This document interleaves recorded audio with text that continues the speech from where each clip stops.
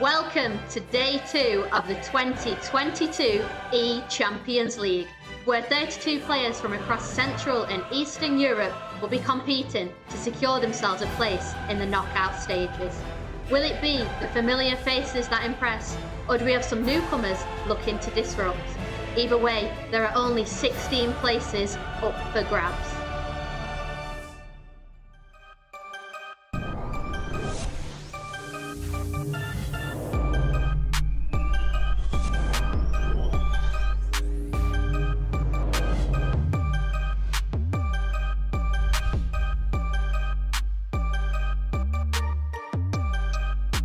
Yes, what's up everybody, and welcome back to the 2022 eChampions League. This is day 2. My name is Liv Cook and I am your host for today, but I am not alone. Once again, I am joined by Mike LaBelle, Rachel Stringer and Carl Walker. There they are. Give us a wave, guys. Looking excited. And we have 32 players from across Central and Eastern Europe ready and raring to go. They're coming on your screen right now. There they are, looking excited. But before we dive into day 2, here is Mike LaBelle with some of the best bits from yesterday. Take it away, Mike. eChampions League. Mike LaBelle here. This is the lay of the land. We have 64 competitors, we have 32 placement, and the magic number is 3. 3 wins or 3 losses. Cue it on the backside. We'll be patient though. Vinicius back inside. Pele times it green. It's acrobatics. Let me catch you up if you missed some of the action. Fanatic Tex did it the difficult way, the hard way. He's a marketeer. He wanted more time on stream. Oh wow. Brilliant start. From 0-2 to 3-2. So Tex will just about survive. He wasn't the only one. This is end to end. This is end to end. FIFA Cristiano Ronaldo. Manu Batur, he joined them. Manu Bashar, now Mo Salah on the finesse. What a finish! Same route, that's why we love the Swiss format. Anything can happen. Welcome to competitive FIFA. LA slots it in the back of the net. Some of the household names, they did what was necessary. I'm not gonna say they look dominant, but the likes of Maestro, Nicholas, Stokes, they're moving forward, they're moving onward, and that's all that counts. Stokes has been here for quite some time, and his experience shows. Oh, this is big. R9 in over the top for Stokes, left footed from Ronaldo Nazario. That man deserves a pat on the back, a lot of credit. Maybe underrated, but he's overachieving. He's ready for those big moments. Congratulations.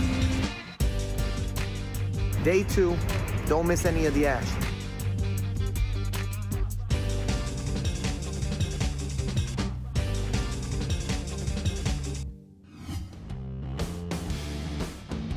What an incredible first day we had. We had goals galore, we had incredible skills, we had an awesome comeback from Tex, and not to forget Maestro, very dominant in his first 3 games. But Rachel, I want to know from you, what was your headline moment yesterday?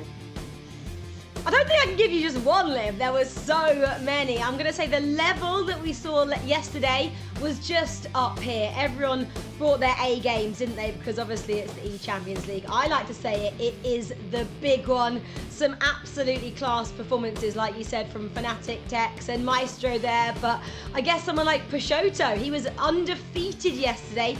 5 wins from 5, sitting top at the nice and pretty at the top of the table, of course. And then you had people like David Sanchez, second there, just losing out to Peixoto. But then on the opposite side of things, you had some big names departing early.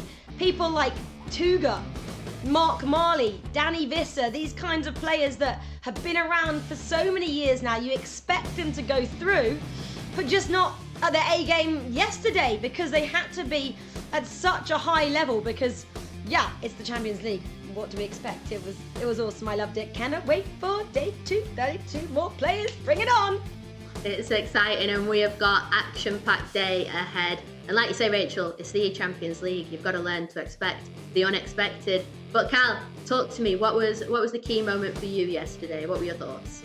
Well, do you know what a day it was? There was plenty of goals. Obviously, I got to speak to some of the competitors as well. Maestro squad, he was full of confidence. I think the highlight of the day, though, Tex, he didn't just reveal on stream what he likes to do before coming into these tournaments, but also he showed us what he does during the tournaments. He was 0-2, and then somehow, I don't know how he pulled it out, but he managed to pull it back, going through 3-2, 3 important wins to close out that day right there. And I mean, what a great day it was. It was such a good day that I asked Mike LaBelle to send me everything he was wearing yesterday. So it was actually express shipped yesterday, and I picked it up in London here today.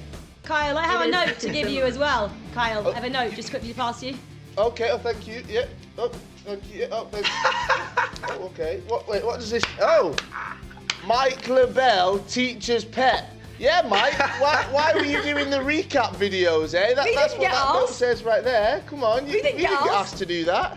Mike slipped me a quick 100. That's what it is. That's what it is. I told them, you know, the weather, it's snowing outside, that we need extra content. Of course, when I went outside, it wasn't snowing anymore, so I don't know. You could say it was misleading, if we went in on this next time, ask us. We want to be we want to do it, yeah. Right, guys, I think that's enough weather talk. That's enough weather talk for today. Time to get back to business. Mike, obviously yesterday we saw some of the top players from Western Europe taking part. Today, though, it is Central and Eastern Europe. What can we expect to see? Well, let me give you a little bit of a preview, the lay of the land, some big names that you're going to recognize, and I believe there's actually going to be a lot of upsets today as well, but I don't want to get too far ahead of myself or ourselves here. I want to do a little bit of some light manifestation, but these are the players that you definitely need to have your eye locked in on, and you already know MoAuba is going to be on that list. World champion, still the world champion. I don't feel that he's under the same type of pressure that he once was, because obviously after you have that title, everybody's looking for you on the repeat. We also have the return of Cihan, who has a lot of competitive history, but when we moved online, he hasn't been as active. But I did see him dancing at the beginning of the show when you showed all the players. Feldman, ready to get busy. Optolle, somebody that I really enjoy watching play. I think that he's going to lead a lot of the Scandinavians, lead the Swede. And that opening matchup, and I don't want to get too far ahead again, but I'm telling you, Optolle versus Skifter, you're going to want to watch that one. It's going to be that premium quality FIFA material. We do love that premium quality FIFA. And as for the players, we'll come back to them in a short while. For now, let's see how the day is going to play out. The eChampions League is down to 64 players, and the field indicates non-stop action heading our way. Day 1 will feature the most exceptional players in Western Europe, and Day 2 will showcase the best from the Central and Eastern regions of the continent. Each day, a group of 32 players will participate in 5 rounds of Swiss competition, 2 legs per match. Each successive round will pit pros with the same record versus each other, and a player will progress to the knockouts with 3 victories. Similarly, 3 defeats, and you're eliminated. Meaning 16 players per day will qualify for the knockout stages of the eChampions League. What an incredible day we have got coming up. But first thing I want to talk about is, once again, this is an individual competition, but some of these players are members of esports teams. So that means we could be seeing potential teammate matchups. Now, I don't know about you, Rachel, but for me, if I was playing my teammate, I'd feel a bit uneasy about that. Like, that's my friend, you know, that's somebody that should have my back, and they're trying to beat me. I don't know how I feel. What do you think? I mean, friends in practice for sure. Friends in competition, maybe not so much. Obviously, you're a pro for one reason. You want to come out here to competitions like this on the big stage, and you want to win. But of course, yeah, we might see a couple of matchups. Look here, Nom Esports, Feldman and Yuval. These guys could go head to head, but I'm going to say it would be, like you said, Liv, more of a friendly rivalry there, because, you know, the community over in Israel is pretty friendly. So you never know. And another potential team matchup here as well. Corey and Snakes. We'll have to see if that does manifest itself. We'd like to see it, of course, and we saw as well that these kind of teams could be in their own HQs. I know Team Hullet were actually in HQ yesterday competing. We saw Levy there. I saw the team tweeting out that he was actually competing with his coach next to it in front of a couple of the other people in the same room. So I guess that adds to a bit of motivation in there. It maybe just increases your performance a bit more, makes it a little bit more exciting. You're not sitting at home in your bedroom, you know, you're in the lights of a studio kind of thing. So I don't know, it could be quite exciting for them. But yeah, that rivalry between a teammate, between a friend, it's always going to be quite a tricky one, isn't it? Well, it's going to add to the entertainment today, that's for sure. Cal, what do you think? Do you think it might actually help you going against a teammate? Because obviously you know the game, you know the tactics, you know the strengths, the weaknesses, you know them, so surely that's easier, no? Exactly, there you are. You know exactly what to do. You know what they do when they're under pressure. You've been there, you've seen it, you've helped them, you might have coached them, so you've seen all of their weaknesses. So if you are coming up against one of your friends, one of your teammates, well, you can see, well, I know exactly what to do against them. On the other hand, though, I think that actually it could be a good thing for morale for yourself, because if you're going to get beat by someone, surely you want it to be a teammate. You don't want it to be somebody. Rachel, you want to get beat by me because, you know, if we're going head to head, you know that I'm going to take you down, and it doesn't matter if you're my friend or if you're not, and that is what it's all about. You want to be the best, I want to be the best, so let's go head to head. He's going against me now. I thought we were on the same team earlier. Now he's on a different team. Now he's on Mike and Liv's team. All right, Kyle. Don't trust him, Rachel. He's out to get you. No, but one player that we can't forget to mention right now is current world champion MoAuba. So Mike, talk to me. Do you think he's one of the tournament favourites today?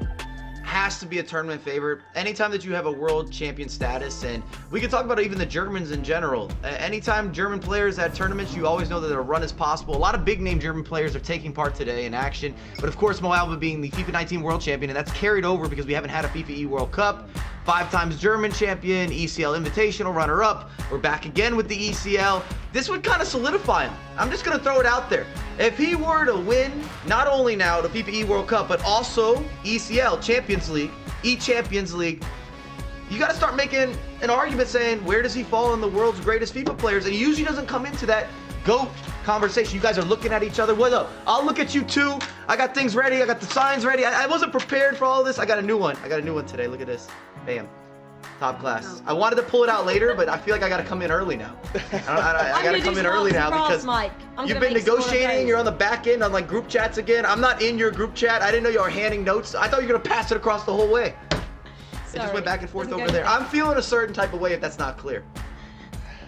I'm feeling left out. You know, you've got your arts and crafts. Kyle and Rachel are passing notes. What am I going to do? I might just sit here talking to myself at this point. You're the teacher in charge, Liv. You're the teacher in charge. Oh, I like that. Yeah. I like that. All right. Kyle, I believe you've actually got the champ waiting as well. We don't want to keep him waiting while we're talking arts and crafts, so I'll let you speak to him now. Thank you, Liv. Yes, I'm joined by MoAuba. Mo, look at that smile. I've missed a MoAuba smile in my life over the last few years. It's great to have you here competing at the eChampions League. There's been so much talk from us about the FEWC, you winning that, obviously, still being the reigning World Cup champion after they did cancel the tournament last year. What have you worked on from that point in 2019 all the way to here? How do you feel like you've improved? Yeah, it was not easy after the World Cup because the game changed a bit. Before 2019 it was always an offensive game. Now after 2021 and also 22 after the patch, it's more defensively. So I have to adapt, change my whole game because I had no success with my game. And yeah, I needed some time, but now I think I'm where I'm the best. Definitely, and that is something that I wanted to touch on. It's been a challenging couple of years for you with the games changing, but now you said you feel like you've got back to that standard. Does that mean that here at the eChampions League you think you're back to playing your best FIFA? Yeah, I hope so. I hope to take the 3 wins and go to the next round. It will be important. I finished the last ECL, I finished second. So yeah, I was close to win it, and it will be a great achievement to win the eChampions League. It's a big tournament. I was going to bring that up. I'm glad that you did and I didn't have to bring it up. But you came so close last time out for yourself. Does that spur you on? Does that make you hungry to go on to win this competition? Yeah, of course. That tournament was the second biggest tournament of the world. So after I won the World Cup, so yeah, I was close to win it, and then it will be great for for my profile to win each Champions League and the World Cup. And yeah, I'm when you are so close, you will want to win it once. Of course, I think this year will be a good opportunity. I got really old, so maybe in 2-3 years I work or not in FIFA. Yeah, definitely. You and me both. We're both getting old, Mo. Thank you so much. It's been brilliant to chat to you. Good luck for the rest of the tournament and for today, and I'll speak to you later. Thanks. Good to hear from MoAuba there. Clearly humble, but yet confident, looking to advance on his ranking when he ranked second in the ECL last time. Hopefully he's looking to get that title. And he's clearly a tournament favourite. But I want to put you all on the spot right now. You guys know I love my predictions. Rachel, I'm going to come to you first. This is the Just Eat Player Spotlight. Hit me. Who are you backing? And are you guaranteeing them like yesterday? Obviously, if I'm going to give a name out here, they have to be guaranteed. I've done my homework, okay. 32 players again today. 16 can go through. I'm going to actually continue with a German player and a player from Red Bull Leipzig as well. I love that team. They've got some great members in there. They've got a female esports player as well, Lena. They've got Anders Vergang as well. He's the youngster who went 500 unbeaten in FUT Champions Cup. But I'm going with this man on your screen, Umit. Because, now here's the reason, he's the current German FIFA champion, which I think says a lot, no one's actually taken that crown of him yet, so he's kind of riding that wave still. And, to go on in these kind of competitions, you have to have done it before. We heard from MoAuba, obviously he's done it on the biggest stage, but again, being a German champion, he's gone through a lot of rounds, he's played a lot of FIFA back to back. Mentally, that's really draining. You have to really get your head in the game. It's not just about the physical, obviously playing the game, but mentally believing you can. So I think, the fact that he's already a champion, a German champion, possibly he can translate that here as well. Remember FUT Champions Cup, Kyle, Mike, I think you were there, Atlanta. He also was dominant there on the PlayStation side of things, maybe FIFA 20. So yeah, he's someone standing out for me, guys. Guarantee you, Umit. Please, Umit, again, go through. You in this guarantee, it gets me every time. Kyle, who are you going for? Well, I can't interview him and then not choose him as my spotlight player. MoAuba, 5 times German champion. We've seen what he's done on the biggest of stages, winning that FIFA E World Cup. He did lose the ECL Invitational against Tex in 2020. He is hungry to get this title. And what has he got to do? Win those 3 games in Swiss. Make sure that he does go through to that next round, one step closer to getting his hands on that eChampions League trophy. We couldn't really see in the interview because it was just focused on him. The background was blurred out. I'm sure he had all of his trophies in the background right there. He didn't want to stun on us all. He didn't want to show off on us all. But I'm sure they were all there, all those incredible titles that he has won over the years. He wants to add the eChampions League trophy to that backdrop, and this is where it all starts. So just like Rachel, I am guaranteeing that MoAuba goes through to the next round. Guaranteeing. And can I just add, if I was MoAuba with all them trophies, they would absolutely be in the background. You'd see them on my shoulder, all around. I'd be flaunting it. But Mike, we have 2 German predictions there. Please tell me you're going to switch it up. Who are you going for? I am going to switch it up, and also I'm just reaching out over here, shake my hand to all of us. You might ask at home, well, why are these guarantees? Are they empty-handed? No, they're not. I just did a handshake, and it's because every single guarantee we made yesterday also came true. Everyone moved on. I even gave you 2 guarantees. We had Nicholas and Levy. They both pushed onward. So I just want to start out and build this a little bit, just so people know these are really heavy-handed guarantees. But I'm going a different direction. The youngster, the Swede, Optolle, I'm expecting him to get the job done, even though he does have a very difficult beginning. I'm telling you, this opening matchup versus Skifter. Skifter's another player that I believe will get through. So I'm giving you 2 guarantees again, apparently. And they're playing against each other, so one of them's going to get off to maybe a rough start. But I rate him. I feel that he's one of the future stars coming out of the Scandinavian countries. And I really think that Optolle is going to get the job done, and we're going to see him in the knockout stages for eChampions League. Great stuff, guys. Well, I'm excited to see if all of your predictions come true. This is day 2 of the 2022 eChampions League. We're going to go to a short break right now, but don't go anywhere, because straight after this break, we're going to get going into some gameplay.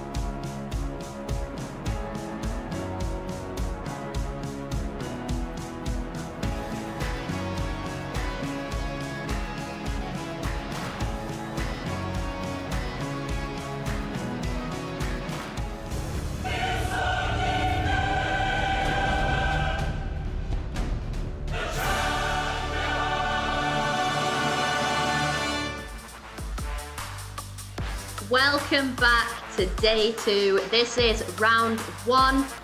We are looking forward to the games. This is the 2022 eChampions League. We have got tons of games coming up. But first, Mike, talk me through the round 1 matchups. Happily, and we have a lot of household matchups. We've got players that are going to get off to a good start, maybe players get off to a bad start. I already told you that Optolle and Skifter game, I don't want to miss it. I'm not going to miss it. I'll be watching. I'm tuning in. I also see Feldman, of course, in action. We talked about Umit getting everything underway. The same with MoAuba. Lucas, another German that I feel like you should be on the lookout for, someone that could definitely make a run. We already talked about Cihan, but we didn't give Hassu that much credit either. Second place in a FUT Champions Cup. He lost the finals against Dolan Mike. We're going back to 2019. Big moment there. Dolan Mike's the youngest winner of a FUT Champions Cup. And it's going to be a matter of people kind of making or breaking or creating their own history right now at eChampions League. I also like the matchup. We have the two Danish players, Freddy and Aero, going up against each other as well. I really believe in the Scandinavian movement. I think they're kind of underrated and sometimes undercredited, but they get busy in tournaments. That's right. I think everyone seems to be looking at the Germans at the moment, but I think you're totally right. It's going to be awesome. It's going to be surprising, that's for sure. And without further ado, I'll throw it up to Richard and Ryan to get the first game underway. Thank you very much, Liv. Absolutely ecstatic to be here. Day 2 of the eChampions League group stage. Joined by myself, Richard Buckley, and professional FIFA player, commentator, content creator, analyst. There's nothing this man can't do, Ryan Pessoa. Ryan, a great day yesterday. You would say majority of the favourites went through to the next round of the eChampions League. I think we're in for some shocks today. Yeah, of course, great to be alongside you again for day 2. But as you said, there's a few shocks, but you'd expect most of the names that went through to have made it. But today, again, as you said, I think there'll be some interesting names that will make it through. Some players, it's their first event as well, so it'll be interesting to see how they do. Yeah, absolutely. The first game, the featured match that we're going to be focusing on, is the current reigning, defending E-World Cup champion, if you can say that. Technically, he's unbeaten at the E-World Cup in the last 3 years. He's not lost a game in 3 years at the FIFA E-World Cup. MoAuba from Germany, a heavy favourite in this region of East and Central Europe, up against RVP legend, who... another player from Team Hully, and another really, really good player. I know you've been doing a little bit of research about him, Ryan. He's had a good season so far. Yeah, he's had a great start to the season. I believe he is 5th in Europe East ranking after the 2 first FUT Champions Cup. So he started off very brightly, and he's someone that I definitely keep an eye on throughout this tournament, especially if he makes it through today into the knockout stages. I think he's one you could see him going the distance, especially with how he started the season. And it's going to be MoAuba from right to left in that white strip. From left to right, it is going to be RVP legend in the Team Hullet blue and orange trimming.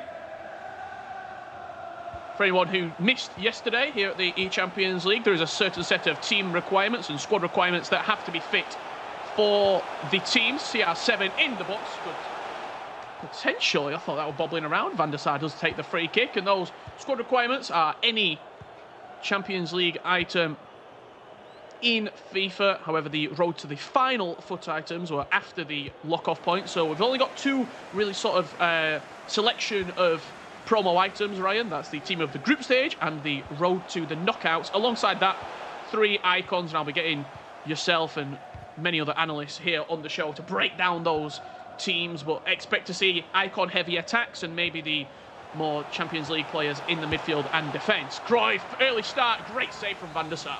Oh, what a save. I thought we were going to see the deadlock broken in the first 12 or 15 minutes from RVP legend. You'd expect that to hit the back of the net, but again, it's somebody using Cruyff on the ball. Simple pass across, it's got to be. And simple. It is, it's 1-0. It really is, it's very simple. Short corner, played it into the box. Johan Cruyff was the playmaker. And really sort of a dominant start here. CR7 poking it past the goalkeeper from RVP legend, and we get to see the replay of the goal here, Ryan. Yeah, it was McGeady cancel into CR7, an open goal. He's never going to miss from there. And in fairness, he should have been 1-0 up before the corner was taken from that chance, which did lead to the corner. But he'll be taking that 1-0. It's a bright start. But I wanted to mention Cruyff. We saw him yesterday utilize instead of Pele or other attacks. We even saw Eusebio. So it goes to show, I think R9 and Hullet are the 2 staples in the team. And then the third icon is a mix-up of maybe, as we say, the attackers. Maybe someone could squeeze in Vieira. We haven't seen Vieira yet. We've not even seen a couple of teams Hullet used. I think Fred, the 85 rated Champions League item, was in midfield, and I mean, it didn't really go to plan without using Hullet in midfield. He's the staple of the squads, but just shows the ingenuity and creativity that you can have in the specific requirements. CR7 bombing down the right-hand side. João Cancelo comes across. Ronaldo looking to find a ball inside. Does find the man of the moment, Ruud Hullet, as his pass is intercepted, but possession will remain here for RVP legend. Saw the run there from the defender pushing forward. I think it was Marquinhos there. Something we have to keep an eye out for, the triggered runs from deep and then the crosses crossed in. As we see an attempted one. Oh my goodness! It's only a flashback from about an hour ago, but yeah. Wow. Pretty much an exact replica of the goal that we just saw in the Leeds Man United game earlier today. Thought it was going to see a goal there from across, but wow, it's a bright start. It's an almost a goal there from MoAuba to equalise. But again, just watch out for the centre backs or the midfielders being triggered and the crosses from deep, because it's something that we do see a lot in the European East region. Good chance here for MoAuba. Vinicius Junior. Diallo is the man coming back. Vinny Junior looking to twist and turn, but Frankie de Jong and Diallo just do enough. And RVP Legend potentially could have a counter-attack manifesting here. Mo Salah over the top. Renard Lodi, the man coming back. Salah's got enough pace to get away from him. Just found his way into the box, twisting, turning, dipped up into CR7. Dreamtime the header. It's a good chance for RVP Legend. It's a huge chance. As soon as you see CR7 lurking at the back post, especially with some of the fullbacks, you don't really expect them to challenge CR7 in the air, but I think it was Cancelo that done just enough to put him off. Mo's been under the cosh a little bit here in the first 30 minutes. He's winning the ball high up the pitch, is RVP Legend, and turning over possession very rarely is the Romanian. Not the only player from Romania, we have to say as well. They've had a bit of an influx of talent recently. I know in the E-Nations Cup qualifiers last year, they were a real threat in a lot of those qualifying tournaments and play-ins. Whipped into the box, Johan Cruyff. Maybe not the target man that you're looking for, but he nearly brought it down. Very nearly, yes. It's been a bright start for Cruyff so far today. You see the player in question now, Pele. I think if I was to choose a team, I think I would edge with Pele. I feel like his dribbling in and around the area. That's not to say Cruyff doesn't. I think people would opt to use him just because of the 5-star weak foot. And talk to me what MoAuba is trying to hit there. You saw Vinicius Junior out wide, and then there was sort of a run into the box on sort of a diagonal to Ruud Gullit. Is that a move that MoAuba likes? Is that something that we expect to see from him? A lot of crosses, a lot of deep sort of areas of attacking? Yeah, I'd say the crosses are going to be a common theme, especially the player lock ones where you can get CR7, you've got Ruud Gullit, both of them on the same side when attacking. So if you can get it to the back post, which you tried there with Vinny, sooner or later there's going to be a chance. It's just whether or not RVP Legend can defend the cross initially before it's crossed in, or he can hope one of his defenders can get ahead on it. Final attack of the half will fall to the team Gullit man. No added time, so if the ball goes backwards, the ref will blow up for half-time. Mo Salah just by the corner flag. Marquinhos comes across. Salah's twisted and turned around him. He's done that a couple of times, has Mo Salah. He's just overrun it. The ball's still free. R9, CR7, McGeady cancelled. Beautiful finish. It was a little bit scrappy, but once the ball fell to CR7, he had a game plan, he had an idea of what he wanted to do, and he executed it perfectly. It was very scrappy, but credit to RVP Legend. Again, it's a McGeady cancel that leads to the goal, and this time, instead of going completely 180, as we see the replay here, R9 into CR7, onto his right foot, in at the near post. Nothing the keeper can do about that. But again, it was scrappy, but you can see, if you just briefly saw there from the XG, I believe it was 3.2 to 0 for MoAuba. So it's been quite a dominant display from the young Romanian in this first half. It's been about as one-sided as it could possibly be. MoAuba, a man who needs to turn his fate around here. We got to remind you, it is 2 legs if you are new to competitive FIFA. So we're going to be playing 2 sets of 90 minutes. Aggregate scoreline, if we are tied, it will go to extra time and penalties. Swiss stage format, so you've got to win 3 matches before you lose 3 to progress through to the next round of the eChampions League. And that will be the knockouts. Frankie de Jong getting us back underway here. MoAuba. Need to see a little bit more from the German champion at the moment. He's struggling to create. And do you put that down to MoAuba starting slowly, or RVP Legend is come out the traps on fire? I think it's a bit of both. I don't think we've really seen MoAuba create anything other than that one chance with Vinicius Junior on his left foot. But Again, he didn't want to take the risk and shoot it across goal. He sort of waited, but then RVP Legend defended well. Again, defends well there with Renan Lodi. He's not been given any chance on the ball. And we could even see a third here. R9 in behind. It's a very, very comfortable finish for RVP Legends. He takes a sip of his brew. And it's just another day at the office for the Romanian. Ryan, talk me through. It was a ball over the top. It's a little bit Route 1 almost. Yep, it is. It's the pass into Mo Salah, as you saw in the replay here. Straight into R9. One touch. Green finish in the corner. Job done. 3-0. And it's looking like a massive uphill battle for MoAuba already. But again, you can't count him out. He is the world champion, of course, on a different FIFA. But he has the know-how to get back in these games where back's against the wall. He hasn't been performing well, as we see a cross that is dealt with. And that's what he's going to look towards, those crosses. But there's no one really in the box to help support him there. I was just about to say, you're crossing the box and you're sort of hoping to hit a miracle, really. R9 beating 3 defenders inside the 6-yard box. It's not really going to happen. If anything, you want the roles to reverse and R9 crossing to CR7. Mo Salah looking to just get around Vinicius Jr. there. Ruud Gullit winning the ball high up the pitch, and this could be danger for MoAuba. If he's not careful, this game could run away from him. Been very fortunate there. I thought that would have been, well, a chance at least to get the 4th, but I think he just needs to. This is very difficult, obviously. You're 3-0 down, still a long way to go, but it's just he hasn't been given a sniff. It feels as if he's rushing attacks a lot, trying to get the ball back and build up as fast as possible. But for RVP Legend, he's in control. Genuinely, you can see with the possession he's keeping. He knows when to play the ball forward. This could be another chance. Johan Cruyff inside the box. Elastico looking to turn as João Cancelo just knocks it behind for a corner. He looks unpressured to me at the moment, does RVP Legend. He's playing just like it's another game of FIFA, really. We often say when you come into games like this, especially when you're playing against not only a successful FIFA player, but a big social media sort of influencer as well as MoAuba, and there's been a lot of people watching this game really backing MoAuba. You have to play the match and not the occasion. It's a common phrase that typically goes over the people's heads. RVP Legend is playing the occasion, I should say playing the match, absolutely perfectly right now. Could have been across the back post, and yeah, he didn't take it, MoAuba. I don't understand that one. I thought that was 100% in. I thought the reason he didn't pass it was maybe because he thought it was offside, but that has to be a ball played across the box there. Pele at the back post, I think it was.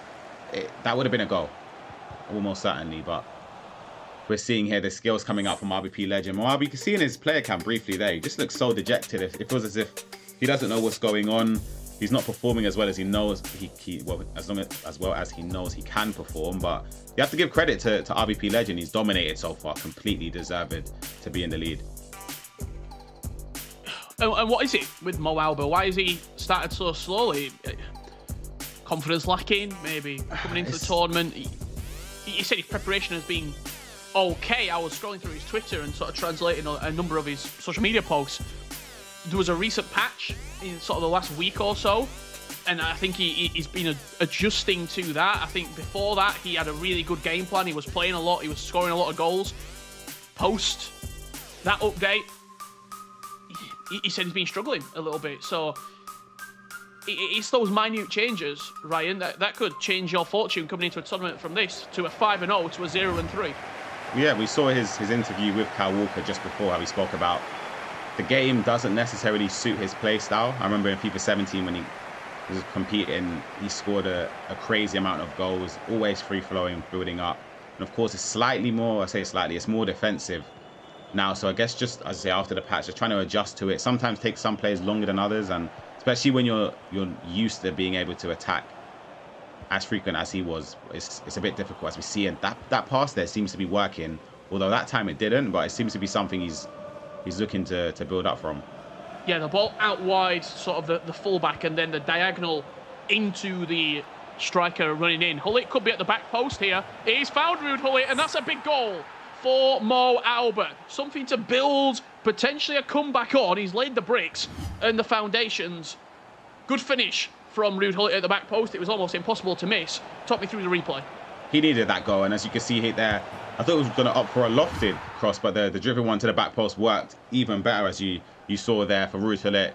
An open net, of course, never going to miss. 3-1 now completely game on. Is that just that one goal can shift the tide completely in MoAuba's favour. He just has to hope he can either see out this leg and take even a 2-goal deficit and build on it for the second leg, or maybe he could try and push to get another goal to leave it to only a 1-goal deficit.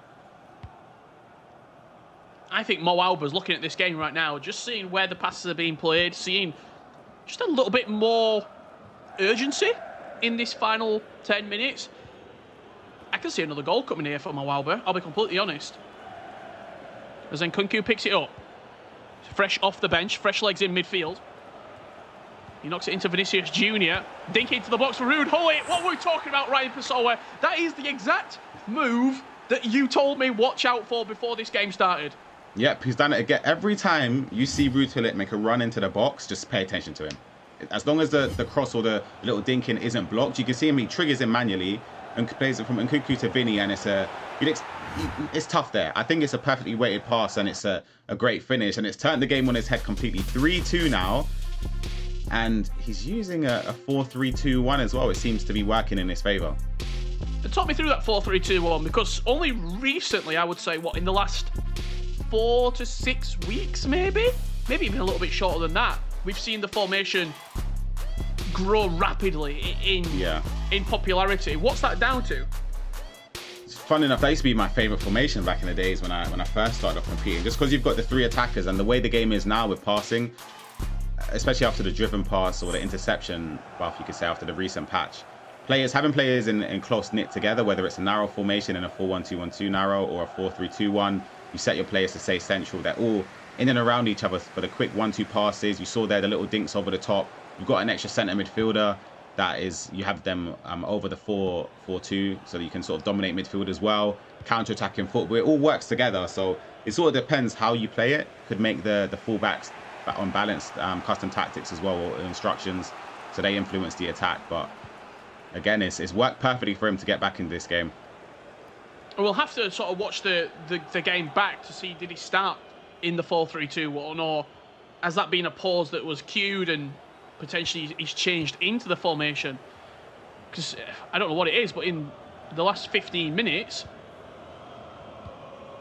I don't think RVP Legends even really touched the ball inside MoAuba's half. It's been all MoAuba as he's waiting for the final chance of the game here. He wants that last opportunity to level up the tie, going into leg number 2. Long switch of play to Renard Lodi, getting on from left back.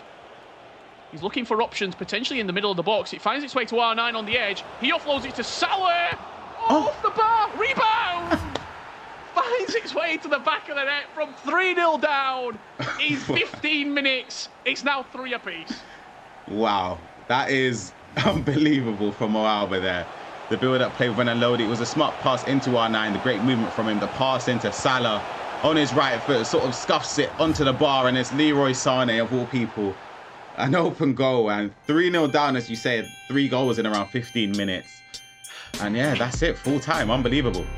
I mean, when we talk about MoAuba, if you're new to FIFA esports, we were bigging him up in the preview and in the pre-show.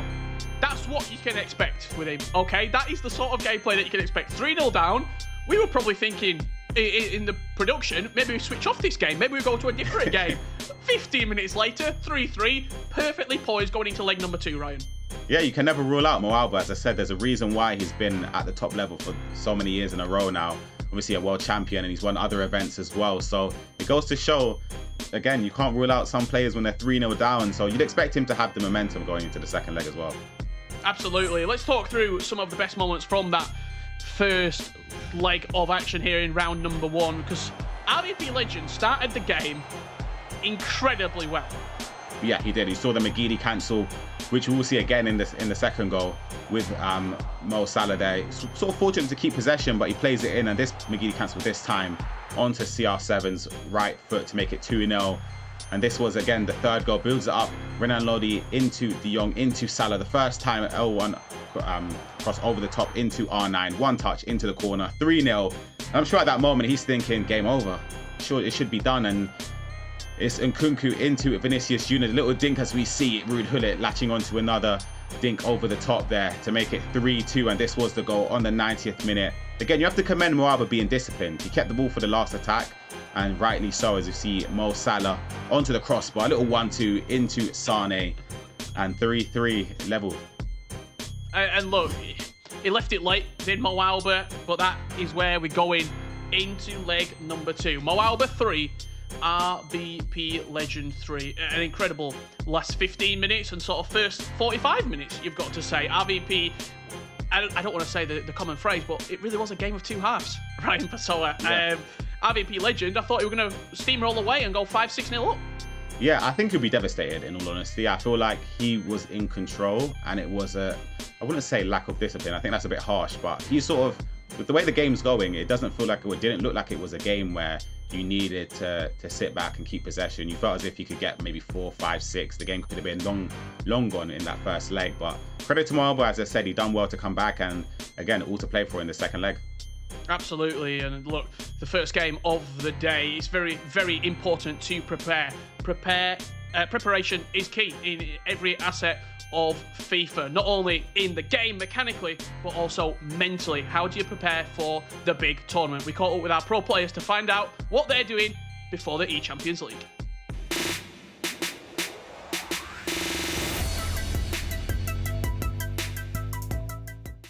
Tournaments like this, I usually go to bed early, eat healthy, and drink a lot of water because it keeps my energy level high, and that is so important. Stay hydrated with a lot of water. I just try to stay calm and not to rage, and talk to my coach. I'm just trying to not get angry during the matches if something bad happened. Ja, ich versuche einfach in jedem Game mein Bestes zu geben und immer ruhig zu bleiben, auch bei Rückstand. Mentalmente para una competición como esta a gran nivel, yo lo que preparo principalmente es el tema de la paciencia. Yo creo que es lo principal en un jugador profesional. To play FIFA at world class level, you have to mentally prepare yourself for the worst, but you do so by putting yourself in bad situations in practice, so that when it comes to the real thing, if it does happen, if you're in a bad situation, you are ready for it. I watched a UFC interview one time, and it says be confident in preparation. So if you believe in your preparation, you'll be confident when performing. So the way I train myself mentally is before every game I try to remain calm, composed, and try to focus on every scenario during the game.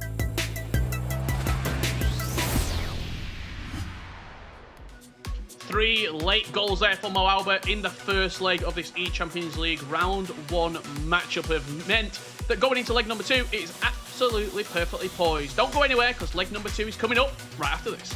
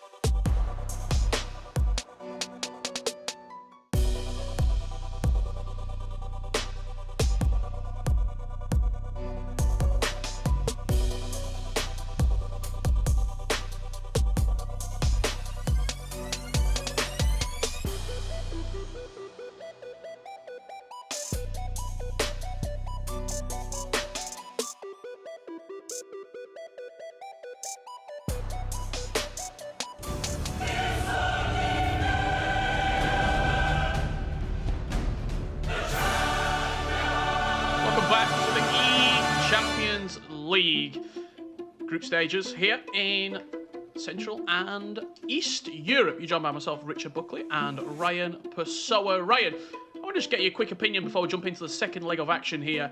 If you're RVP Legend, how on earth do you bounce back from being 3-0 up and then coming into this second leg at 3-3? Surely, in your head at 3-0 up, you're thinking, I'm in a good position here. I can see this game out now. I think you're already looking to the next round, in all honesty, especially with how dominant his display was in the first, you'd say 70, 75 minutes as we go into the second leg between these two. But I would say it's a thing where you have to try and take positives all the time, even from these situations where you have given up a 3-goal lead. I think the positive is that he started off so well, and if he can do the same in this leg, you'd expect him to have learnt from conceding those 3 late goals and just being a little bit more possession hungry and more disciplined. Well, let's see if MoAuba can pick up where he left off. 3 late goals to set us up at a 3-3 scoreline. Coming into leg number 2, it's going to be the German kicking from left to right in that white strip. And in the blue and orange trim from right to left, it's going to be Team Hollick's RVP Legend. Had to say as well, MoAuba representing Focus Clan. He has done for a couple of seasons now. Huge esports organisation. Not only in the pro FIFA scene, but across numerous esports titles and content creation as well. Chance here for MoAuba, early doors. R9 Ronaldo. Turning on the edge of the box, finds Pele. Dicked into the box for Ruud Gullit. His header is down into a sea of legs, but a big chance for MoAuba in the first 5. Yeah, something to keep an eye on as well. He loves the switch of play from whether it's one fullback to the other. Seems to be working a lot, as we see again from RVP Legend, doing the same thing as R9. Could have been. Interception. That is a huge interception there. He's won the ball back though. Mo Salah, lateral heel to heel on the finesse, wasn't timed, and will hit the advertising boards. Just carry on when you're talking about that switch of play. It's definitely something that he's identified, MoAuba. Yeah, I think he has his fullbacks on balanced attack, so they don't necessarily bomb forward all the time, but you can see on the radar, on the minimap, you can see Renan Lodi is tucked in on the left, just offering just an overlapping run. It's someone else to think about as Ronaldo's in here. CR7 just offside. But a great little bit of build-up in this first 10 minutes here for MoAuba. You would certainly say he's the player in the ascendancy. Even at a 3-3 scoreline, the balance of play, the momentum, the scales, whatever you want to call it, has definitely swung in his favour. Offside trap played, and RVP Legend just managed to find that ball down the line to Cristiano Ronaldo. Ruud Gullit alongside the Giallo managed to pick the ball open. R9 could be in over the top, just offside. But that ball a couple of times already, that little over the top through ball, could be the one. Offside trap from MoAuba, it's a mistake, and RVP Legend will take that all day long. Oh, that's a shocking offside trap there, but it's good intuition there from RVP Legend. The driven pass across into a dangerous area in the box. No defenders are there for MoAuba as you see the poor offside trap, and it's R9. Oh, it's a simple finish. It's always going to be a goal when you mess up an offside trap like that, and it's easy. So that's a good thing there to boost up the confidence for RVP Legend. He's taken the lead again, and I'd be hoping this time he could maintain it. It's tough, isn't it, if you're MoAuba? You've been playing well, you've been getting back into the game, and it's a mistake like that to open the door for RVP Legend. Just look at the top side of the pitch. Renan Lodi is the player making that run on the far side as Frankie de Jong walks forward. I'm just constantly looking at Ruud Gullit, just making those runs into the box. He's going to switch it and then potentially play it back across or play the ball in there. Vinicius Jr. Ooh, he went to head that backwards, actually. He wasn't looking to shoot there. He was looking to nod it down into a dangerous area inside the box. His left-hand side could be a bit of danger here for MoAuba. RVP Legend dinked over the top. Johan Cruyff. Marquinhos just does enough. So that would have been an almost certain 1v1 chance if Marquinhos didn't get that header back towards the goalkeeper. But again, it seems as if it's a more evenly contested affair than the first leg, but it still feels as if RVP Legend has that slight bit of control. He just needs to hope one of the chances or the next chance falls his way. Ruud Gullit here, CR7 now, he's picked up the ball. Switching the play into the middle of the pitch. Vinicius Jr. out wide to Renan Lodi. Look at Ruud Gullit. Could be making that run into the box. He is. Ruud Gullit finds it at the back post. First time shot. He's going to get the rebound as well. Brings it down. Knocks it into CR7. Twisting, turning. McGeady cancel. offloads it to Vinicius Junior, hits the body. That had to be shot from CR7. It had to be. I thought he worked the space really well there. I thought he was going to pull the trigger, but he didn't. And the ball over the top could be on, but it's just about being defended from MoAuba. But again, the route of it there from MoAuba is honestly is scary to defend. It is really, really scary. CR7 just looking to play through to R9 Ronaldo.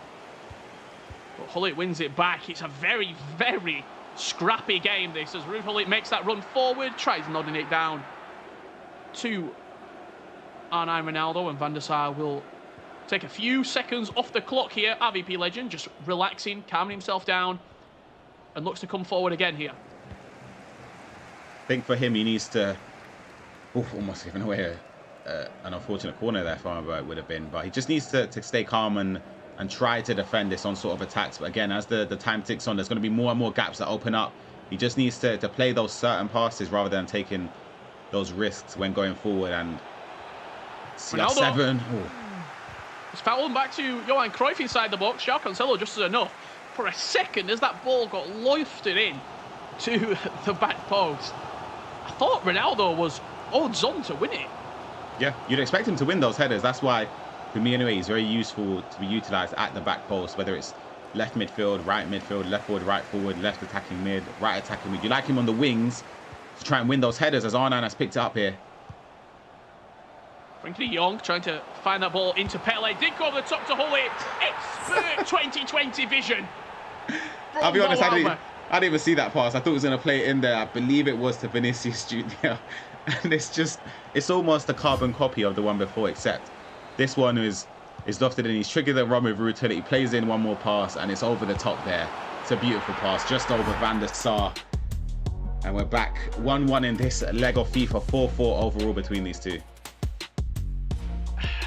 Some players, when you look back, they've got certain elements of their play, Ryan, that's like synonymous with them. You talk about Tex with sort of the Elastico in FIFA 19. He loves the advanced drag back as well. Maestro, green timing shots. He's unbelievable with the greens. MoAuba is probably the best player at getting those players, at manipulating the midfield into the box for those late runs. He was doing it last year, he was doing it the year before, and he's found a way to accomplish it this year. He does really, really well, of course, of always adapting. And I say the toughest part about defending it is that you can know it's coming, but however, the way he set up his team with the fullbacks bombing forward as well, there's so many options. So if you decide to track the run, manually anyway, you're sort of left in a trap there. There's like 3, 4, 5 passes in and around the area he could do instead of that one pass as well. And you just don't know which one to defend. One ball over the top again, looking for Pele. RVP Legend defends on that occasion as we go into half-time. For a piece. Quick glance at the stats there. Nothing really too much to write home about. Really, really good first half of action here. 45 minutes left to play. Here in this round 1 of the eChampions League group stages. RVP Legend got that early goal in the second leg from a mistake, let's be honest, from MoAuba, the offside trap. Put them on your screen. MoAuba seems to always find a way. It really does. And again, he'll be delighted with the way the game has been going, especially, of course, being 3-0 down to turn it around against such a great opponent. And again, I think he'll be brimming with confidence. We saw how annoyed he was in the first leg before he got his first goal. And it seems as if he's a lot more chilled. I think the emotions have switched. They've sort of turned on its head. I think RVP Legend is getting a bit frustrated. He seems to be struggling to defend those late runs into the box. And again, it sort of goes back to the 3-0 lead. When you lose those situations, it really, really does affect the way you... Oh, what's that? Wow. Oh, wow. MoAuba's frustrated, and we know exactly why. It was a ball over the top. I actually don't think Johan Cruyff got contact on it the first time round. We're going to see the replay back here, Ryan. Talk me through it. Yeah, it's a similar goal to MoAuba's when he plays it. Oh, Van der Sar, that is shocking. That is shocking, goalkeeping. He's out. Get him in a gold upgrade. Get rid of him. Get Schmeichel in. That could be the turning point. R9 Ronaldo in behind here. Great timed. Wow, unbelievable. Just like that, it is turned on its head after the half-time whistle. MoAuba is in despair, and I understand why. This one you can't complain about. It was a rush. He's moved the keeper the wrong way as well. I don't blame him for doing that. I think that's the typical shot you'd expect, but it was bad defending there as well. Oh, it's a tough one to concede, but you have to give credit to RBP Legend for the green timing of the shot and choosing the right angle or corner of the goal to aim at. And they'll be hoping now, it's a 2-goal lead. They'll be hoping you can see this one out. I mean, MoAuba scored 3 in 15 minutes, so anything's possible if you're a MoAuba fan, as that ball is hoisted up to R9 Ronaldo. The flick on only goes as far as Renard Lodi. RBP Legend has to manage the game right now, as that ball's floated over the top to Mo Salah. Could have numbers in the box if he decides to find it. The goalkeeper was erratic, and he could have just slid it in the near post. That was crazy goalkeeper move. As in, not in a good way. That was shocking. I'm surprised. I think it's because RBP Legend made his mind up that he wanted to play the pass across. If he had just waited a split second, he would have been able to see, or he probably did see, been able to change the direction of the shot or the attempt at goal there. That's unbelievable, Richard. That's genuinely an open goal. And is that MoAuba with the erratic goalkeeper movement frustration as well? I think so. You're throwing everything at it now. You literally, the kitchen sinker's gone. You've just got to do anything you can to try and get back into this game, and sometimes taking a risk like that can pay out for you. Unfortunately for MoAuba, RBP Legend will seal this game. Lovely bit of build-up play as Arnan Ronaldo sticks it in the back of the net and he finishes off his cup of tea. It's outstanding choice there from the pass. It looks as if he could have played it to the other side, but he made the right choice playing it back where it came from, and R9 leaving the keeper flat-footed in the net. As we see the replay, it was Frankie de Jong, a header back from R9 into Cruyff. Mo Salah was running onto it, and I think that's where MoAuba thought the pass was going to go, but he plays it back to where it came from. This time, this 3-goal lead, dare I say, it has to be done and dusted. I don't know. I could be wrong, but I think this time he would have learned from his lesson in the first leg. I think when he gets to ball, Richard, I think he's going to be more disciplined. Yeah, changes have to be made as well for MoAuba. Through at the back, constant press, everyone getting forward. Hullet probably playing as a second striker. Is there anything he can do to try and get back into this game? I think he needs to hope that from the kickoff he can bounce back instantly. He needs a goal. What minute are we in? Around the 60th? Yeah, 61st minute. He needs a goal. Yeah, he needs a goal now, or around about within the next 10 minutes. And it's not unlike MoAuba to score 3 goals in quick succession. But this time I think it might be a little bit too much, just because, again, he's going to have to push more bodies forward, as we see here. Mo Salah.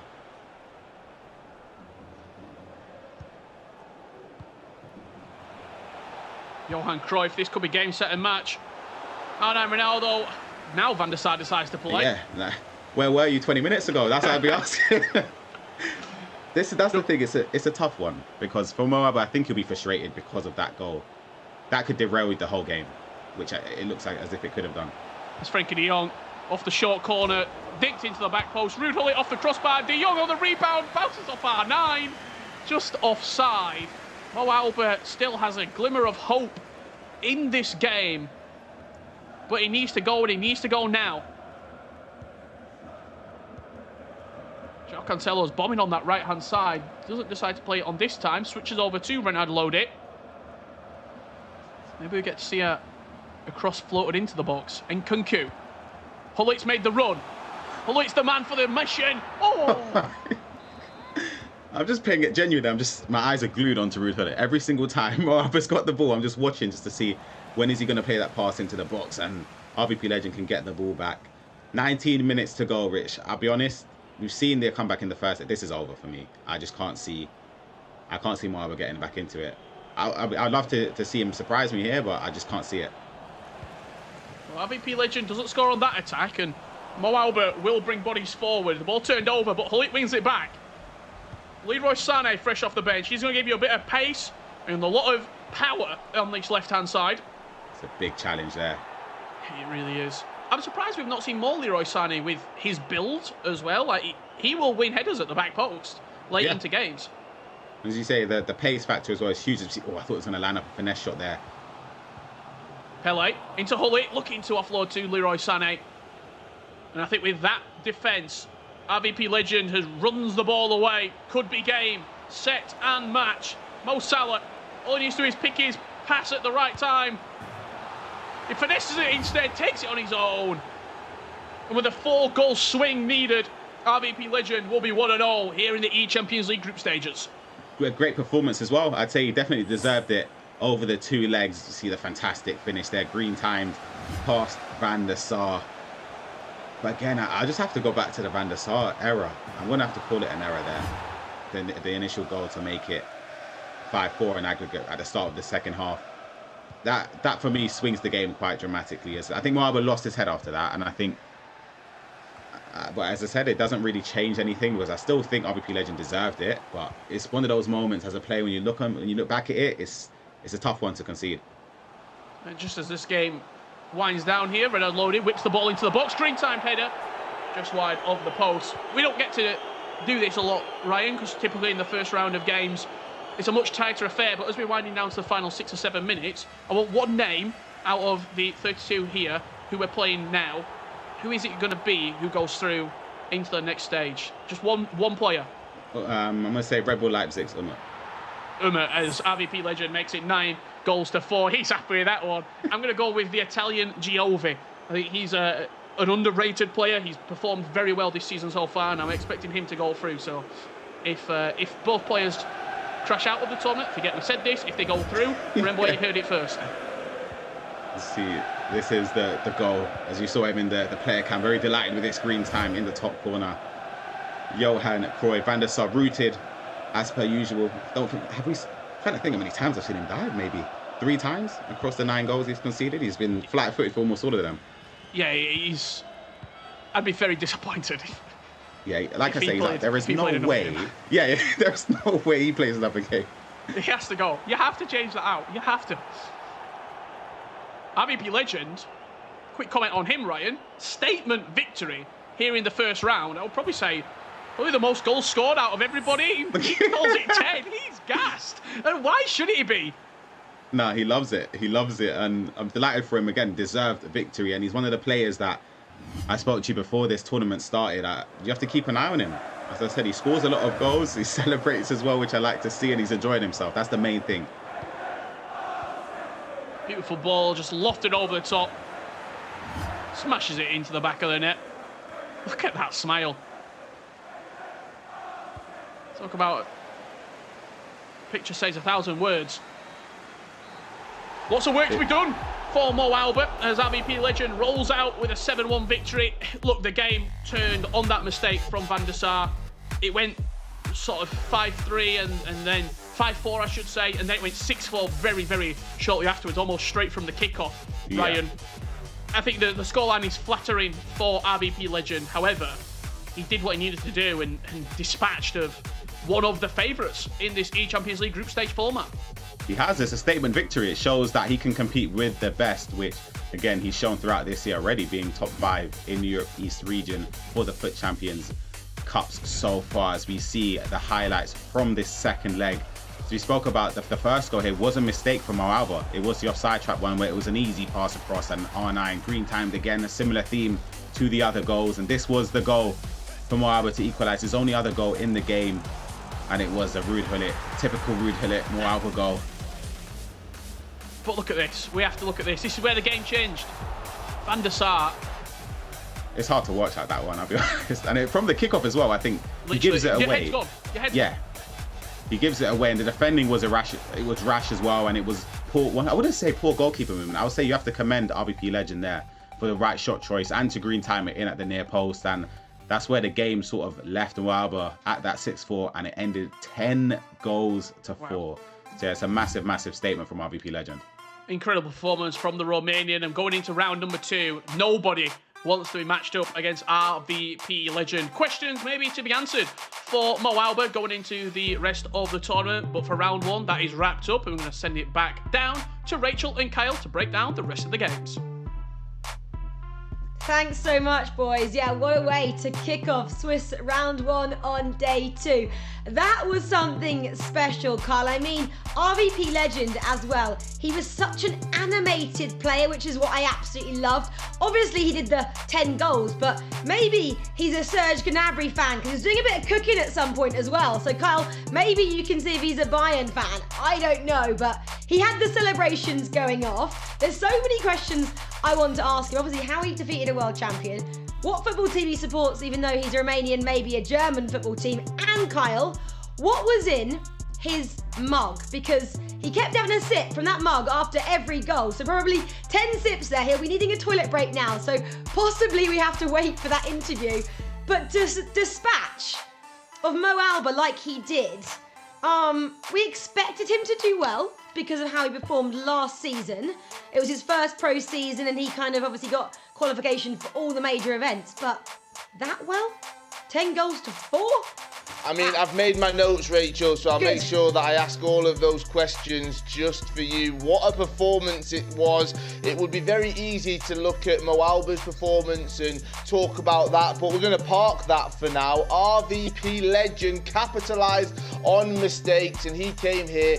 He obviously knew he had a hard matchup, but he came into this game and he looked like he was playing that free-flowing, enjoyable, confident FIFA. He was scoring all types of goals, and you can really see from those celebrations, as you said, that actually he's enjoying himself. And why wouldn't you be enjoying yourself coming up against MoAuba? And he was making MoAuba look like me. That's what he was doing right there with the same skill level. I mean, I think that Mo did make plenty of mistakes, and I think for RVP Legend, he actually just made sure that he knew exactly what to do at the right moment. Obviously, we have the meta that is ever shifting. MoAuba did talk about how the patches and the meta doesn't suit his style of play, and you could say that RVP Legend, he exploited that. He made sure that he was the one who was constantly attacking. He was on the attacking threat, because if you let MoAuba attack, then you know that he can score a different range of goals. But RVP Legend, he made sure that he got the job done. He was 3 goals up to 0, was it? And then all of a sudden MoAuba came back into it. It could have been very easy for Pulu or RVP Legend to actually let it go and let it slip, but he said, no, I'm not doing this. Let's get the celebrations out, let's get the energy up, and let's show everyone what we can do. Yeah, exactly. Well, MoAuba was struggling with that patch. Like he put on Twitter, Mike Clabell, but someone who wasn't was RVP Legend. And I'm sure he's going to have a MasterCard moment of the match with Mike Clabell. Mike, what is your moment? I'm excited to see what you've got for us. Say less. We had an early upset. Got a stamp of approval. Shake my hand. That's been something that we've been pushing. But the moment of the match for me is really catching this offside trap. And it was a trend that we saw. It frustrated MoAuba, because MoAuba really wants to rush his opposition, and he wasn't falling for it. And he took advantage. And anytime you see someone triggering an offside trap, that means you're going to have space to work with. And that's exactly what's happening here. We got the zoom in, the presence, and then you got to go early, first time, because all those players are going to be wide open. You got to take advantage of that. Early cross, first time finish, he times it green. Doesn't need to, but why not? If you've been practicing, you've been building it up, I need to know what's in the mug. I'm interested at what Kyle wrote down as well, because you gave him a lot of suggestions, but his hand wasn't moving that quickly. So I don't know if he's actually taking notes. I'm just going to throw it out there, but we're going to find out together. Back to both of you at the desk.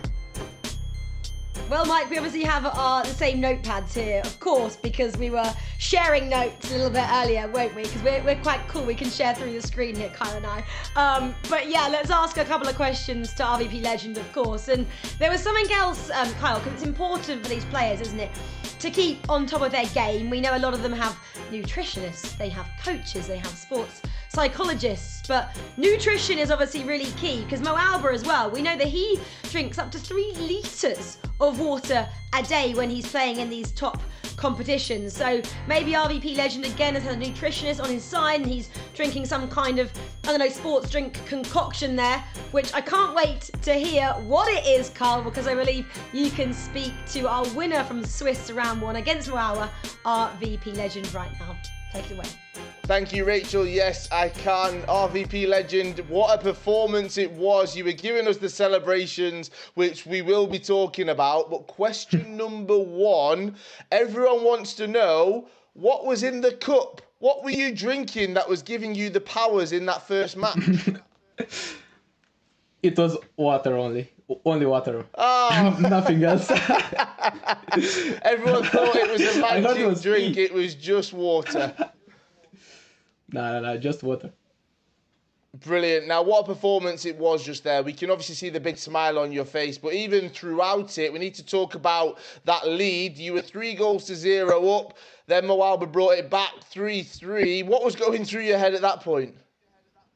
Yeah, I didn't quite know what to do, but my coach, Timo, Legend Fraud, he spoke to me and he said, you defended aggressive on him the whole half and he didn't score, and now when you are passive, he's scoring. So I started to defend aggressively again and he didn't have a shot on goal. So that was the key moment. After he equalized, I was like, okay, he scored like now 3 crosses like that to hold it. So I was, I'm just gonna try and be aggressive and don't let him pass the ball, because when he's passing, I can't switch quick enough to Marquinhos to defend hold it. There was quite a few mistakes that he did made. Were you noticing all of those mistakes that he was making and trying to make the most of them? Yeah, I was pressuring quite good on his half, but he passed it kind of bad sometimes, and I was able to take the ball away. He wasn't on his best game, in my opinion, but yeah, it was a sick performance for me, in my opinion. And we need to talk about the celebrations. I could see the big smile on your face. I could see the 10 that you were giving us as well. Looks like you're enjoying yourself. Are we going to see more of those celebrations? For sure, yeah, for sure. Who inspired them? Because Rachel seems to think that they might be from the football team you support. Who do you support?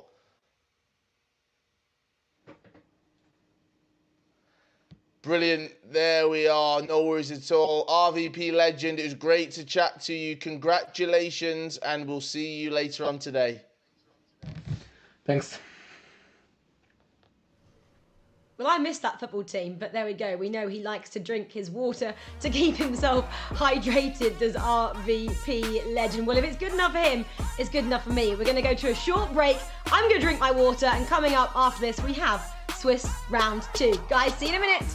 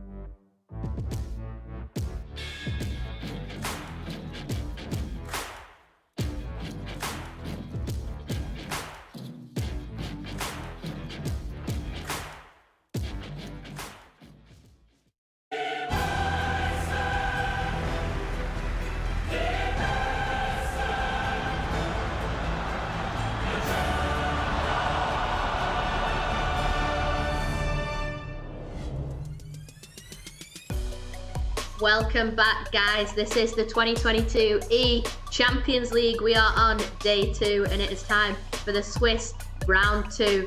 But first, Mike, talk me through it. What games have we got coming up? We have a lot of games coming up, plenty of matches. Of course, no one's been eliminated, no one's progressed. Remember, the magic number in this case is 3. 3 wins and you're moving on. 3 losses, excuse me, and you're going home, or you're staying home. Either way, you're not moving forward to any point of the knockout round. So we got to get into it. You want to be starting out well, but we did see a couple upset stories yesterday. And today we've got more matches to really get into, to dive deep. So I'm looking forward to some of these matchups more than others, but either way, still want to see what's popping off. We got Umit right at the top, that you're going to see a name that we touched on early on, somebody to watch out for. Cihan again. We just saw RVP Legend put on a show, or a showcase, a bit of a clinic. Maybe we should call him the doctor.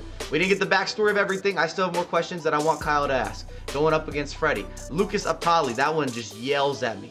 We got that German, we got that Swede. Both players have been in form. You see Tricked Arrow over here. Seen that man get busy. Skifter looking to bounce back. Ooh, the MoAuba matchup as well. Okay, Korkaraya. Ooh, that's a good one. That's a good one as well. Big matchup there. Little German affair. Both guys will know each other really well. And kind of like, it's weird saying this, but MoAuba's not old, but it's the old veteran versus the young teenage talent, sort of, in that affair. So a lot to tune into. A lot to tune into. Yeah, and I can see that Rachel's player spotlight prediction is coming up soon. I'm excited for that. But for now, for those of you at home, we have got something coming up. This is the FIFA Fan Cup, an amazing opportunity for you to win an all expenses paid trip to the eChampions League final. Here's some more info. Are you ready? The eChampions League Fan Cup is here. Build your best FUT squad, battle in tournaments against other players and become an eChampions League Fan Cup winner. You could win an all-expenses paid trip to the eChampions League final, as well as many more amazing prizes. Sign up now on PS4. PlayStation. Yes, an exciting competition there for those of you at home. I wish I could enter, but for now it is time to send you to the Swiss round 2. Here's to Gravison and Brandon for the next game. Go for it. Well, thank you very much, Liv and Mike. And yes, welcome to the eChampions League round 2 of the Swiss rounds for day 2 of what plans to be an action-packed day. Myself, Brandon Smith, and Jaime Alvarez, known as Gravison, taking you through the call of today. We had such a good day of action yesterday, Gravison. We can only hope that today provides just as many storylines. Yeah, we saw Tex and obviously Manuel Bachore growing from 0-2 to 3-2 and qualifying for the knockout stage. So basically now we are in round 2 of Swiss. So many storylines are being created at the moment. And obviously in front of us, Optolle versus Lucas. Amazing match between a guy who is been smashing it for a couple of years now, the German player, and obviously Optolle, the youngster who's been playing competitive FIFA for 2 years now, who had qualified for the World Cup last year. So I'm excited for this one. Yeah, an amazing game. Both players, as you rightly said, have kicked off their eChampions League campaign in the right way, both winning their opening games. The magic number is 3. 3 wins, you'll book a spot in the next stage of the eChampions League, which will be late in April for the knockout rounds. If you progress from there, you move into the grand finals of the eChampions League. Don't forget, this tournament offers you $285,000 in prizing. The top spot is $75,000. Some serious cash on the line. And when we were speaking yesterday, Gravison, you openly said it was one of your favourite tournaments to play in. You played in the FIFA 19, the first ever eChampions League. Yeah, I got kicked out in the Swiss format, and obviously it hurt a lot because you were expecting big things from yourself at that stage. I remember walking up to the stage, I remember 64 players playing the tournament, and it was amazing. The atmosphere, everything that we were living in that moment, it was amazing. And I remember watching Cecinho, Chris, Nightwatch playing in that final in Madrid, and that gave me goosebumps, to be honest. So I'm excited for this one this year because I think the Champions League is just really the best tournament out there, and I think it means so much for us players to be part of this competition. So yeah, I think it's really something else. Yeah, it's just that feeling, isn't it, when the famous sounds play before we start the show and we come to and from break, so to speak. But great to hear what the Champions League meant to you, Gravison, as a former competitor. We were able to catch up with one player before the Champions League to find out exactly what this competition means to him.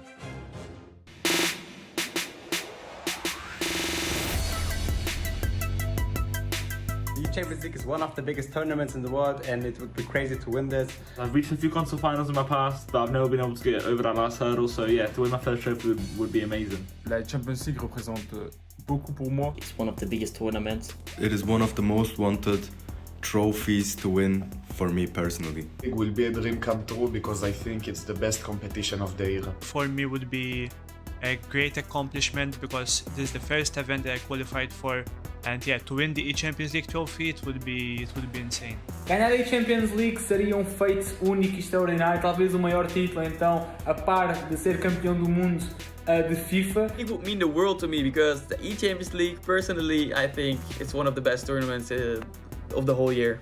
Vencer a Champions League para mim seria incrível. Ambiciono ganhar título internacional e a Champions League seria a cereja no topo do bolo. I've won the Champions League before on FIFA 20, but win it again and hopefully actually get a trophy this time. That would be fun. So yeah, I just want that trophy, man. Para mí ganar el trofeo de la eChampions League significaría mucho, ya que bueno, es un torneo muy importante en lo que es la vida real, también de la manera virtual, y además obviamente el trofeo es muy lindo. Ganar la Champions League para mí sería un gran orgullo, ya que es lo máximo en Europa y espero poder dar lo mejor de mí para conseguirlo.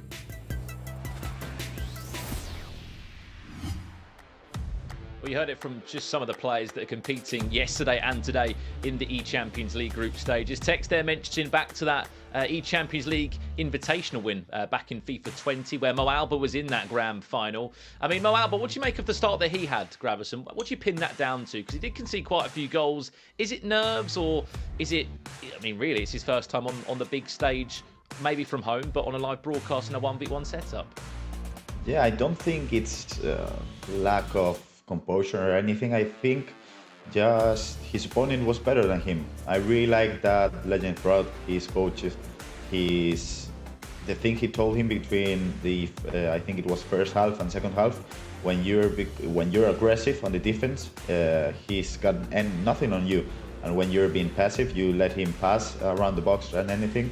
Like he's scoring goals. I think he scored 3 goals on that second half of the first leg. So I think that just hit the spot mentally for him, and he just smashed the second leg. So I don't think it was lack of composure or anything from MoAuba. I just think his opponent was simply better. Yeah, RVP legend looking to carry on that form from another fellow Romanian, MP Cosmin, who did qualify for the eChampions League knockouts yesterday. Well, there's 16 games that will be taking place in every single round today. Here are the games that will be taking place in round 2. We will just be bringing you our featured matchup, as we said. That game, second to bottom, Makers Optolle against Hoffenheim's Lucas. That will be our main and featured game. But looking across the list, Gravison, any big matches that stand out to you that you'll be keeping a close eye on in this second round? I would be keeping an eye on Umut because I really think he got a strong start at the start of the season, playing in FUT Champions and playing division rivals. I think he was one of the players to watch. And obviously, I would like to see something more on Cihan, because he was a finalist on a FUT Champions Cup on FIFA 17, so 5 years later, and he's still on the big stage. So obviously, I would be looking for some of his gameplay. And obviously, I think the top match we could see on this round 2, maybe Kokore against MoAuba. What do you think about that match? I mean, two players that are both 0-1 at the moment, Gravis, and that's going to be awful to see one of them 0-2. I'm more surprised that I put out on social media today 8 players to watch out for in this tournament was Nom Robbie Feldman, and more importantly, Nom Yuval Belly, 2 Israeli players that will be looking to represent their country in the Champions League. Both go 0-1. However, I still back them to maybe go the full way and to pick up those all-important 3 wins. But, I mean, you've been a pro player. You mentioned, not to bring it up in a bad way, Gravison, you were Swissed in this tournament back in FIFA 19. And looking back on that, many years down the line, completely different game, completely different set of players in that tournament. what went wrong, or how did your games go in that Swiss? Was it a 0-1, 0-2, then it went down there, or was you even Stevens at one point and then it just swayed away? Yeah, I think I won the first match against JR Lion, my fellow friend from Spain. Yeah, I think it's not the start that matters that as much as the first 3 matches. Like if your first leg if your first run is really good, it doesn't matter if you just go downhill in the second and third round of Swiss. So I just think if you start well, you just gotta keep it up, but you simply can't relax, because now if you have a couple of bad games in the round 2 and 3 and Swiss, you're against the rope. So basically the start is obviously important, but I think round 2 and 3 of the Swiss are even more important. And I've got one question for you, Gravison, and pretty much everyone that's at home watching this eChampions League now. 15 German players out of the 32 are playing in today's Swiss format. How many of them do you think will get through to the Champions League knockouts? Give me a number, 1 to 15. How many do you think will find their feet? I'm gonna go with 8. I think they are the strongest FIFA country out there, and I think 8 is a right number. Just half of the whole qualifier, so that would be pretty awesome, to be honest. But I think they're simply the best country out there right now. Yeah, well, it wouldn't be the first time they've made up a quarter of the pack of players. And at E-World Cups in the past have the Germans seen that good. They've got their own qualifier this time round. Well, let's jump into this first game. It's between 2 very young FIFA players, really, in the landscape of FIFA esports. Makers Optolle, of course, playing from Sweden, up against Hoffenheim's Lucas, who, just looking sort of at his portfolio in terms of tournaments he's played in, he's only 19 years of age. This man was playing in the Global Series playoffs back in FIFA 18, the first real year that we saw FIFA esports pushed off the back of that FIFA 17 for Championship Series in Berlin. I thought this man was at least in his 20s. He's 19, he's been competing probably, since he was 16 to where he is today. That's amazing, because I remember in the Foot Champions Cup number, I think it was 4 of FIFA 20, the Paris one, he made it to the PS4 console final. He obviously lost to Cezinho, who then won against Semes Dosari in the grand final, but obviously consistency is key, and you were talking, he was in playoffs in FIFA 18. He reached a final in a Foot Champions Cup console match in FIFA 20, and he's obviously playing the Champions League right now. So yeah, obviously he's been smashing it for the last couple of years, but we got to talk about Optolle, because I think he has the right talent and attitude to be a ACL grand finalist, to be honest. Oh, you spoke about Optolle. He just hit the bar 5 minutes into the game. It was time green. There was nothing more he could do. Shot came flying in from Pele, and very nearly it was 1-0 for the Swede, who again has come onto the scene and been incredible. Last year was our first real opportunity to see what this young Swede, and new player from this generational talent we are seeing coming through from the online era, I'd say, to be honest, with, of course, the global pandemic coming in and changing how FIFA esports has been played. It's provided an opportunity for a new era of players that just love to grind the game. Here's Optolle just down the neck of Lev Yashin there. Not really going to be trouble in the Russian in the goal for Hoffenheim's Lucas. But you look at his year he's had. Unbelievable FIFA 21 year. He played in total 2 different European qualifiers. Qualifier number 2 and qualifier number 5 were his best results. He got a 2nd and 3rd in those. Did superbly well in the Allsvenskan in his debut year there. That's the Swedish FIFA League out in Sweden. Top 3 in the playoffs. And then just to top it off, he did qualify for the FIFA E-World Cup. Obviously, that didn't go ahead. This man has had the best of opening years to competitive FIFA, Gravison. And a dream stars. He comes forward now with Hulle, who just can't get that shot away. Yeah, he obviously smashed in FIFA 21. And I think there is obviously, you have your breakout year when you start competing. But obviously, if you don't play as many LAN events when you're competing at the big stage, like, you might not get the experience from those LAN events. But I think they're earning their respect on the online side of things. So I think when the LAN events are back, we're gonna respect Optolle as much as we expect to respect, I don't know, something like MoAuba, some players with the experience in LAN events. But I just think they're earning the respect now in the online scene. And I think Optolle is one of the best players we're going to see in future years, because the talent he has, the composure he has when he gets to those 1v1 situations. I just really like his game style, and I think he's going to be progressing to the knockout stage for sure, because he's a really solid player at the moment. Yeah, he's had good of a year. He actually attracted the interest of Team Makers, an Italian esports organisation that simply love to sign Swedish FIFA players. They signed Ollie last year, and then they thought, you know what, we'll have another Swede, which was Optolle in the summer.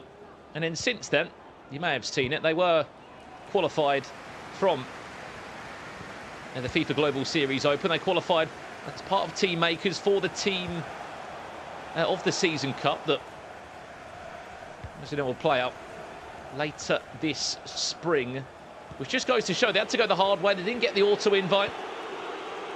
However, I believe Team Makers do have two teams at the FGS 2v2 Team of the Season Cup. One of the few organisations to be able to say they've got that. 33 minutes played here in our round 2 of Swiss. As you can probably tell by the teams, it's a very different set of FIFA Ultimate Team items that have been put together in these squads. You're not going to see Team of the Year players. It is a Champions League format to follow. Here comes R9 now, reverse elastico for Lucas. Can't find the clean exit he was looking for. But as part of that, you are allowed 3 icons, not including your goalkeeper. The rest of the pack has to be UCL items, either from potentially Team of the Group stage, which would be upgraded in past times now as we're in the knockout rounds, and more importantly, road to the knockout players, and for those already been proven their worth. Brilliant feed. That's a lovely elastico. Exits really well. Timed it great. Lucas able to match that one up. Corner to come in from Optolle. Plays it short. Finds Pele. Back to CR7. Another block that time to Jarlo. Just gets something on it. In the final third, Gravison, it's all green from Optolle so far. Yeah, I think he deserved that goal. He's obviously pressuring well with Frank de Jong and the other midfielders at the moment, but I think he did deserve a goal when, there in that first play with R9, and he may getting it now. Oh, brilliant feat. From Pele. Jarlo is the hero again. Lost little man. He was not been out of place. Him alongside Kinos have been the 2 centre-backs of choice all weekend long so far in this eChampions League. Dispossessed there. Yeah. We're going to see Lucas go forward with a potential 4-on-4. Options in the box. Play one more. R9 could be headers and volleys in the box. R9 turns his man. Well played, João Cancelo. It's back to clear that one out for a corner. This is the last chance of the first 45 minutes. Will there be enough time to play it? Pele does well, whips it across the box. Slightly too hard for anyone in there. And that'll do us for half-time here in the round 2 of Swiss. These two players currently 1-0. They both won their opening games. However, there's nothing to separate them at the halfway point. Yeah, I think this is a deserved draw at the moment. I think maybe Optolle deserves something more with that R9 Elastico into a green time shot. But yeah, I think he's not happy with his performance at the moment, and I think you can see that on the screen. He's obviously expecting something more from himself at the moment. If we talk about game plans, Optolle was using 4-2-2 or 4-4-2, I'm not sure, but he was obviously using a formation with 2 wings, and then Lucas was playing with a 4-3-2-1, obviously using that Bene cross with both of them fullbacks. So yeah, we have a draw at the moment, but I think at any time we could see a goal from Lucas coming in. Well, that was his first chance we've seen from Lucas. If you're a FIFA Esports OG, his gamer tag is Lucas_1004. That's how long this man's been in the FIFA scene for. Just counting up, he's been to 4 FUT Champs Cups in his career. Runner-up in the Bundesliga back in FIFA 19. I mean, what a team he had. He was alongside Dr. Ahano and Mahler as part of VfB Stuttgart.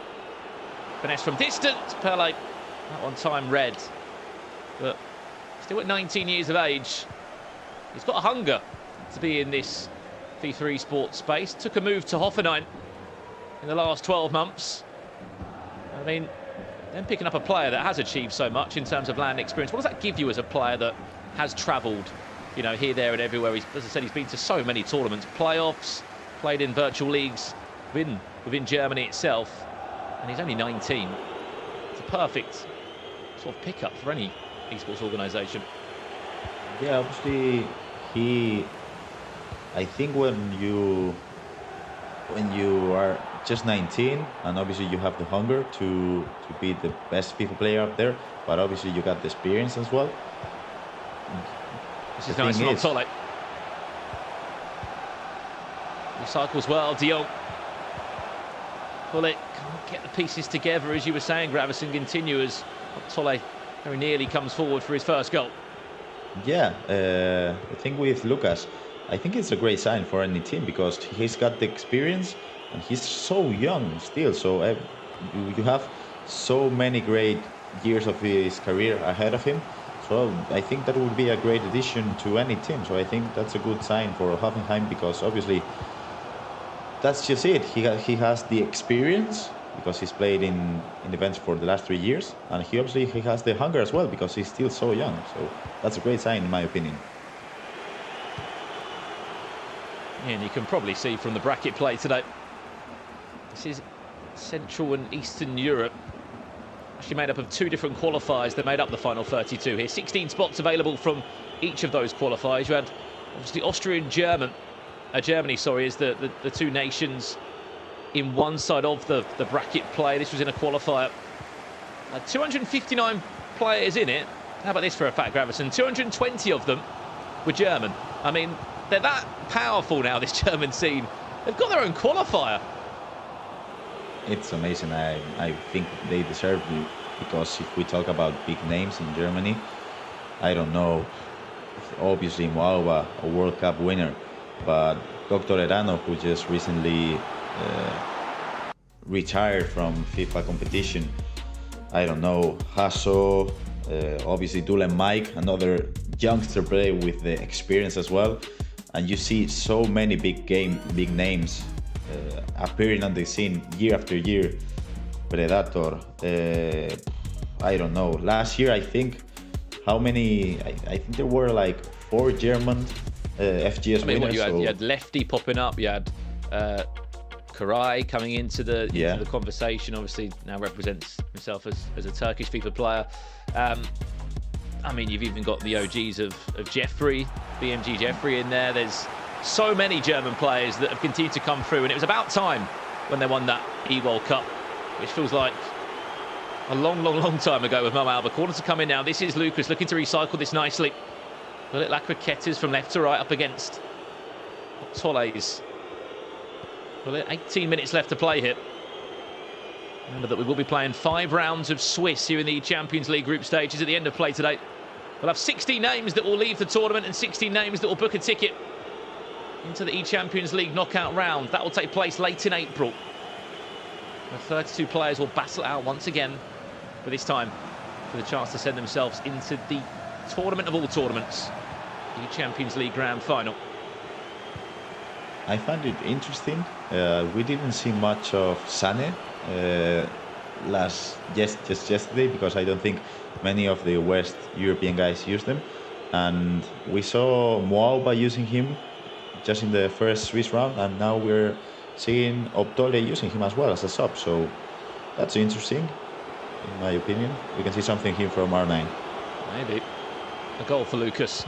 Hasn't given too much in times throughout this game. Into R9, it's punched into the feet of Pele. In the last 15 minutes or so, we've seen a spell of possession and pressure from Lucas. Because you can't really argue the first 45 minutes were dominated by Optolle. Played superbly well. Time, a couple of shots green. It was frustration for him at the halfway point not to have a goal to showcase for his efforts. Long ball over the top. It's a runner race for Vinicius Junior. He's fresh off the bench. Drops his shoulder, offloads it into R9. Around the corner, it's hit too textbook as Marquinhos comes in, steps in to save the day for Optolle. Another 6 minutes. Certainly feels as if we've seen a bit more from the German player, Gravison. Yeah, I think he's dominated the second half. He probably deserves a goal. He's got some tricks under his sleeve with R9. And I think Optolle is going to be playing for his last possession of the game. But I'm not quite sure it's wise, because maybe Lucas, if he pressures like this, he can get the ball at this moment. Well, here's a stat for you, Gravison. Lucas's first game that he played in round one, he won 6-0. And then won overall 8-3 across the 2 legs. So really, really impressive stuff. However, it's a stalemate after leg 1 in this game between the 2 players. Optolle also won his first game 5-3. Trust me, people, there are going to be some goals coming in this second leg. Surely we can agree on that, Gravison.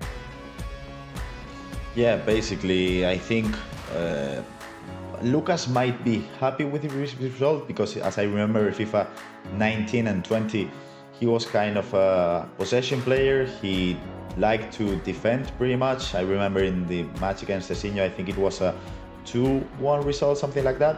So I think he's comfortable with this kind of low scores match. But Optolle, we obviously saw him in playoffs. He scored a massive amount of goals. And obviously during the FGS as well, he scored a massively amount of goals as well. So I don't think he's comfortable with this 0-0 situation. And I think Lucas might be happy right now with the result, because he kind of operates in this kind of low scores games. Yeah, well, as we said, stalemate at the halfway point in this leg 1. We are going to go to a quick break now. When we return, we'll have that second leg here in round 2 of the Swiss rounds of the eChampions League. Don't go anywhere. We'll be back in a few minutes' time.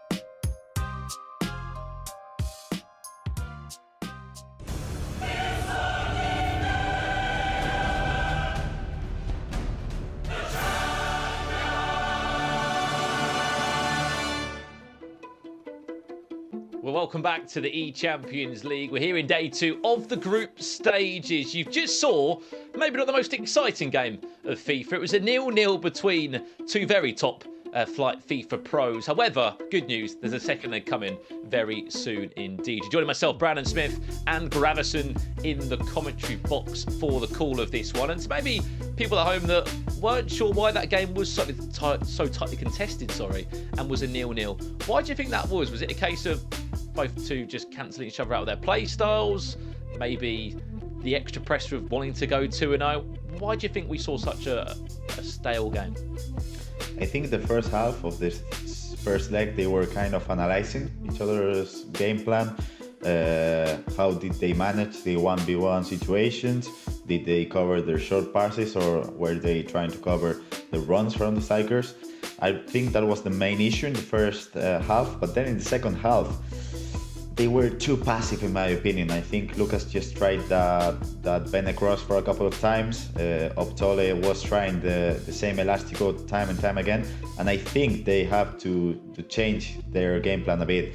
I think Lucas might be happier with this 0-0 result, but definitely Optolle is not happy with the result. So maybe a change of formation, maybe attacking more with your fullbacks. You gotta change something up for sure, because when you're 0-0, I don't think you are in the right mindset if you want to progress to the next stage. I wouldn't be happy with my performance for sure. No, absolutely. I think what we saw from that game as well, Gravison, was we saw Optolle have countless green time finish chances, which on another day might fly into the back of the net. But we're happy to say that we are going to be jumping into that second leg right about now. Round 2 of the Swiss is here. If you win, you will be 2-0 and you'll be one game away from qualifying yourself for the eChampions League knockout rounds that will take place later in April, and better than that, you will be entering into the prize spot. Maybe at the bottom of the 32, but nevertheless, you will be amongst the prize money. It is TSG Lucas representing Hoffenheim up against team makers Optolle. 0-0 we saw in leg 1. However, we saw a dominant first 45 from the young Swede. There's a finesse from distance! Well. He might have been quiet in leg 1. And that's a man that knows how big of a goal that is. Sorting the wounds for Optolle, but joy for Lucas. Timed it green. It was a finish that he did not expect. We'll see it again on the replay. Pele into De Jong, looks to drop the shoulder, a couple of ball rolls. That's a central midfielder that has been incredible this weekend. The thing is, that's obviously the main reason why we're seeing so much we're probably seeing just Pele and R9 and strikers, and obviously you have 3-icon restrictions. That means no Vieira on the pitch, and many people asked us, like, why is Vieira not playing? Just because of that. You just saw that Frankie de Jong shot from miles away, green time finesse, and it was to the back of the net, and oh man, that was so beautiful to watch. Optolle didn't make anything wrong, to be honest, because he was covering the shot with Ruud Gullit, but the timing and the angle from Lucas was just something else. And we asked something more from him, maybe some aggression, maybe a little bit of shooting from outside the box, and that's what basically he's doing at the moment. We looked for it again with R9, and very nearly he did score with Lucas. But the bigger picture here to explain to those at home, Gravison, is that as a pro player, we'll talk more as this chance comes in. Look at R9 just running rampant in the defence here of Optolle! He didn't need anyone else, did Ronaldo Nazario. I mean, Optolle gives us the sign that this game's finished. Bear in mind, he's in the losing position. He picked up the ball, R9. He just got his head down and ran and ran and ran. We'll see it on the replay. Gravison, break this down to me. Yeah, basically he was pressing L1. He did a little bit of a speed boost. He saw Optolle moving his keeper to the back post. So basically he just shot to the first post with maybe two bars of power, and basically he didn't even need to time finish it, because he already moved the keeper to the back post, so it was obviously going to be a goal. So yeah, strong start from Lucas. Optolle first sniff in the box of Lucas. I think this is where you get in your own head. You can just see quite a frustrated Optolle at the top right hand corner of your screen. I'm sure there'll be a coach in the room trying to calm him down, but I'm sure you've been there as a FIFA player. How hard is it to control those emotions, Gravison, where you feel like you should have had something from game one, and in game two, completely different? As we know, that's why FIFA's played over 2 legs. How do you get yourself back in that right mindset? Yeah, it depends which kind of player you are, because obviously you have someone like Nicolas, who is always hard-minded, and he just simply... Be a chance for Salah now. Optolle does really well with the Egyptian winger. CR7 looks to turn, twists from his man. Pele might get a second bite of the cherry, still tries to turn, and Jung in the end wins it back. Yeah, basically, as I was saying, Brandon, you have someone like Nicolas, who is obviously such a cold-hearted person, but you have someone like Optolle, who reminds me so much of Nit, the Ducks player. He's a youngster. He doesn't like to be 0-2 down on the result, and obviously he just wants to score as soon as he can, but that's not the right mindset to have. I think you have to just play at your best, and if your first goal comes at the minute 70, it's okay. It doesn't matter if it comes in 10 or 15 minutes. You just gotta play at your best and not rush any chances, because right now Optolle is rushing his chances and he's not creating anything. And I just think you just gotta calm down a bit, have a little bit of a possession play, and if the goal comes in, I don't know, in 10 minutes, that's okay. But if you start rushing your chances, you're gonna be messing it up time and time again. Here's Pele. Trying to hunt for one of those goals back, as you've rightly said, Gravison. He needs 2 of them, otherwise he will be to a 1-on-1 Swiss record. At the moment, Lucas is on his way to going 2-0 and being 1 win away from his first ever eChampions League knockout stages. He had a great run across the last 4 FIFAs to date so far. Dating back from FIFA 18, this man was competing, is Lucas, only 19 years of age now. In that time, he's been able to travel the world across multiple FUT Champions Cups. Ball into the box, this could be Cristiano Ronaldo from distance again that time. A bit too readable and predictable. I just wanted to go back to the first goal that we saw in this game. You don't expect, as a pro, Frankie de Jong to take a shot from 35 yards. Yes, he's got good stats in game. He's a very well-rounded player, but you know, if Cristiano Ronaldo is in that position, or Mohamed Salah, let's just say, for example, yes, you might expect that, but maybe that's why he got the space. Didn't think he was going to shoot from that far out. Yeah, definitely. We expect a shoot from Mohamed Salah, from Ruud Gullit, maybe from Pele, but you don't expect it from Frankie de Jong. And obviously it's not his team of the version like it was back in the days in FIFA 20, but yeah, he's still a pretty solid player. So if you leave him enough space, he's just gonna bang it up from there. And I think that just tells us something. Like maybe sometimes we just gotta we try to ping pong pass it into the box, but maybe sometimes we just gotta shoot it from outside the box and create those big chances, because right now Optolle is trying so hard to get into the box and he's not doing anything. So maybe he should try to shoot from outside the box to see if he can create any more danger, because right now he's on the back pedal in this first leg. Yeah, and he doesn't seem too happy about it, as you can rightly agree. He's currently 2-0 down against Lucas. This is round 2 of the Swiss here at the Champions League. I mean, what will the coach be saying to Optolle in these moments, Gravison? He's 2-0 down. He's clearly been quite animated, frustrated when the goals have gone in. You've seen that. But he has to give himself confidence that he will get a chance. He will get 2 or 3 or 4 chances in the game. If he can make them clear-cut, he can time them green in the right area, there's a very good chance this game could go to extra time. Yeah, definitely. Like, it's only 2 goals. Obviously, it's kind of frustrating when you're playing against a possession player, because you know you are not going to have as many chances as you will want. But if you time them perfectly, and if you have, I don't know, maybe 3 or 4 chances, and if you're composed, you're obviously gonna be able to make a comeback. So if I were a coach, I would be basically calming him down, just telling him, I know you're good enough, I know if you're composed enough, you're gonna create those 2-3 chances you need. You just gotta calm down, because you're still alive in this match. On the flip side for Lucas, one more goal. You'd like to say will conclude the tie. He's been on goal scoring form, has the German. He bagged 8 goals across his first game. I mean, 8 goals to 3.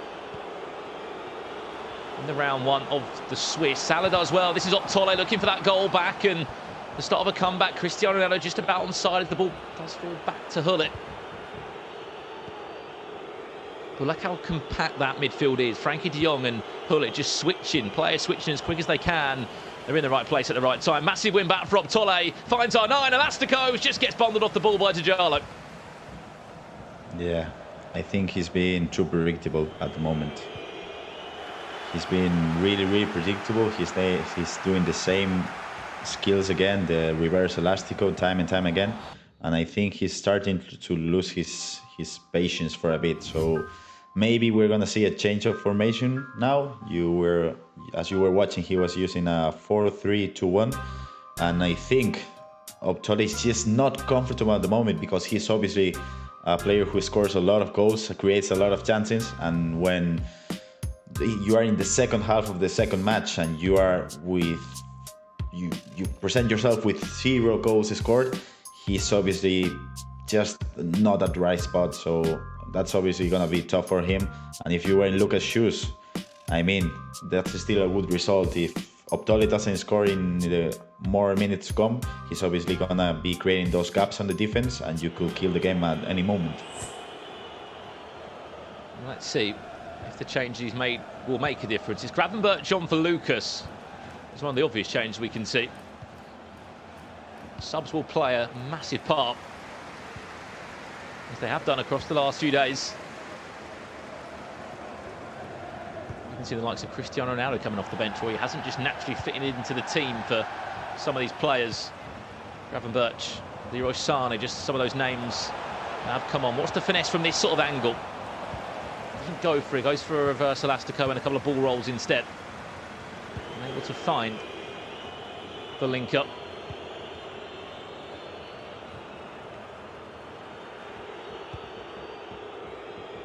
Lucas is in dreamland.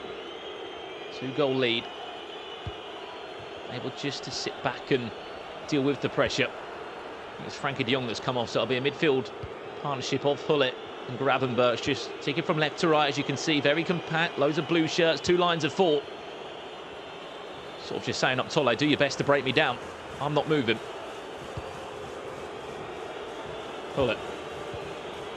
Just trying his best, gets a lucky bounce. This could be a chance. Leroy Sané off the bench.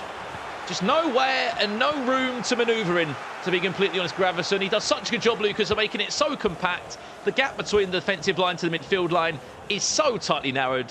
It's so hard to find any space. Yeah, I think we're going to be watching some constant pressure from Optolle now because he changed his tactics.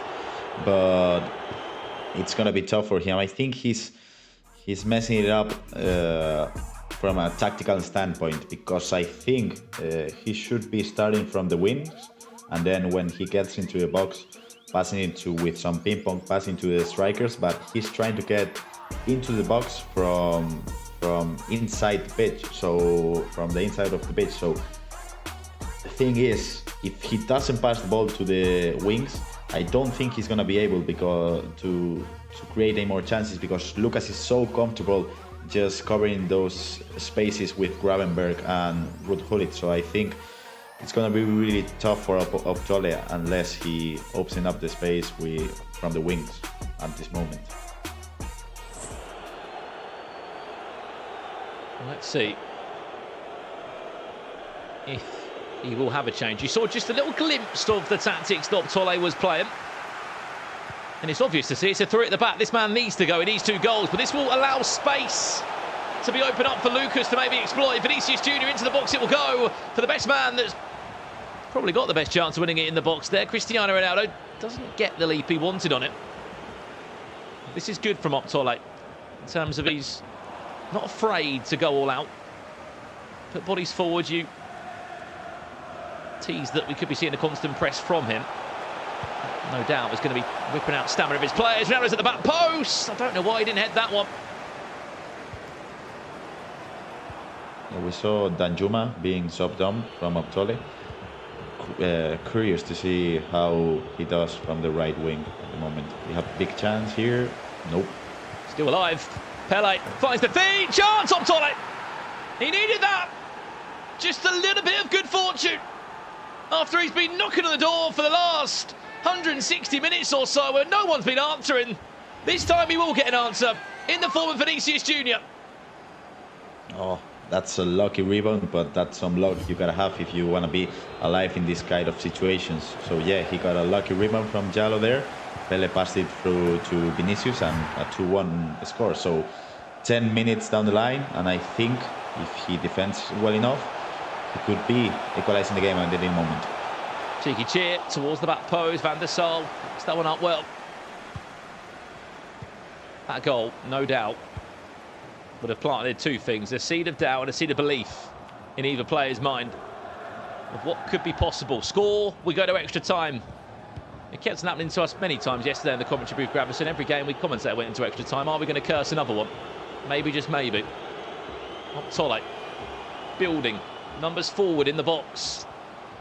As the likes of Brazilian forwards R9 and Vinicius Jr. will just queue up waiting for a pass or a chance. Look at that press from Optolle. Finds back to R9. 7 minutes left in this round 2 game. So many blue shirts, Hoffenheim shirts that will stand strong for Lucas as he just does his best to hold on to this game. He will be going 2-0. It'll be the perfect start.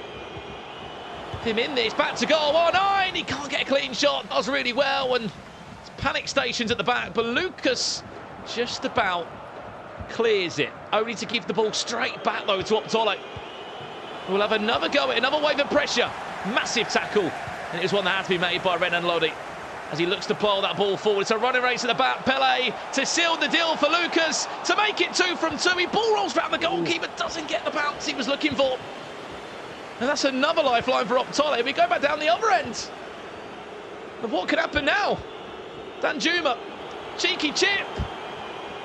For a split second, it looked like it was going to Vinicius. And I think that shall do us for this one, Gravison. An end-to-end last 15 minutes. We saw Optolle play it through at the back.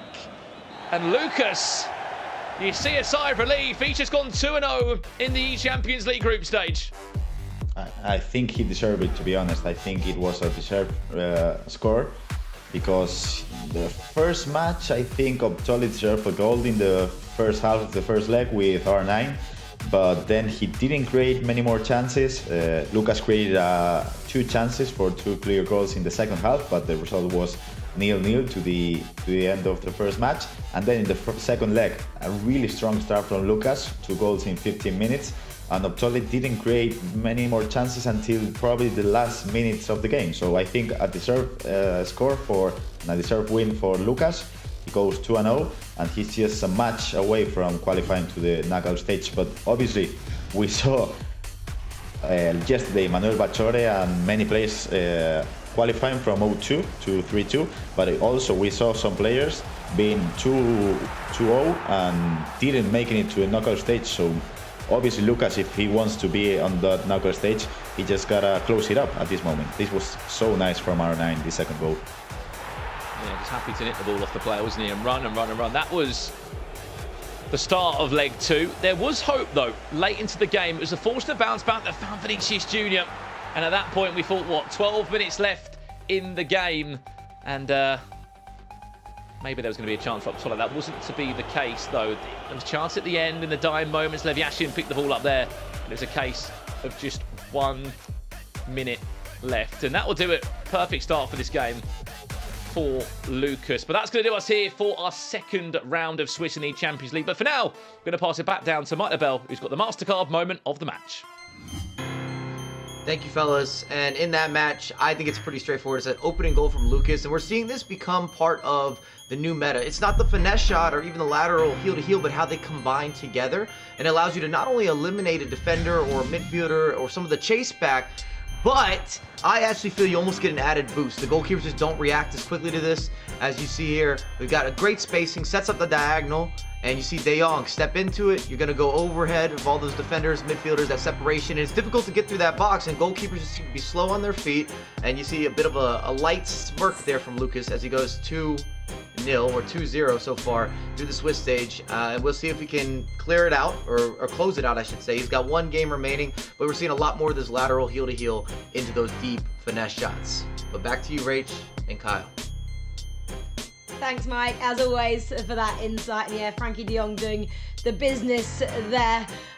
For Lucas, that was obviously goal number 1, and then R9 as well to seal the deal for the 2 goals there. I'm not sure if that little shirt flick was a bit of a, yeah, look how cool that goal was or not, Kyle, but I actually want to draw attention to Optolle and possibly how stressed out he got as a player. You know, his emotions were clear to see how frustrated he was that things weren't quite going his way, which, you know, to progress, not only in this competition, but in his career as a FIFA player, that's something that he, you know, really needs to work on, isn't it? Just to calm down a little bit when things aren't particularly going your way, and, you know, do a bit of self-talk or whatever it is that maybe helps him and get back in the game, because, it, you know, that is something that you need to work on. Everything about being a pro player needs to be worked on if you want to get to that top level.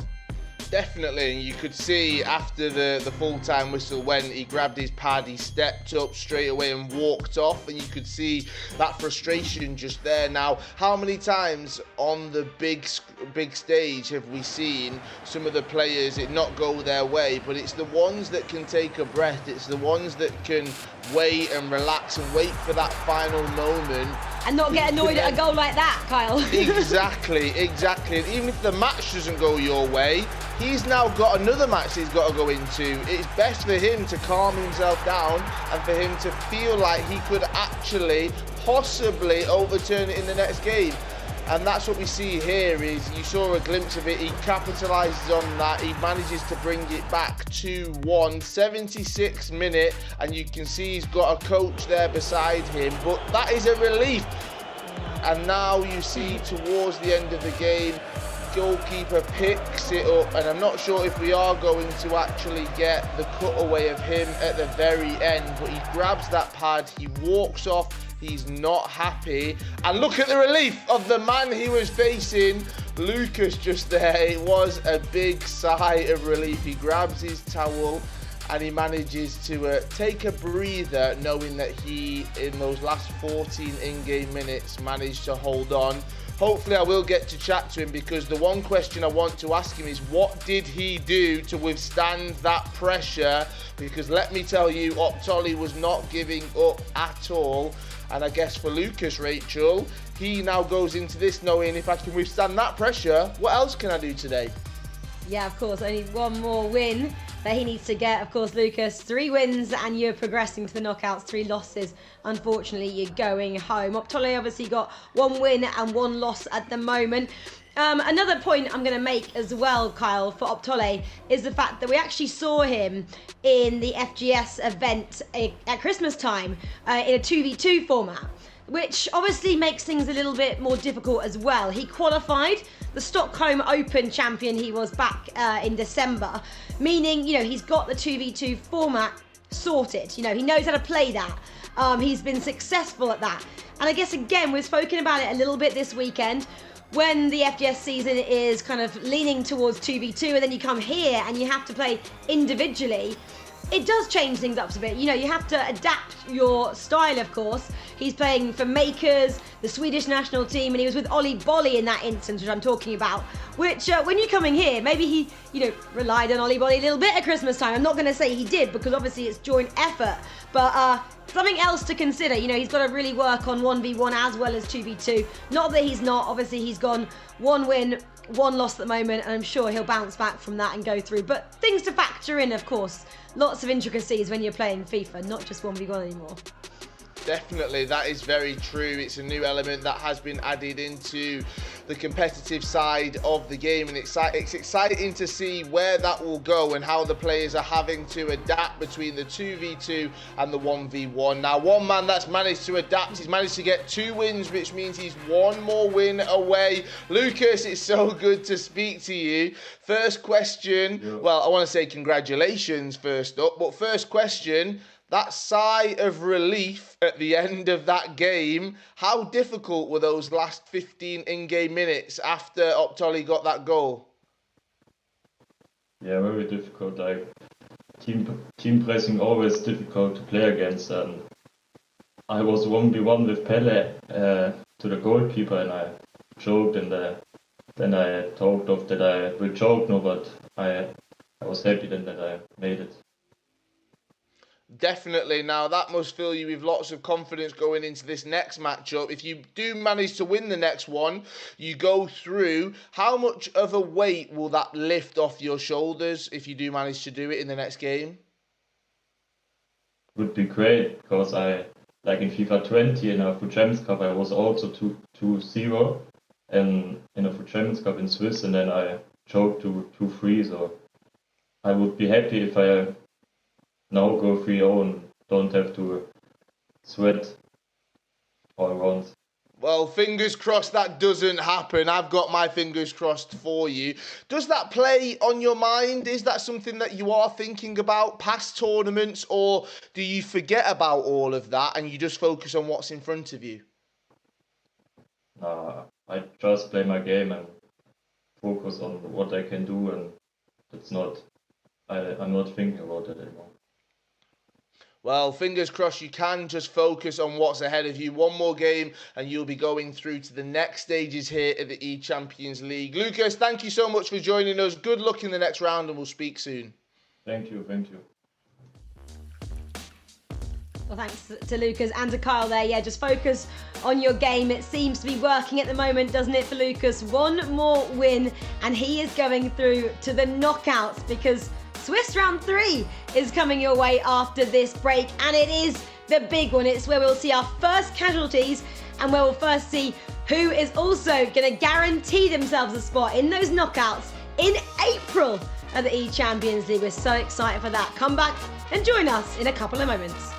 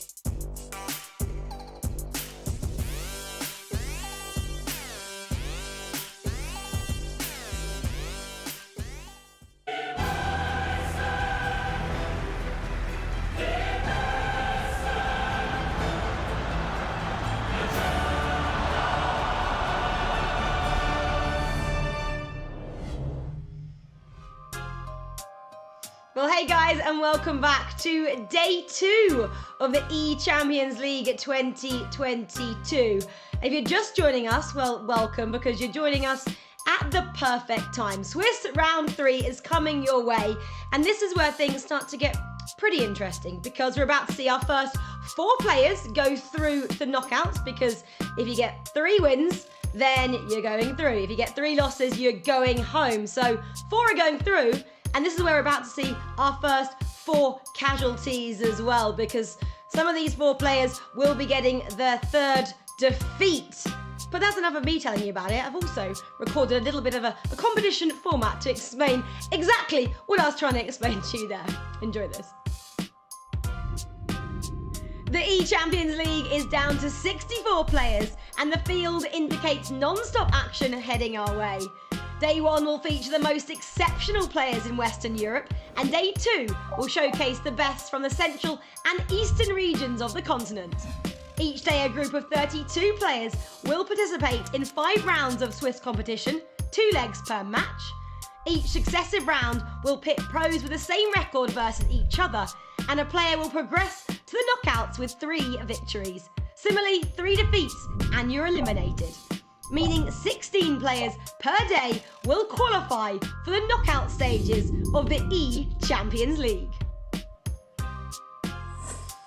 Yes, only 16 players out of the 32 who started this day 2 actually make it through to those knockouts. So we're cutting that in half at the end of day 2 here tonight. But right now it is time for Swiss round 3, like I mentioned. At the moment, it's RVP Legend, who is sitting nice and pretty at the top of the standings with 10 goals as well. He is on fire at the moment. I wonder if he can continue that awesome form we've seen already today as we progress in this competition. Boys, what do you think? Richard, Ryan, I know you're about to cast Swiss round 3 for us. RVP Legend, do you think he continue this run of form and be a Peixoto of yesterday and go undefeated in day 2? I think he's got all the tools for it, Rachel, to go 5-0 and unbeaten in the Swiss round format. Thank you very much for the toss up to the casters booth, joined by myself, Richard Buckley and Ryan Pessoa. Ryan, I just want to get sort of general thoughts. We've seen 2 matches so far in the Swiss. I don't feel like anything's really going to plan. Like, we talked before the show, we say this is what we think is going to happen, this is what we think might happen, these are the players that we think might go 2-0. There's only been like 3 or 4 players that we've gone, yeah, they're going to be players who are going to do well and go through. It's been a real mixed bag.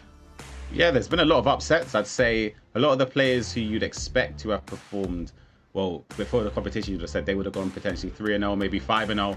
Some of them have dropped games already. MoAuba, of course, losing to RVP Legend, but he's one who I personally would have seen as somebody who would advance into the knockout stages of the eChampions League. But yeah, there's still a lot of players that I would say haven't hit the level that they'd expect to have hit or have hit in previous competitions this year, but they'll be hoping that they can kickstart now. Of course, some players are 0-2, some are 1-1, some are 2-0.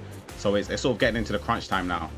Well, you can see all the matches here for round 3 of play here at the eChampions League group stages. A lot of 2-0s right there at the top of the page.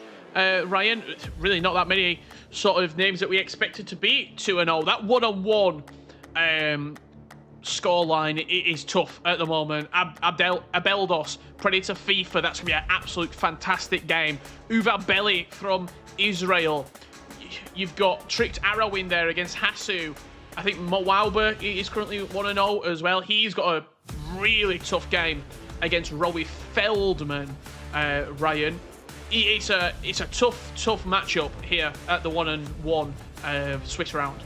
It really is. You have to give credit, of course, to the players that are 2-0. They've started off today amazingly well. They'll be hoping that if they can just win, receive one more round just to secure themselves and see what happens after that. They're trying to get that 3rd win as soon as possible. But as you were saying, with some of the matchups, especially the 1-on-1 matchups, you can see that even Enzarello versus Jeffrey is another top game. So it'll be interesting to see who comes out on top in those, the matchups in 1-on-1, and of course the other matchups in 0-2 and 2-0. Well, I'm hearing that our featured matchup that we're going to be casting our eyes over is going to be a 2-0 game, Ryan. So potentially try and solidify one of those spots. Don't worry, we'll be keeping eyes on all of the 0 and 2 matchups as well, and let you know how those games are going and who will be leaving the competition. But I swear I've had nothing to do with this. I've not said to production, I want this guy on. It's a player that I tipped at the start of the day, Giovi, who we're going to be casting an eye over. He's currently 2-0. He's an Italian player, really solid FIFA player is Giovi. He's been around for a little while, but really hitting his peak at this current time. Ryan, he's playing very well as well when it comes to the 1v1 rankings. What is it with Italian FIFA players in the last 24 months where we've seen so many Italians breaking out? I'll be honest, they've sort of impressed me a lot, along with like the Scandinavians, and of course we have the Germans who are always at the top level, but the Italians have shown that they are one of the leading nations with FIFA esports. They have so many players coming through, so many veterans have also that have been in the scene since the beginning of the FIFA Global Series era. They've been champions, they've got players that are always in and amongst the champions as well. So it's interesting to see a few relatively new names. As I said, I hold my hands up. I don't know too much about Giovi, but you tipped him, so I have to trust your judgment on that. And he's showing it so far. 2-0 is a great record to start the day off with. Well, you're trusting my judgment when it comes to my tips for the real-life FIFA players, but in-game, we asked our pro players before the eChampions League who their go-to man here in the eChampions League format is going to be on the pitch.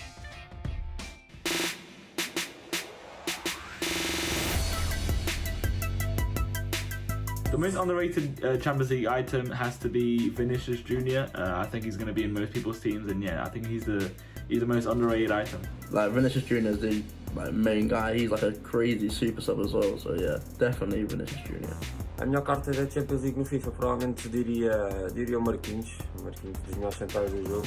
Like, you might not think that card is underrated, and he probably isn't, but just in terms of some of the new centre-back cards that have came out recently, I still think that Marquinhos is right up there and can compete in this game. In my opinion, is in FIFA 22, and it is none other than Frankie de Jong. In my opinion, he's one of the best CMs. He has every stat above 80. C'est peut-être pas la plus estimée, mais c'est celle que je préfère le plus. C'est De Jong RTTK. Je trouve que c'est un top milieu. Es un mediocentro muy bueno, con el balón es muy top y que además defendiendo también te cumple las mil maravillas. Así que yo creo que Frankie de Jong es uno de los centrocampistas más infravalorados dentro del juego. I think the Robertson left back card because he is very good and I think no one uses him. Unterschätzte Champions League Karte ist in meinen Augen Renan Lodi, weil in meinen Augen zu den besten Linksverteidiger gehört im Spielen. La carta más subestimada de la Champions, yo creo que Cristiano Ronaldo 92 es un jugador que nadie usa por su movilidad, pero bueno, yo lo vengo usando desde ese instante y sé que es una carta que me puede dar la Champions tranquilamente. La carta más infravalorada de la Champions League para mí es Thiago Jaló, porque es un central bastante rápido, muy completo. For me, the most underrated one is Mo Salah, because he got all what a winger needs. Salah, because he is like exactly like Messi and really good with the ball and good long shots. Chiesa, because as I see it, most of the players are not gonna use him as a starter 11 player, but I'm gonna use him in my squad as a right midfielder in 4-4-2.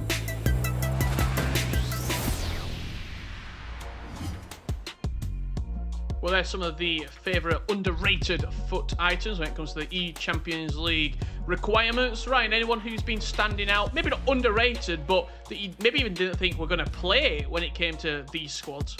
Yeah, I'd say Leroy Sané. I don't think he was even mentioned there, but we've seen him come off the bench today so far, scoring some important goals, scoring in the first matchup today as well for MoAuba versus RBP Legends. So I'd say he's definitely the person that I would have never thought that would have even featured throughout this tournament.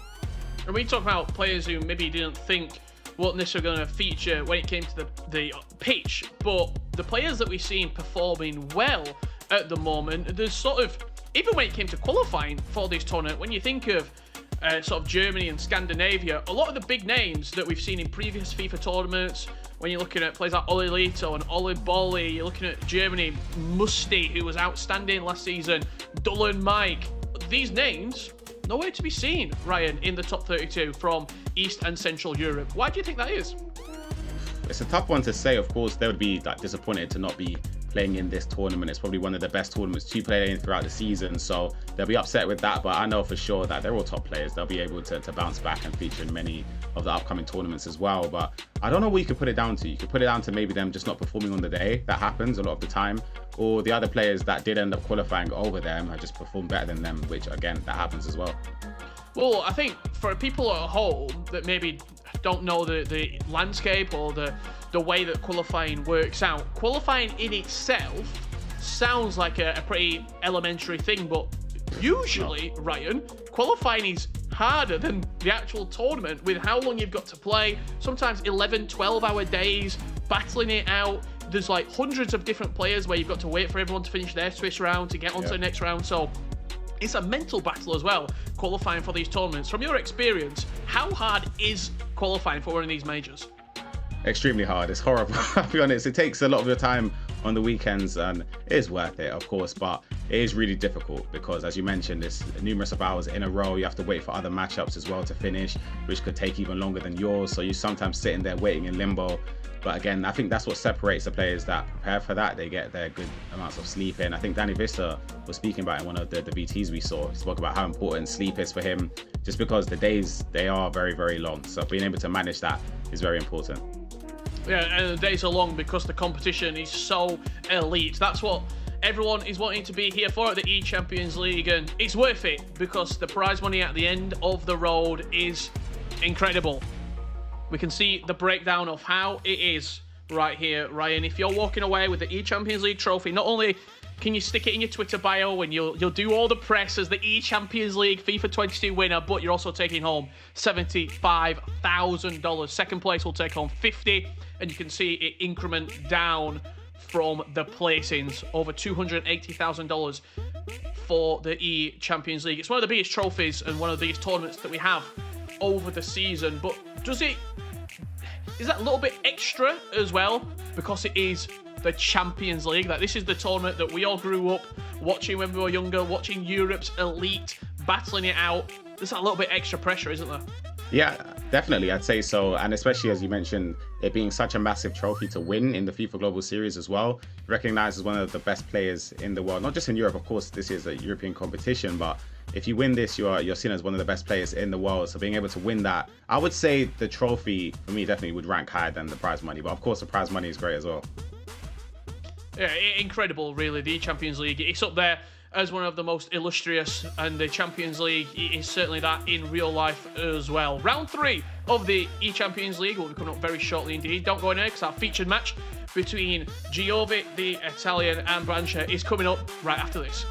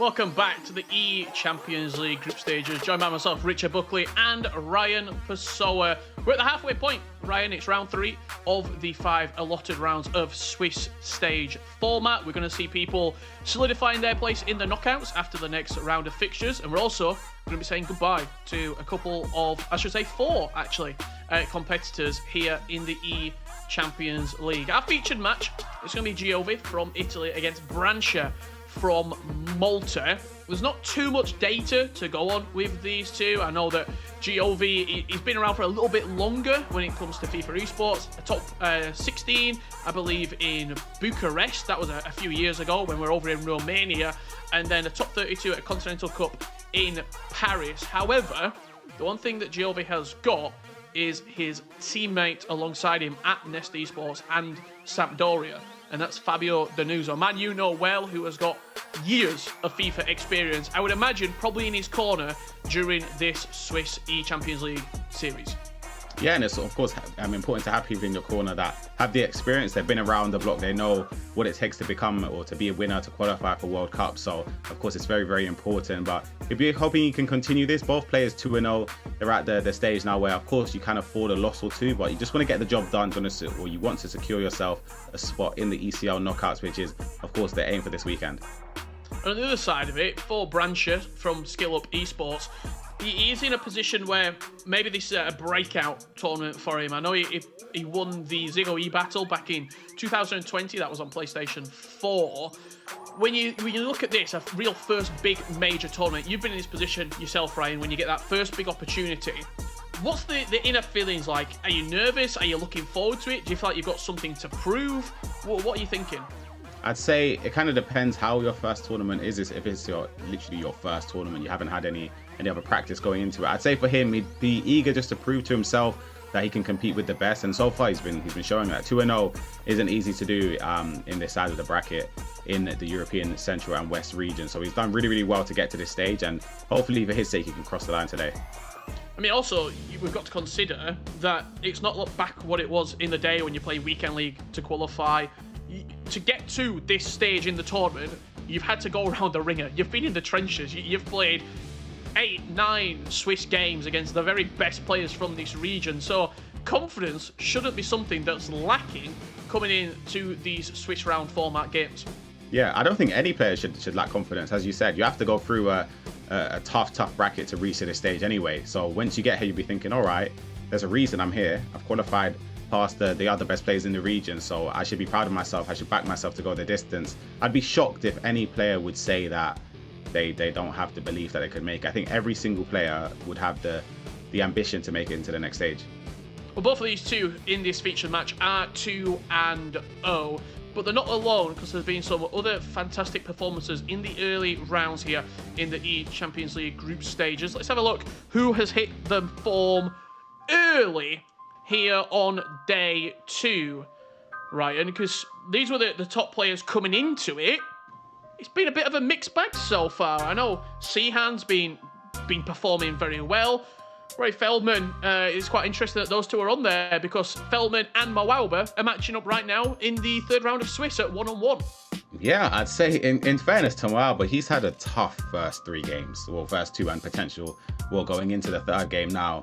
It's hard, I'll be honest. First game up against RBP Legend, it wasn't going to be easy, and it proved to be a tough game. And then next he played Keikarai, who was, I believe, correct me if I'm wrong, the runner-up of the first cup in FIFA 21. So he's a player that can prove to go far in competition. So he had a great year last year and a tough opponent. And again, Roy Feldman, one of the players I thought would be someone to watch. I still think is someone to watch for this tournament.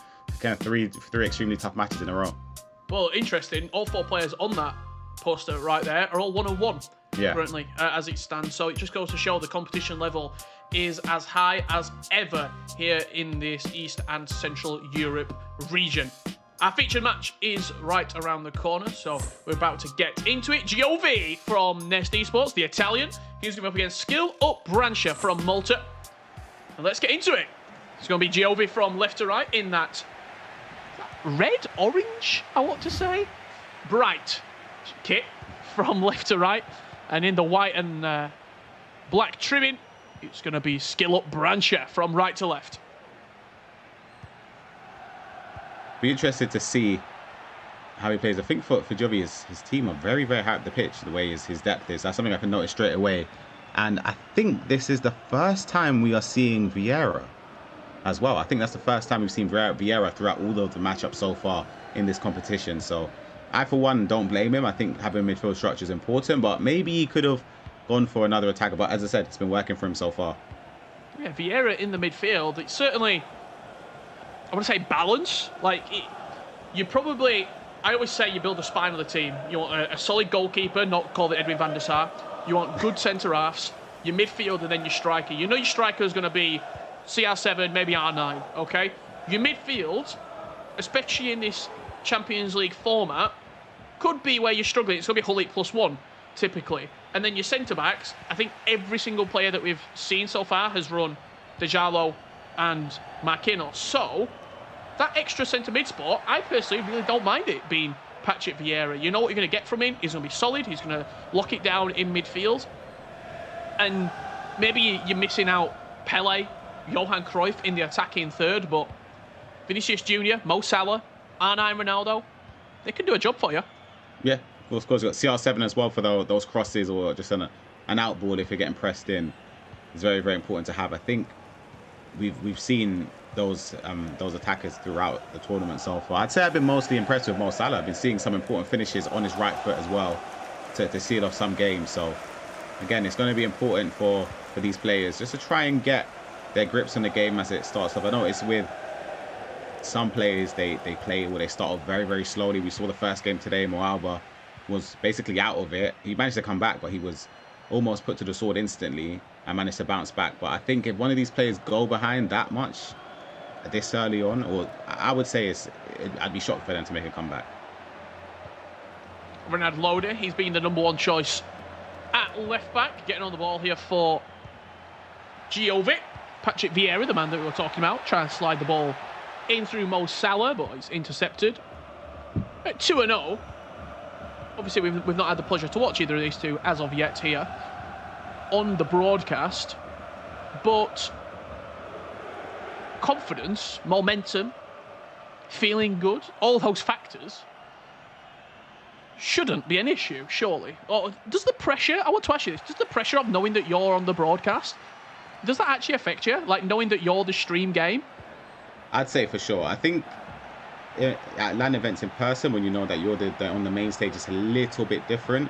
I think it's a lot more pressure there. And I think now it's sort of the same thing in a way. You're still in the same area. Because at the LAN events, you'd have to move station and set up. So online, there's still that element of added pressure, but it's not as much, I would say, as if it was a LAN event. As we see potentially a ball over the top. I was looking at R9 with the run in behind for Brancher. I thought he was going to play it.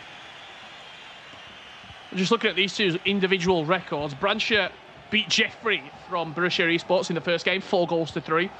That was a 2-1 first leg, and no, it's not deja vu, because he then went on to beat Jay Bark from Elitix, the German player. First leg, 2-1 win. He's certainly got his favourite scoreline, that's 2-1 in the first leg, 4-3 and 3-1 victories in his first two matches. On the other side of it, Giovi, he has been firing.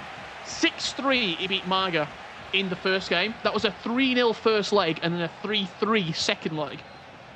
Second game, he put Snakes from Bochum to the sword. 7-4. Scored 13 goals so far. A little bit of quick maths there for you. 6 + 7 in his opening 2 games. I think that's something that breeds more confidence from when you're able to score a lot of goals. And of course, he is conceding a little bit, but again, he's outscoring his opponents in both games. I think for him now, we'll just be hoping he can kickstart. Be interested to see when he broke through broke the deadlock in those games, because so far there hasn't been anything to separate either of these players yet, as we see potentially a ball over the top, eventually offside into R9. Van der Sar, rarely, of course, it's been a rarity for him to catch the ball, caught it this time and kept hold of it, so that's one bonus, I'd say, for Van der Sar so far. One of a few that we've seen from Edwin van der Sar. He's pretty much been the goalkeeper of choice, really. I think we saw Schmeichel yesterday for Tex. Ronaldo, great save from the man who we were talking about. thought that if that was time green there, I thought that would have been an almost certain goal. Just a little bit extra power on it. And this CR7 should get there. Cancelo just does enough there to put off CR7. I'm shocked that that's not 1-0 there for Giovi. Yeah, a little short corner, then just a L1 square cross to the back post, just lofting it up for Cristiano. But João Cancelo, I don't know if he knew much about it, just about did enough. As we approach half-time, this first 45 has absolutely flown by here. eChampions League group stages, round 3 of action. If you want to let us know who you think is going to be victorious, at EA FIFA Esports on Twitter, hashtag ECL. Let us know if you think there's going to be a 0-2 comeback like we saw yesterday. And who's going to be the 5-0 player? Because somebody has to. I think there could be a 0-2 comeback, you know. I think KKR is probably the most likely you'd expect. We see some great dribbling with Pele. Fortunate to the goal to R9, but Marquinhos just does enough there to clean up inside the area. Almost a goal just before half-time, but 0-0. There hasn't been anything at all between these two. Maybe a finesse shot potentially was the best chance of the half so far. You can see what everyone's fighting for there, the eChampions League trophy. 45 minutes gone here in round 3. 0-0 currently between Nest Giovi and Skill Up Brancher from previous results in their Swiss rounds. Brancher certainly the better defensive player, Giovi the better attacking player as it stands currently. Nobody has broken through. The only chance from the first half was that Cristiano Ronaldo finesse shot, which Van der Sar dealt with comfortably. Anything that really taking you off guard so far, Ryan, or just quite a typical first 45 minutes of a 2-0 matchup? I'd say that it seems as if they're both playing nervous to lose possession, which makes a lot of sense. You don't want to give up an easy goal at this stage. You want to try and secure it as early as possible. That 3-0 record, or the 3 wins to push you into the knockouts, almost a mistake. It could lead to a goal here from this mistake, but the pass there wasn't enough to get past Marquinhos into Vinicius Jr. But as I was saying, I think they're playing with nerves, and it does make a lot of sense because this is an important tournament at an important stage. Round 3 is always very nervy on each of the records, of course, because you lose a game, you could potentially go out. You win, you could potentially secure yourself into the knockout stage. So it's a nervy affair so far. I think 1 goal will certainly spice this game up. We're going to see the shackles maybe released after a goal goes in.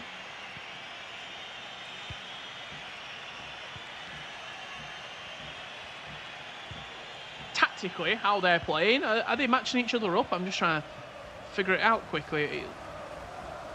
I want to say that's why we're seeing such a even matchup so far. I think Ranch is using a 4-2-3-1. I'm not too sure. His wide players are really high up. It's a bit of a tough one to put. It might. I don't even want to say. Oh, chance. R9. Well, that's how easy it is. Ball out wide. 1 pass to split open the defence, and R9 Ronaldo celebrates over to the camera. Caught us off guard. We were talking about formations, we were talking about lineups, and talk me through that goal, Ryan. That pass came from nothing. I'd be interested to see the replay there. It was a great bit of vision there from Mo Salah. Turns into his left foot. A great pass and a first-time shot past Van der Sar. I was just going to say about his formation, I was going to say maybe it's even a 4-3-3. I'm not too sure because it's like he's got wingers, or like his wide players are very, very high up the pitch, but it seems to be working for him, and it helped him break through there with R9 in between the defenders to get a good run in on goal. Yeah, you see how sort of hugging the touchline Ronaldo, CR7 that is, and Salah are, and then could be a 4-3-2-1, but with the wide players on sort of stay wide. We'll have to wait and see. Cristiano Ronaldo, ball roll down this left-hand side. Cancelo's the man with the job of dispossessing him. Goes backwards. Ruud Gullit. He could finesse it if he wanted to. Taking his time. Runs past the ball. Frenkie de Jong now picks it up again with Ruud Gullit. The 2 Dutchmen linking up. Ruud Gullit, lateral heel to heel. Finesse shot finds the top left corner. See him looking for it as well, the finesse shot. You just knew it was coming. It's just when he was going to take it. And of course, Mac Lebel spoke about it earlier, the lateral heel to heel into the finesse shot, green timed. As soon as I said, he does the skill move, it's so quick and snappy, it's a goal. I don't think you have enough time. Van der Sar is basically at the penalty spot as we see the replay. De Jong and Gullit just teeing up each other. And it was Ruud Gullit. As I said, Van der Sar is miles off his line there. Miles. Stands no chance. So now with this lateral heel to heel straight into our first time finesse shot, green timed is becoming more and more prominent. When are we going to see the goalkeeper movement coming back into play? When are we going to see people moving it across? As soon as you see Gullit in that position, shifting him 2 or 3 steps to the left-hand post. Or do you even think it matters if it's green timed? I think it matters. I think if you can get your... Gullit, finesse, doesn't time it, but Gullit picks it back up, Van der Sar spills it, and Cancelo will pick it up. I think if you can... It's tough to defend, I'll be honest, because you have to move your goalkeeper prematurely because it's so quick. You don't have enough time to react. It's tough because you don't want to move your goalkeeper too early and then... CR7. CR7's there. Oh, keeper's just about got to that. But again, you don't want to move your keeper and it'll focus on moving your keeper and neglect defending because sometimes you have to do that. And then it leads to another chance. It's tough to defend. Mo Salah play a lock down the line, keeps it in. Skill up Branche. Certainly showing his skills on show here. Driven pass again from wide to striker. About as direct as it comes. Just looking to pierce the defence from the wide area. Very patient though, Ryan. He's not rushing his attacks. He knows what he wants to do. He's not afraid to... having success. Yeah, he's not afraid to switch the ball to keep possession, which is something I have to respect it, as I said, because there's a lot at stake here. You don't want to give up possession needlessly or give up a goal, as we said. We've seen leads being given away and games being turned around just from, dare I say it, I said it earlier, it's sort of a lack of discipline, but I'd say just being a bit too eager to get another goal. He's 2-0 up here. He doesn't need to push up unless an open chance works. And you see Salah and Ronaldo starting to run into the box, but Renan Lodi does enough to stop the cross. Potential for Giovi to go up the other end here. We've talked about his previous results. The high-scoring games, he's only 1 goal behind RVP legend, and he's been the highest goal scorer of the day so far. So Branche not only will feel great about going in with a 2-0 lead, but also, more importantly, that nil, keeping a clean sheet against one of the most free-flowing attacking players that we've seen here this evening. Good result all round so far. Yeah, definitely. I'd say he'd be pleased. He's shown a level of professionalism in this game, just the way he's keeping possession as well. I have to respect that. And as we see CR7 bursting up, I wouldn't be shocked if we see him going back just to trying to work a finesse shot again, because it worked so successfully for him before. I think he's just wanting Gullit to make a move into that space. Very static at the moment and does turn over possession. Didn't have much on, to be honest. No, he didn't.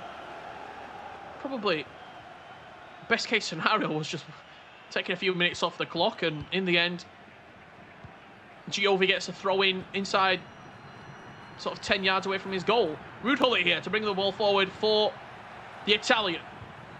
Final chance of the game will fall to him. We've seen some amazing first leg comebacks here so far. Mo Salah pings it off to Vinicius Jr. The pass is weak, but R9 picks it up. Ball roll, scoop turn. Offloads it to Mo Salah. He's looking to get onto his left foot. He's got no confidence in his right. And just defends well enough. Does skill up Branche, and that will do us for leg number 1. A very, very good performance from the Maltese FIFA player. Yeah, I'd say it was dominant. I don't think there was many chances there for Branche to give away the lead. I feel like he was in complete control of possession. He was creating the majority of chances. He created all the clear goal scoring ones anyway. And you have to look back at that finesse shot. I think that's going to separate the tie.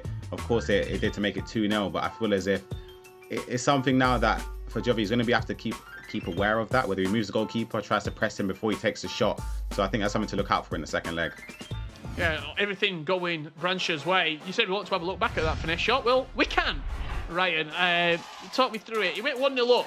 Did Branche, this was in the second half. That pass there, piercing the defence. R9 Ronaldo just slotted it past the goalkeeper. Talk me through this finesse from Ruud Gullit. Yep, as you saw, as I was saying, he's just teeing up the finesse shot, just trying to find the angle. and he managed to get it here. Rude Hullet with the lateral heel-to-heel, the green time finesse shot past Van der Sar, who was a couple yards off of his line, but that was the goal to make it 2-0 on the 63rd minute, and that's all she wrote in the first leg. So, well, for his sake anyway, we hope he can sort of see out the second leg. He kept possession well, and he was very, very disciplined. It's a big 5 minutes here in the break for Giovi. Make sure that you come back after this commercial, because we will be getting back underway with the second half of action here at the eChampions League group stage.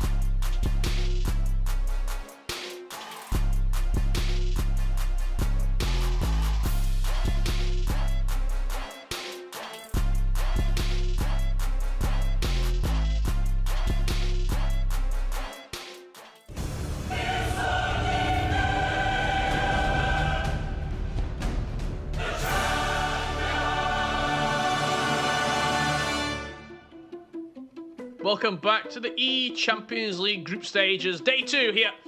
We're looking at the Central and East Europe region, joined by myself, Richard Buckley, and Ryan Pessoa. Ryan, for Giovi, he's 2-0 down. How important was this little 5-minute break to get his head right? Because, look, let's be honest, he didn't show much in that first leg.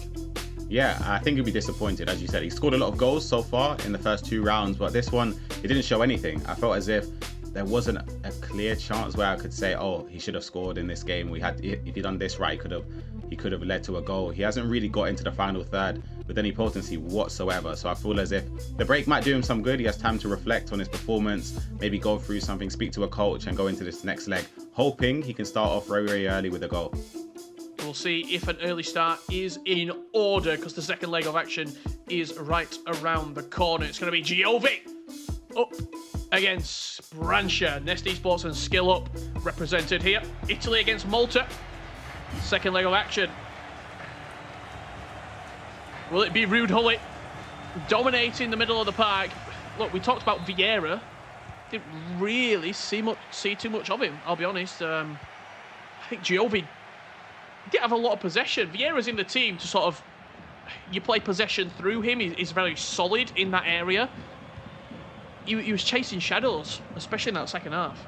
Yeah, when Brancia just looked to keep possession, I felt as if Vieira's sort of not, I wouldn't say he's useless in those scenarios. I think now if I was him, I would take him out. I'll be honest. I would have taken him out after that first leg and just thought to Frankie de Jong.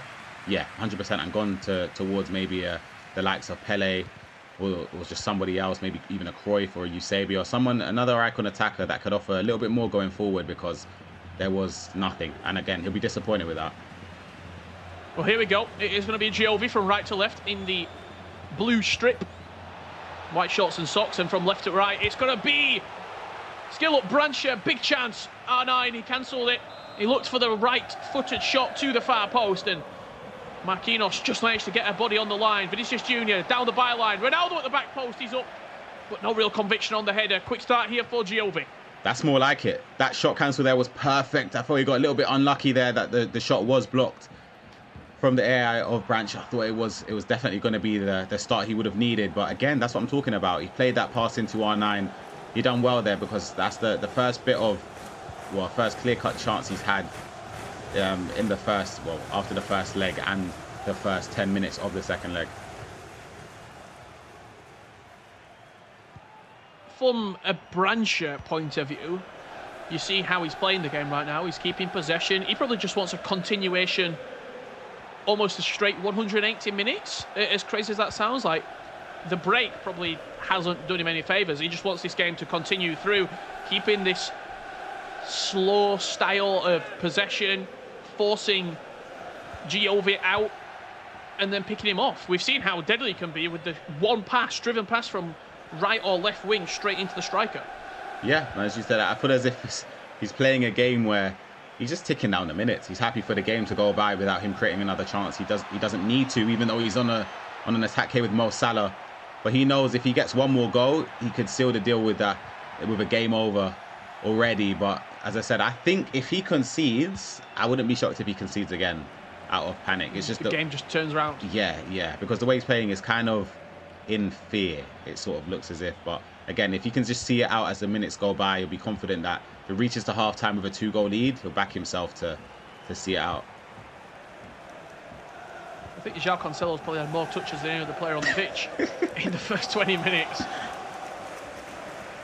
I've seen about 300 passes already in this time. Like I said, he's just happy to keep it, and I don't blame him. I actually don't. It might not be the best thing, but you have to be disciplined. You have to keep possession in these tournaments, because they mean so much to players, especially in your first breakthrough tournament. You don't want to, oh my goodness, I think I hit that outside of the post. You don't want to make a mistake that could end up being really, really costly. Short corner here, Mo Salah looking to get away from the opposite Mo Salah. He's got no intentions of going forward, switches the play. And now Renard Lodi to come forward. He's happy to recycle. And really, not only are you keeping possession for Brancia and you're playing the clock, you're playing the perfect game plan, but you are also frustrating Giovi, and you're putting the incentive on him. Yep. Like, we've been in this position before. You're saying, why is he just keeping the ball? Why is he not trying to attack? Why is he not coming forward?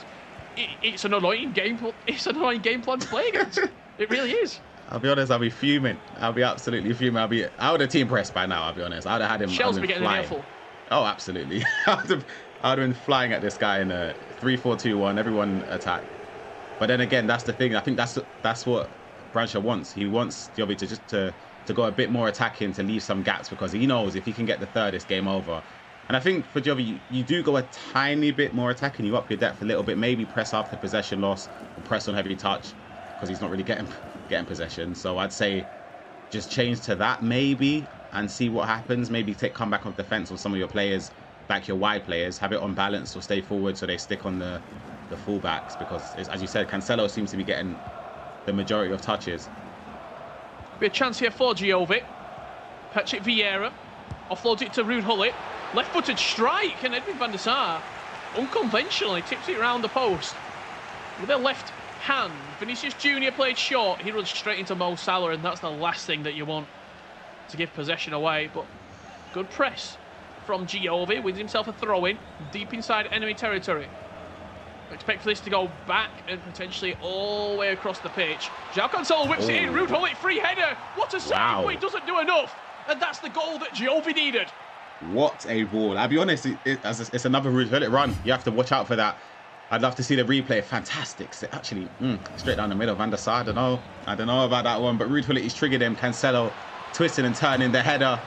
It's a good save, but it's a hard one. I don't know. You look back, I'd be upset if my keeper conceded that. But again, that's the goal he needed to get back into the game. And as I said, I feel as if Giovi scores before Brancher does, I could see the game flipping on its head easily.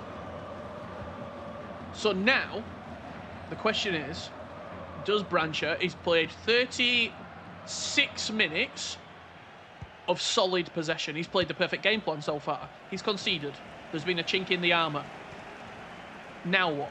Do you go forward again? Do you that's what I'm saying. That's why I think he's going to concede again, because it's like you've kept possession for that long. Yeah. You start to think, oh crap, I've just kept possession for 35 minutes. Actually, here we go with Mo Salah. Could he prove me wrong here? For Brancher, cuts it back to CR7. That was green timed, but it faces that blue wall of Giovi. Now the Italian, he's triggered R9 over the top. Mo Salah keeps it calm. Go on, Ryan. Brancher's going to be nervous, as I said, just because as you've kept possession for that long, you tried to stick to a game plan.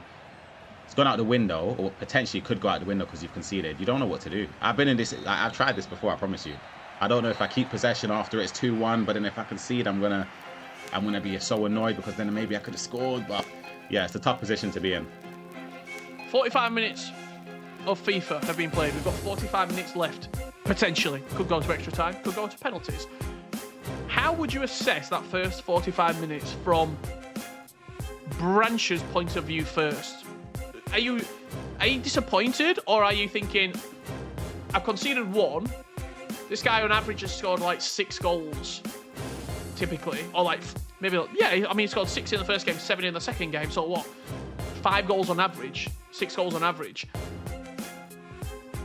I've only conceded 1 over 1.5 games so far. Yeah, that's a positive, of course, but I'd say it's tough to kind of look at your previous opponent's goal score, just because we always say as pro players, it's like play styles make matches. So you could come up against someone, we don't really know, he could have been 4-1 up after the first leg or something. I don't even know the score in the first leg, and then he starts to pick off his opponent. It's tough. It's a difficult one I try my best not to look at that, but as you were saying though, I think you'd be disappointed.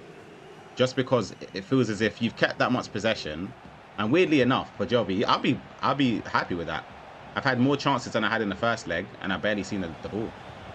Chance here for Giovi, straight from kickoff. It's going to float into the air. Van der Sar does well, and that's something as well, Ryan, that we've not really spoke about too much, but especially compared to yesterday, when we had West Europe yesterday. Today we've got Central and East Europe.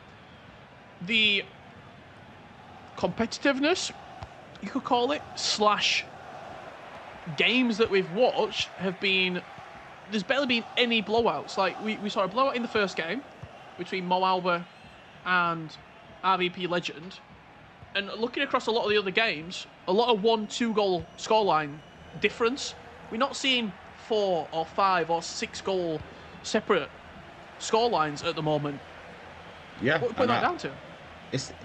I think the first game is always one where there's a lot of nerves. I think once the one player gets a loss, they start to click in. As weird as that may sound, I think once they get the loss out of the system, some players start to focus a lot more, because some players are afraid to lose. But once that loss has happened, it's kind of like, all right, what else can I be afraid of? So they're sort of, I thought that was it again. I think that's his only other chance in the first leg he had, but he didn't green it. I think if he greens that, maybe even a lateral heel to heel into a green, that's a goal. I feel as though we're going to start seeing Lionel Messi. Oh yeah. Brought back into squads. If Lionel Messi was to get a Champions League foot item before the next stage, he would be right in these teams, and he'd answer a lot of questions as well. Yeah. Maybe Mo Salah would have to go down to the bench potentially, but Salah's been really good as well. One player I think you said you'd be surprised by his impact on these games. We were expecting the two Ronaldos to be stars of the show. Player lock into Pele, maybe a little bit unnecessary for the player lock on that particular occasion. And Giovi will come clear. Last 30 minutes for him to try and break the deadlock. I feel like there'll be another big chance in there, but... Has to be. Yeah, there has to be. But it's just who it falls to and whether it gets taken. Ruud Gullit. The run for Mo Salah is there. Off the ball, R9. Reverse elastico. Left stick dribbling, he's beautiful. Mo Salah now offloads it to Vinicius Junior. As you hear a smattering of applause from Ryan Pessoa. Giovi. What a finish. That's a great goal. The build-up, I thought the chances when you see the twisting and turning with R9, it was fantastic just to get the angle over to Salah. Instead of turning on his left, which was very predictable, he turned back completely away from goal, onto the right, a pass across to Vinny on his left foot. 2-2, and as I said, I felt as if he concedes, I see him throwing it away, not down to ability or anything. I just feel as if once that game plan, as you said, it's like a sort of chink in the armor. It's really hard to get the mindset back and think you don't know what to do. You get caught in a trap because you said you sort of set up to defend. You've conceded, but then so what do you do now? Do you try and score? Do you stick with the same game plan? You concede again, and it's like, yeah, it's a hard one. And just from your perspective, I've watched so many FIFA games. When someone sets up defensively, it's so hard to then flick the switch back onto That's attacking. what I'm saying. Yeah. Very, very rarely do you see a player set up possession-wise, keep possession, and then potentially concede, and then go up the other end and score. Usually it's one-way traffic. Yeah, it's going to be hard now for him to... I think for him, if I was his coach or one of his friends, I would just be telling him, reset, the game's 0-0. Just pretend that didn't have... Well, not pretend that didn't happen, just pretend that the game's starting from now. You're just playing a quick 20 minutes left got to play. 20-minute game. Let's see what happens here, because, again, you don't want to get caught in a position where you feel as if you have to redeem yourself and rush and try and get another goal. So I think there's something that he needs to be aware of, is that he's still drawing. He's still in the game.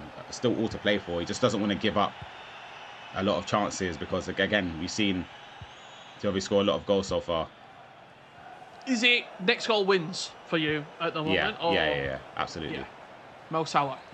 He offloads it to Ruud Gullit. That L1 run with Mo Salah off the ball is there. João Cancelo just about does enough.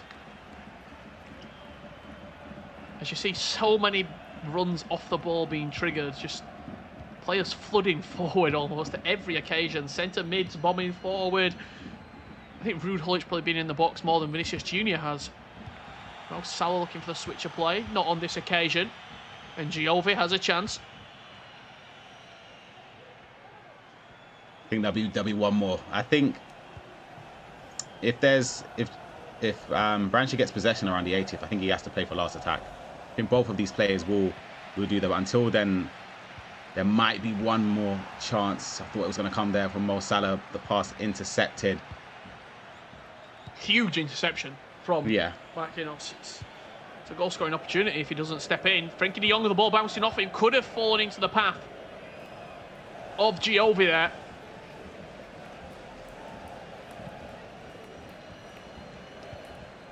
Going into the final stretch of this game. Almost coming around the final corner. Who is going to clutch up? You talked about playing for the last chance. Is that what we're seeing right now from Giovi? Shot 10 minutes of...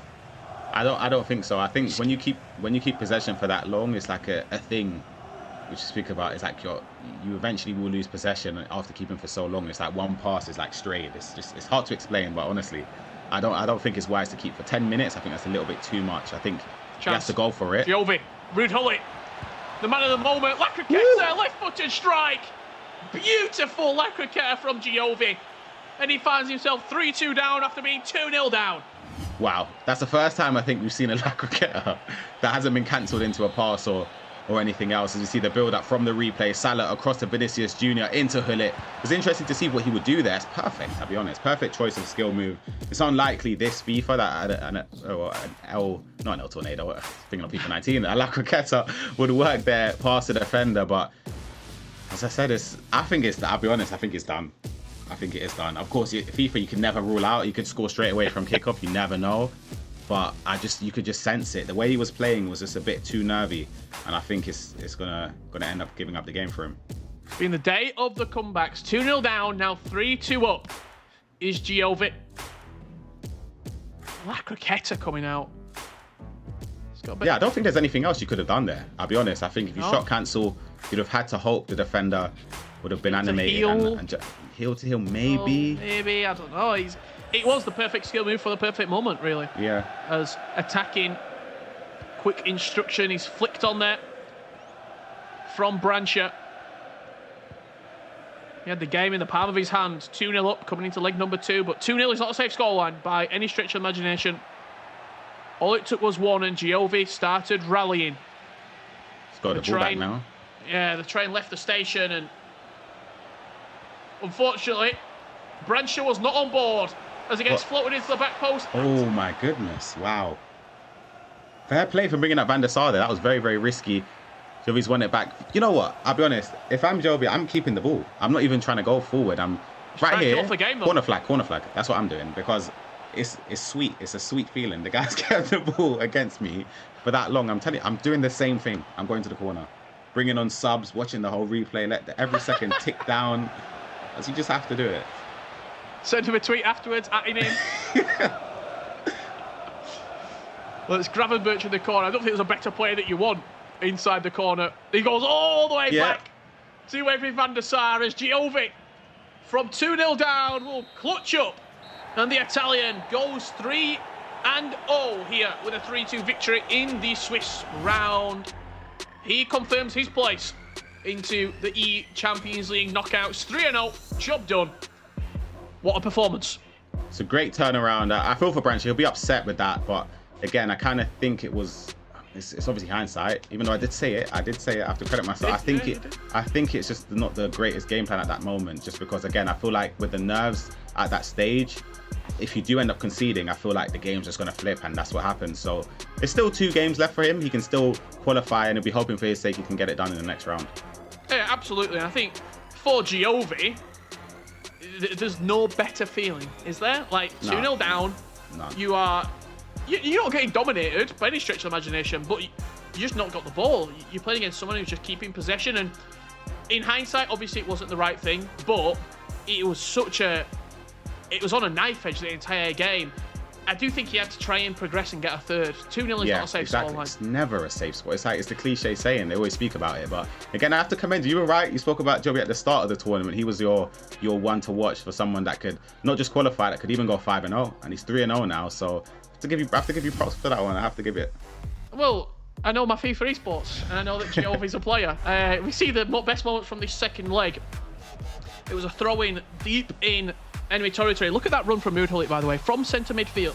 How is he doing that? Just for people at home, Ryan. How is he getting Ruud to make that run into the box? He's triggered him off the ball with the L1 there just to make that run. And this was the goal, the equaliser. I thought it was fantastic build-up play. He was calm, he was precise, he made the right choices and deserved the goal there. And then the end of the game, 81st minute, dying embers, builds up there with Salah. Gets it into Ruud Gullit there. I'm trying to think, could he have done? I don't think they hit it. I think the Lacroqueta was genuinely the only skill move he could have done, and it was the right one at the right angle at the right time on Ruud Gullit's 5-star weak foot, left foot into the corner. 3-2. He advances now 3-0 record and secures himself into the knockout stage. We've watched 8 rounds of Swiss altogether, Ryan, through yesterday and today. Has there been a more impactful player than Ruud Gullit?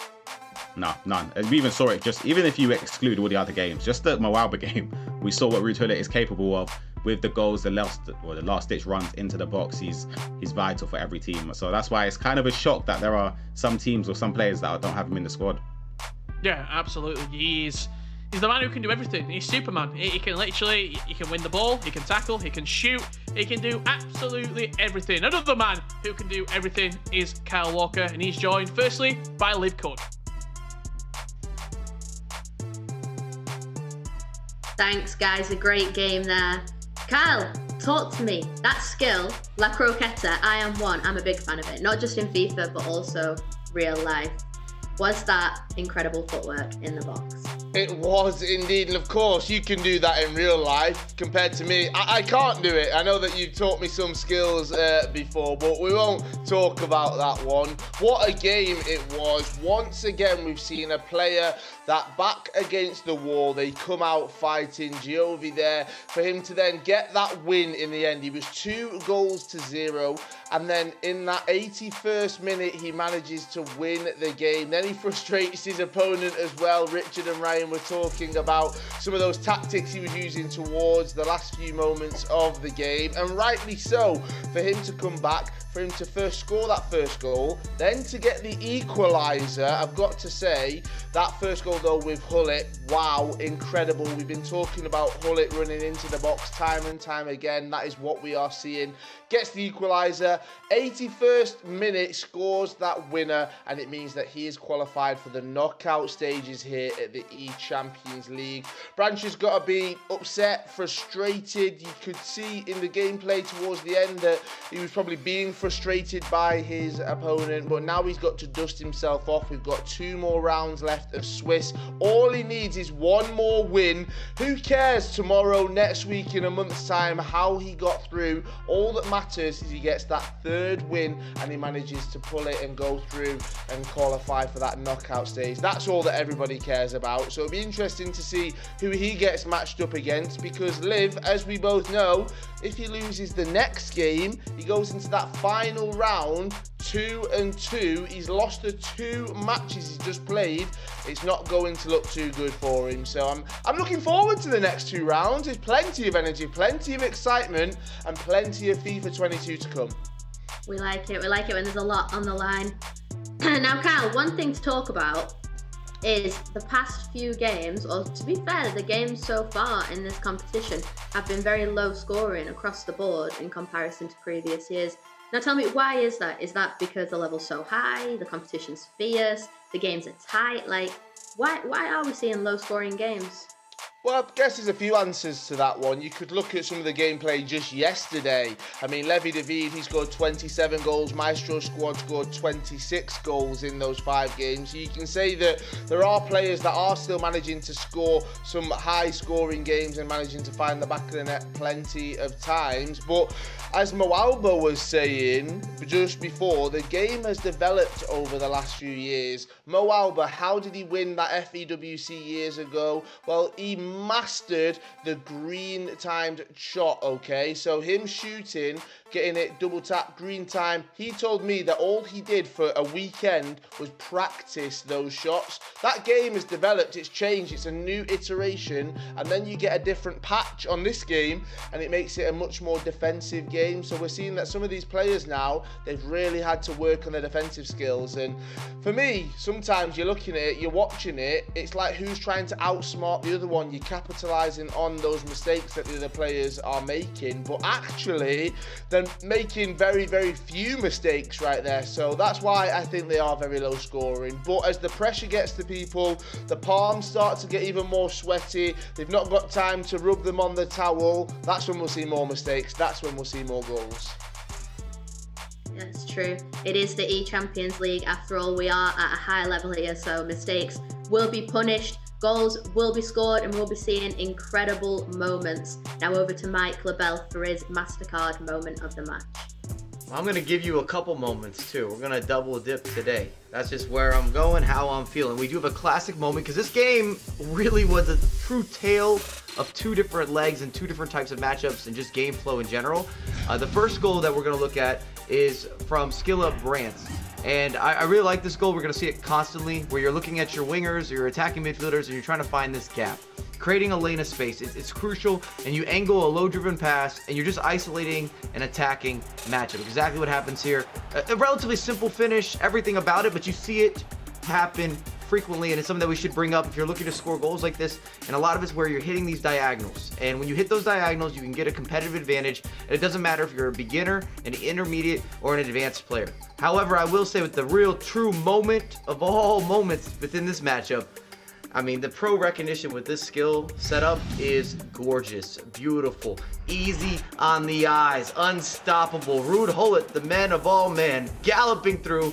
You see that stop, top. There's 4 bodies around him, and look at this La Croqueta. Most people just don't have this in their game, myself included. It's gorgeous. It's just one of those stellar moments, brilliant moment. All you can do is respect it, and in this case, it was also the decider. This was the comeback complete, the finalized, all the vibes, and I can't believe they're not celebrating. I would have been standing up, sitting down, throwing things, smiling, maybe being upset or sad. I don't know, respecting something, hand clap. It's brilliant. It's absolutely brilliant. But those were the moments of the match. Congratulations to Gio. He moves on. Back to you guys at the desk. 2 incredible moments there. Let's talk about the first one, Kyle, because the simplicity of that was beautiful. Sometimes in football and in FIFA, the simple things are the hardest to do. I know that's a saying that's said a lot, but in this case, it was very true. A beautiful ball through, first time finish, slotted in. Talk to me about it. It was beautiful. Yeah, I always say that. Before we actually had this tournament, with the production team, they asked us to answer some questions. One of those questions was, what would you tell somebody who's aspiring to be a professional FIFA player? Now, I'm not a professional FIFA player, but I've spoken to plenty of them, and the thing that comes up time and time again is to master the basics. Like I said before, MoAuba, when a new skill or something new comes into the game, these players, they master the basics, they perfect the technique, and that is what we are seeing. And those basics right there, people will say, oh, it's super simple. Yes, it might be super simple, but when you're in a high pressure environment, when you're at the eChampions League, when there's knockout stages on the line, when there's money that's going to be on the line as well at some point, that's when you need to be in control of all of those basics. And that is why these players are here.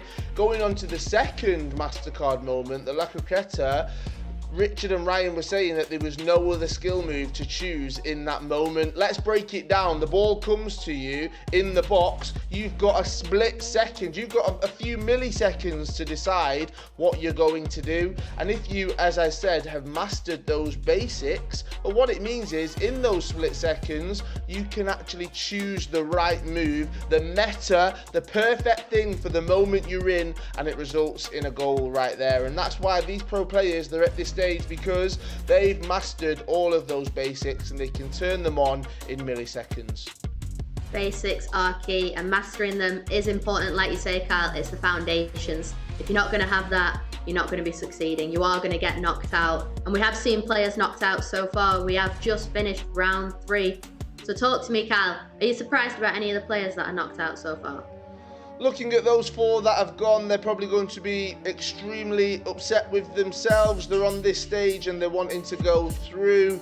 I think though, for you, it's if you're looking at these 4, you're in that position, you're actually quite sad being in there, because you want to be progressing through. You know that you've not done well enough. You know that you've not come here and actually done what you wanted to achieve, and that is ultimately to go through to that next step. But as I said yesterday, let's not be too negative, all right? Those players have made it to 64, 32 yesterday, 32 today, to compete at the eChampions League. There's hundreds, there's thousands of players around the world that wish they could have moved to Europe, could have competed in this competition, and they are not here. Those ones were. So I guess, Liv, that's something they can hold on to. It's not all negativity around here. We try and finish it with a bit of positivity.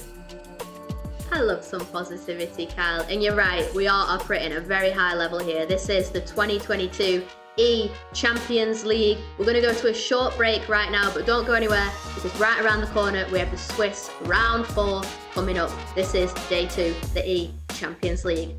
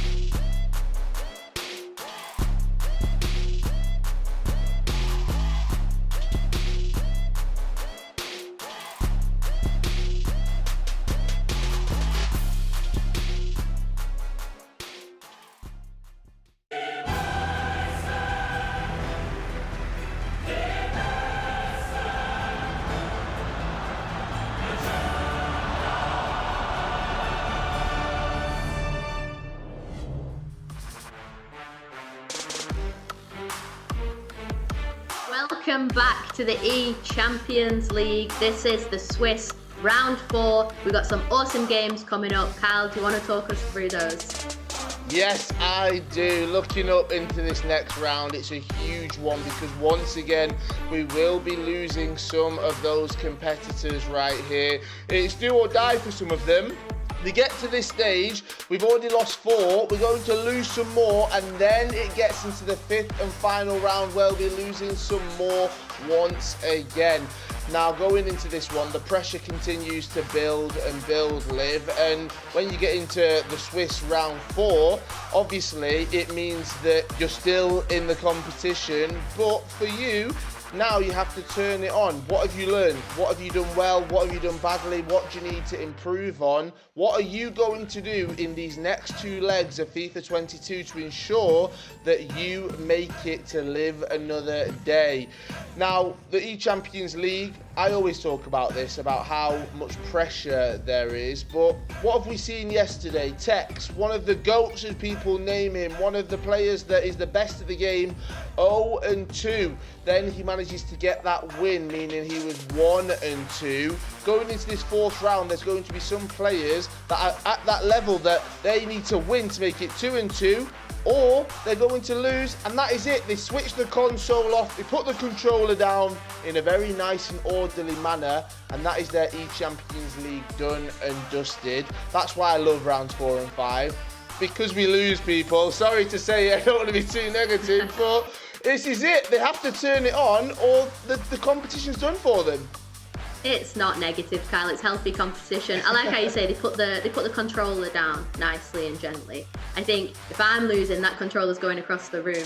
I don't lose with grace. That's something I probably need to work on. But like we say, this is the eChampions League. There has to be somebody losing. There has to be excitement. There has to be entertainment. And it's always good when we've got rivalries. We caught up with the players pre-tournament to find out how they feel about their rivals.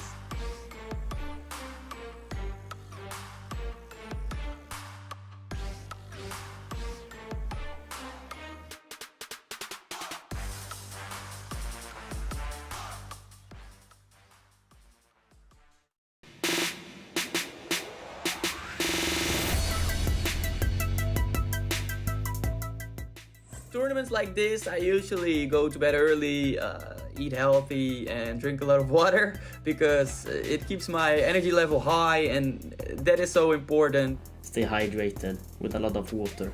I just try to stay calm and not to rage and talk to my coach. I'm just trying to not get angry during the matches if something bad happens. Ja, ich versuche einfach in jedem Game mein Bestes zu geben und immer ruhig zu bleiben, auch bei Rückstand. Bueno, mentalmente para una competición como esta a gran nivel, yo lo que preparo principalmente es el tema de la paciencia. Yo creo que es lo principal en un jugador profesional.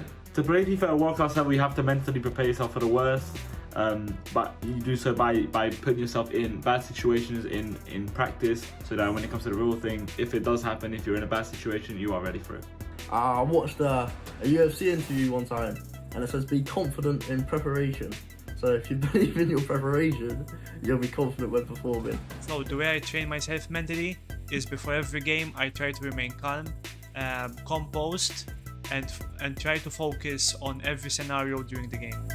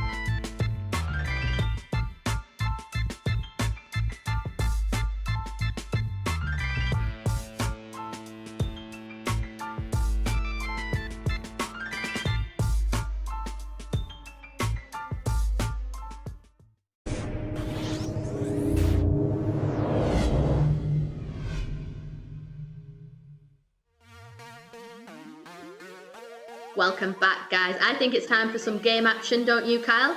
This I is agree. Swiss round 4. Talk us through the games. Yes, let's have a look at some of these matchups right now. As I was hinting at before, some of those players will be progressing. We'll be saying goodbye to some of them as well. That is what happens in the Swiss formats. Now you can see all of those players are matched up with the same record in the Swiss. So as you can see just there, 2-1 for these competitors, or 3-0, the ones at the top. As you can see, Giovi, who we watched in that last game, takes on Bundled Vinith, and then RVP Legend, who kicked off the day, 3-0 he takes on Henning. Another great matchup. Hassu is someone that I'm looking forward to seeing. These are the big ones though. All of these matchups, all 6 of those, 1 and 2. The winners carry on, the losers go home. And look at that name, my guarantee. Oh no, I said he was guaranteed to go through. MoAuba, he's 1 and 2. He takes on Tricked Arrow. Another huge matchup for us to enjoy. Cihan taking on Denny, 1 and 2. What will happen? The winner progresses through. They will stick to 2 and 2. And they will go into that 5th and final matchup, needing a win to progress to those knockout stages. There's plenty of FIFA 22 action still to come. And as I said before, this is where it gets super interesting, because some of them have to implement every single last bit of knowledge, everything they've done. This is where we'll see who's put the hard work in, who's put the graft in, who's put the hours in over the last few weeks preparing for this tournament, and who's got luck on their side as well. That's all to come in the next round. Well, they say luck comes to those that are prepared, don't they? This is it. Like you say, some are going to be going home, there's going to be celebrations, and there's going to be heartbreak. This is Swiss round 4, and we'll go to Brandon and Grabson for the games. Thank you very much, Liv and Kyle. And yes, we are here for round 4 in the Swiss. This is where it gets really interesting, Gravison, because some players have already left the tournament. 4 players, to be exact, have left the tournament, and 4 players have already qualified themselves for the eChampions League knockout rounds. Speak about that briefly. Quite a few surprises maybe that have come out of play today. I'll hold my hands up. I've not given credit to a handful of the players that have already gone through as a 3-0. I thought we would have seen some more, maybe more recognisable names already qualify, but completely fair play to those 4 that have. They've showcased how good they've been today. Yeah, for sure. I think yesterday in Europe, West Europe, we saw some kind of typical names qualifying with 3-0. Maestro, Matias Bonanno. We saw some big names, obviously, qualifying with, I'm not going to say breaking no sweat, but making it with a big margin of error. But today, we're watching some big names, Umut, MoAuba, Optolle. They are suffering. They're 2-1, 1-2 at the moment. So yeah, that just I think it speaks highly of the level of this competition, because it doesn't matter what your name is. If you don't play good enough, if you are not strong enough, you're going to be against the ropes. And that's what's happening as now with MoAuba, being 1-2 and being against the ropes. And if he doesn't win, he'll be out of the competition. But we're going to be seeing some nice matches right now, because there are some big names who are going to be out of the competition if they lose this match. Yeah, well, speaking of big names, Gravison, here's one that we're going to be looking at in our featured match. Is Cihan, a German pro player that we know very well. He's involved in the FIFA esports scene literally since he got his first real big push back in FIFA 17, the FUT Championship Berlin series. He was there playing for Schalke and got a top 8 finish. Years down the line, he still is in the conversation. He's back involved here. However, he's not had a day to remember so far, Gravison. Currently 1-2 and on the verge of potentially elimination. Yeah, I remember Cihan back in the days when he lost in the grand final of the FUT Champions Cup. I remember it was in Paris in FIFA 17 against TAS. So 5 years later, he's again competing in the biggest stage, and he's playing against another German player, Denny. So one of them is going home, but I think we're gonna be watching a good game of FIFA, because they are both attacking players, and they are gonna be obviously the both of them making mistakes. So I think we're up for some good FIFA a good FIFA match right now, I think we're going to see loads of goals. Yeah, well, we mentioned loads of goals. We mentioned loads of German players that are in this tournament. 15 of them, to be exact, are in the Champions League Day 2 here in Eastern and Central Europe. The opponent of this featured matchup is no one else than this man, Denny 10, who has also had the exact same record. 1-1, lost 2. Again, this is where it gets interesting because we mentioned about, German players going through. There's only one German name that's currently into the knockout rounds, and that's Henning, who is currently 3-0. Only 4 players are 3-0. But we will be saying goodbye to one German player at the end of play today, Gravison. So I know you gave me the number of 8 after seeing how the play of the field has gone so far. Do you still think 8 will get over the line? Remember, there is 16 players that will qualify for the eChampions League today. And there is still 2 more rounds of Swiss action to come. So, I mean, we still could get 8. We still could get more. Yeah, I still trust my German friends because I think they're pretty clutch. When it comes to the defining moments, I think they live up to the hype. So I think I still hope 8 of them are gonna go through, but we gotta talk about other nationalities. An Italian player qualified, Giovi, a Norwegian guy qualified. So yeah, obviously Germany is living up to the hype, but we have some other nationalities who are making a good tournament as well. And we have to talk about that very briefly about this German discussion. A lot of people are thinking, why is there so many German players that have qualified for this tournament? Well, it's pretty simple. This year, the Global Series was broken up into completely different sort of qualification areas and tournament, really, for different nationalities. And basically, Germany were making so many names get through from qualifiers in past times and making up the pack of so many tournaments.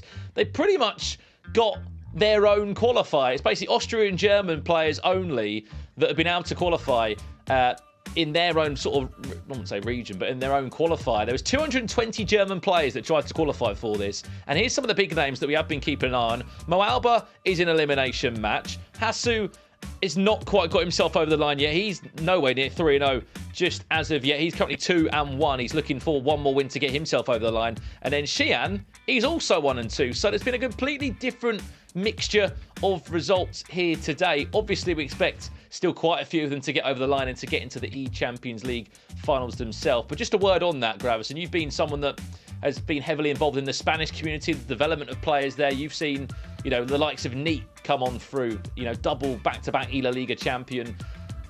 What is it that stems that growth, especially as a country of maybe Spain and also Germany, that just fuels this next generation of talent that we've seen?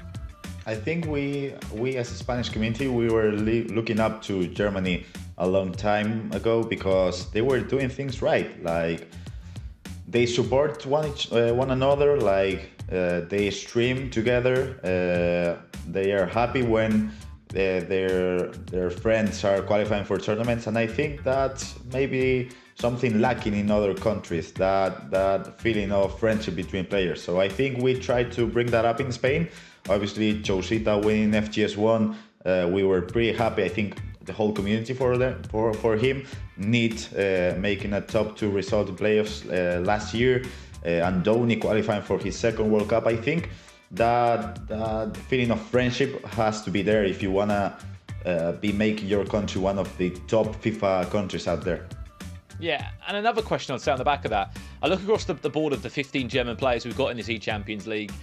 I would say more than most are with football clubs. We're talking Bundesliga football clubs, League 1, League 2, German division sides. Is that another factor? It seems like there's just an understanding in Germany that football clubs understand the bigger picture here of having a FIFA esports player on their books and, the wider landscape of fan activations and down the line. And it seems like there's just an understanding. No doubt that comes within the virtual Bundesliga as well. That's one of the leading leagues out there.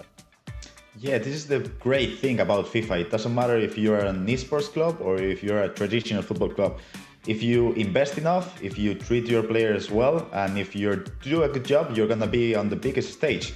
So that's probably harder on the traditional football statement. But if you're talking about FIFA, if you do a good job, you're gonna be out there. So I just gotta give a big props to the German community, but because maybe in Spain we don't see many football clubs going that far in international tournaments. Maybe just Levante with Maestro, but you see many German clubs being in the top European competitions, and I think that deserves big props, to be honest.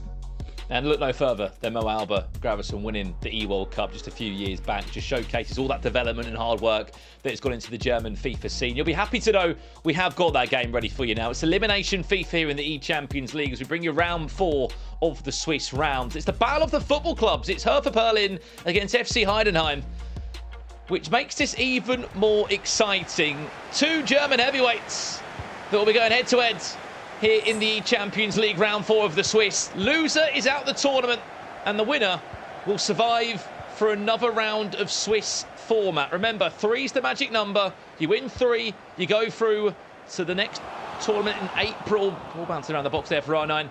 Or if you lose 3, that will be your eChampions League campaign all over. And unfortunately, there won't be anything else to talk about there. I'm looking across the board here in terms of German players that are currently 1 and 2. There's a handful of them. Of course, Denny's being 1. You've got J. Barke 7, MoAuba, Jeffrey, Snakes, Predator, FIFA, and on the flip side, players that are so close to getting themselves over the line. Hassu, Umit, I know he's a player that you wanted to keep an eye on. Gravesen, he's just 1 win away from qualifying for the E-Champions League here. Yeah, there's some big names out there, and if you talk about German community, there's just so many big names out there. And the thing with German FIFA, with their game style, it's so fun to watch. They're gonna be just going all attack, maybe playing with that narrow formation or that 4-3-2-1.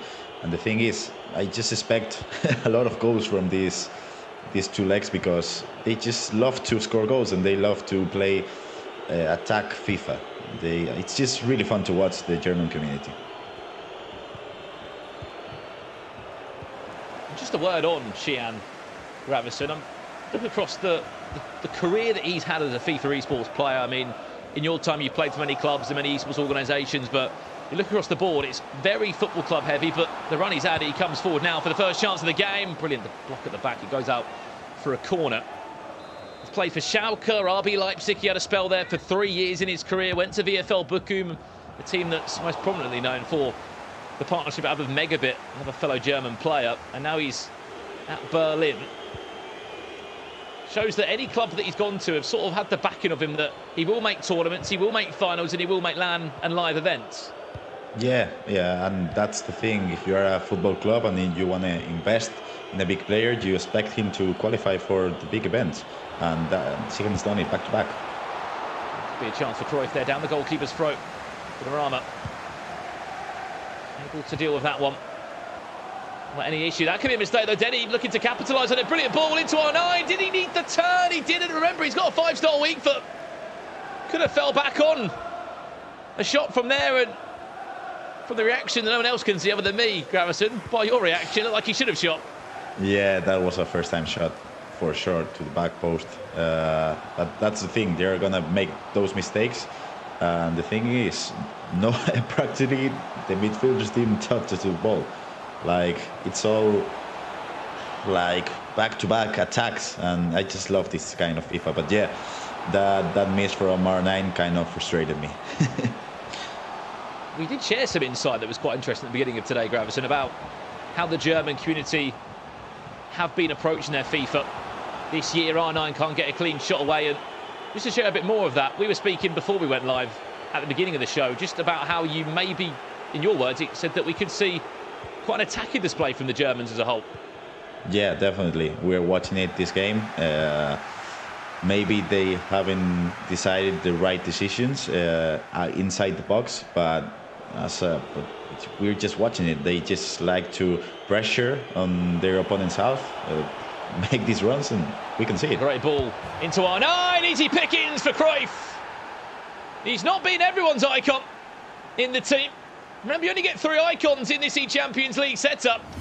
Not many have backed the Dutchman, but let's be honest, anyone was scoring from that sort of area. The ball came from that man, the magician in the midfield. Frankie de Jong played it into R9, and it was easy pickings at the back post for Johan Cruyff, as Denny will take the lead in this elimination game of FIFA. That was a great ball from de Jong. I think he saw in his last 2 plays, Cihan was pressing the short pass every single time, so he just created a run with R9. He passed the ball to him, and it was an easy pass to Cruyff to score the first goal. So yeah, great goal and great start for Denny. He's 1-2 at the moment, 1-0 at the moment. Sorry. The man who was the provider, Frankie de Jong. This is nice. Gravenberch gets a start in this game, right alongside Frankie de Jong. And if you have got an eager eye, you'll notice that there is no Hullet in this team for Denny. His 3 icons are all up top, which is R9, Pele and Cruyff. It's a bit of a big decision to make, but he's certainly not the first player to do so, Gravison. I mean, we've seen other players just yesterday also look for the same idea. Here's R9 for Cihan, can't find the ball he's looking for, and eventually it's dealt with by Denny at the back just about. Yeah, whatever works for you. There is no right decision, because if you don't like to play with your midfielders, you could just play with de Jong, Gravenberch, and I don't know, and whoever. And if it works out for you, if you just want to go all attack, it can work for you. But if you are Giovi, for example, he's 3-0, and in the match to qualify for the knockout stage, Hullet scored, I think, 2 goals of the 3 he scored. So there's not a right choice. It's just the choice that works out for you. Gravenberch, who's been instrumental as part of all of these teams in the eChampions League. Can't find a way through the defence of German and Cihan. A little cheeky chip to get that ball forward. Pele, easy pickings, maybe a chance for Cihan. Has he got the composure? Cheeky chip, Pele! Oh, he fluffed his lines. But for a split second, it all looked right. That was a big mistake from Denny, and that's a mistake he can afford. Cihan maybe bodily did once, but he's not gonna miss it to the second chance. So that was a big mistake from Denny, and hope he doesn't repeat it again, because Cihan is obviously gonna pressure every single time he has the ball with his centre backs. But yeah, I think this is a deserved win for the moment for Denny. I think he played better FIFA, but Cihan, obviously, composed guy, he's gonna create loads of chances, so Denny can't afford to make those mistakes again. Well, interesting fact about Cihan, amongst his illustrious FIFA esports career that he's had up to date, dating back from FIFA 17 onwards, he did actually qualify for the Champions League when it first kicked off in FIFA 19. He had a top 16 run in that tournament. He lost to Levinken 7-2 after actually beating fellow German Dr. Hano in the round of 32, 5-2. So he has had experience in this tournament, and it's no surprise that we might not have seen him on the global stage in the last 12 months. He seems to come back when the Champions League's around. Yeah, you were just talking about Levinken. Man, Levinken was really something else back in FIFA 19. It was a joy to watch him play. Yeah, he played with Team of the Year Neymar as a striker in a 4-2-3-1 formation. And I remember that playoffs run he had where he lost to Nicolas. That was amazing. That was a really, really good FIFA he played, Levinken. Hope he makes it back someday. Well, he made a grand final, didn't he? It was a brilliant run for him. Back in those PlayStation playoffs, of course, not stopping Nicolas 99, who has qualified for the Champions League next round. You'll be happy to know. Both Argentines yesterday, Matthias Bonanno and Nicolas 99, getting the job done alongside 14 other players. Obviously today, we're trying to find 16 more names to join the western side of Europe come late April in the eChampions League knockout rounds. It's approached the 60th minute now. Frankie de Jong and Gravenberch have had so much of the ball in there for Denny. This is nice. He's onside. It's Cruyff, maybe looking for a brace. Cruyff will get a brace. He can go on his left, he can go on his right. Cruyff timing that one to perfection, but it all came from the midfield partnership. Gravenberch and Frankie de Jong just pulling apart the midfield. A one-touch pass from Mohamed Salah, and Cruyff went, thank you very much, I'll be taking that. And the thing is, if you're using Cruyff like that, what do you need Hullet for? It was a amazing first 2 touch passes with with De Jong, with Salah, with Gravenberch, and Cruyff. He's scored back-to-back goals at the moment, so I think he deserves a spot in the starting 11. I think I saw Nicolas using Cruyff yesterday as well. Chance. Cihan there. Lock does come in. It's been more about player selection in a second. There's been such a array of teams and choices made here with these current squad restrictions in the Champions League.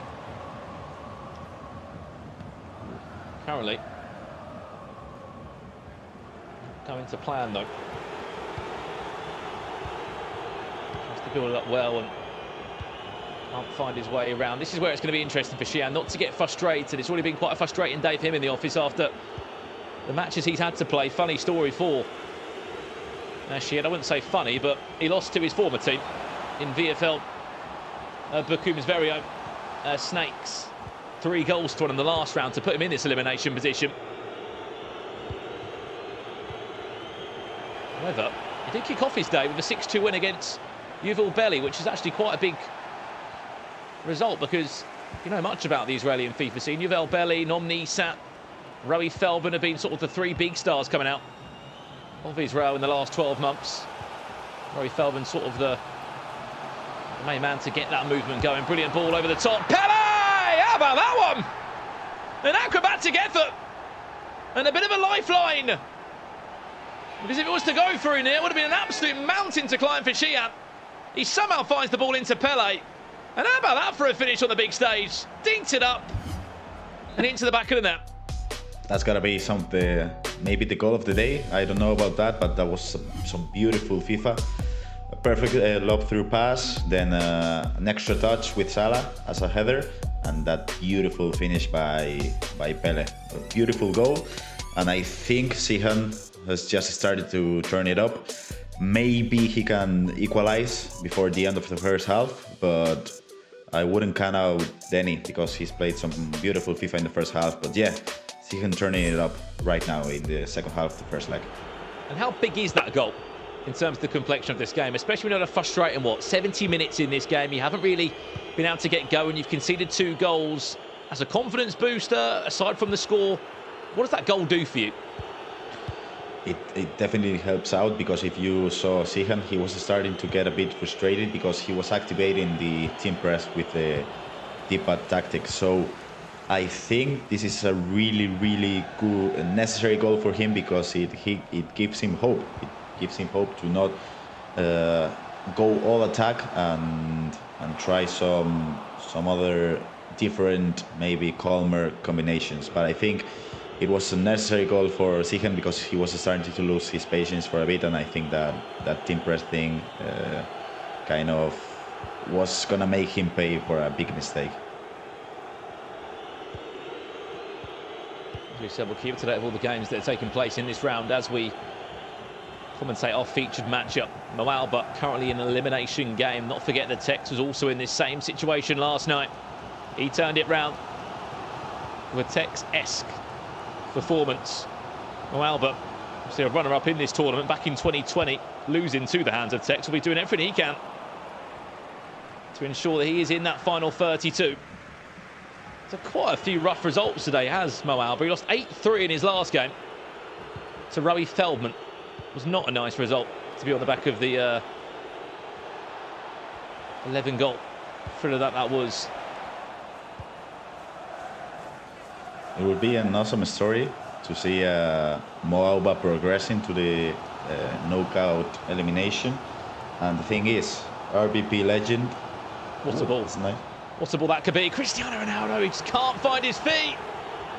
But he's been looking for those little lofted balls, hasn't he? Last 5 minutes or so, there's these lofted through balls that, for a split second, don't seem to be going 21. Then there's an ongoing run from a Cristiano Ronaldo or Vinicius Junior or an R9. And it does cause Denny some problems at the back.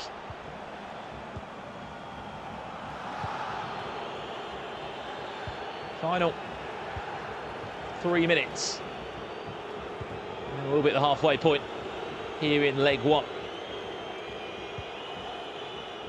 One of these two will be leaving the tournament at the end of leg 2.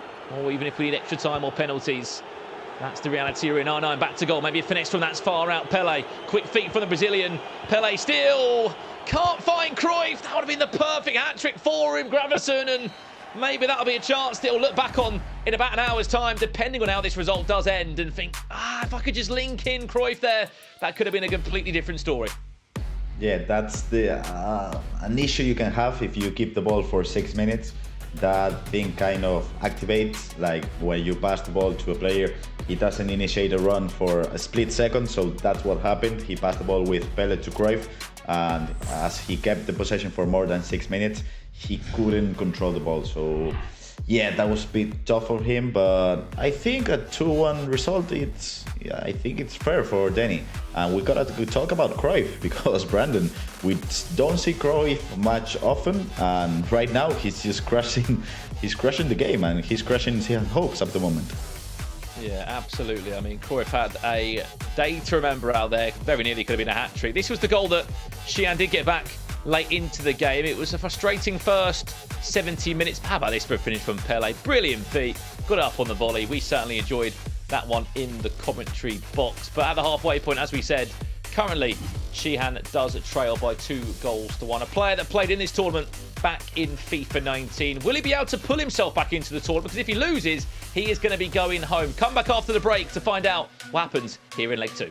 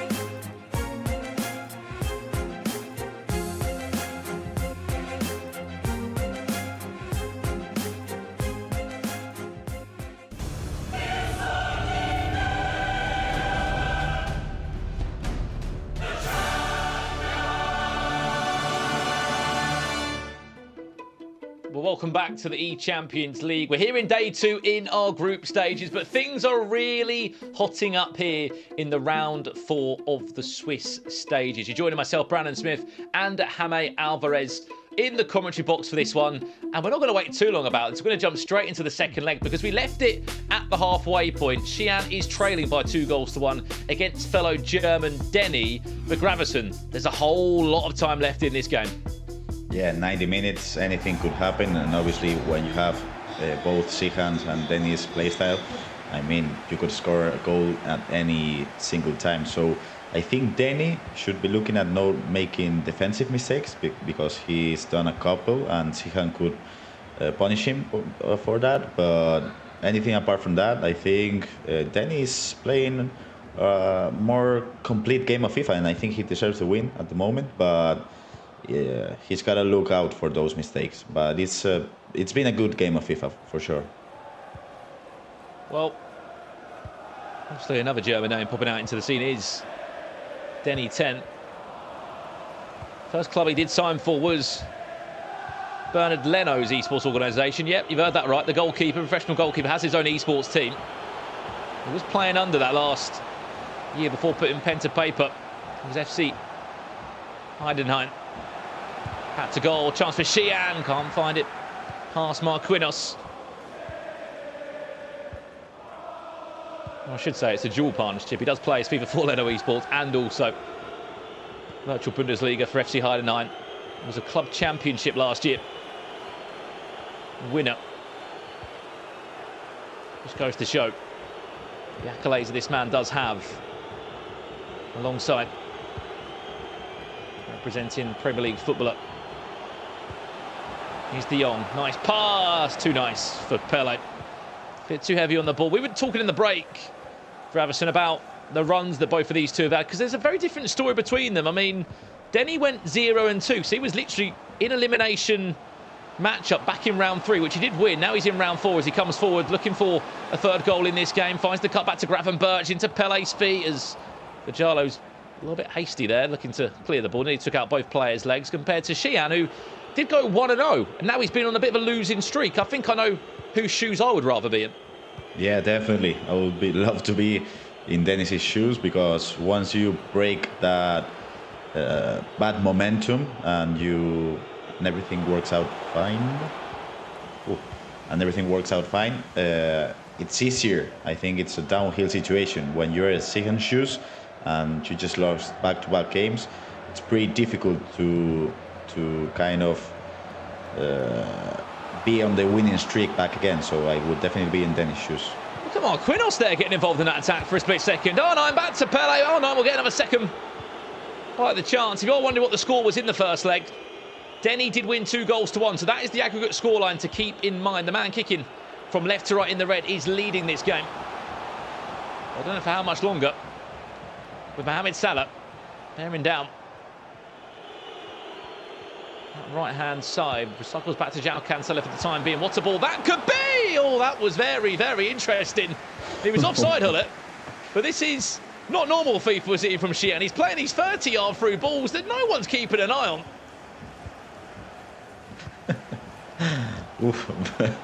If I score that in a FIFA 22 game, I would be screaming at the...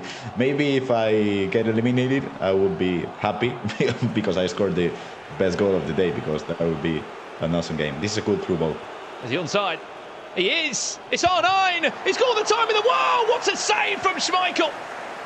You saw goalkeeper movement tease, but to be honest, it was just sweeper-keeper-esque from Schmeichel. What a save it was! And I hate to say it, it's one of those chances where you just have too much time on the ball.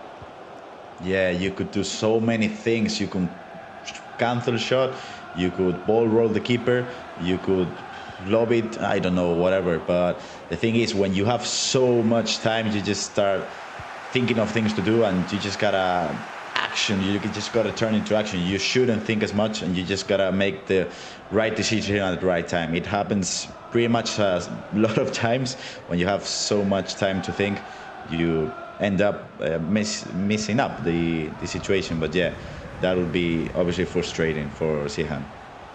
Ronaldo Trying to just double tap past that into Cruyff, who has been the man of the moment in this game. He scored 2 goals for Denny in leg 1. Remember, he does lead by 2 goals on an aggregate so far.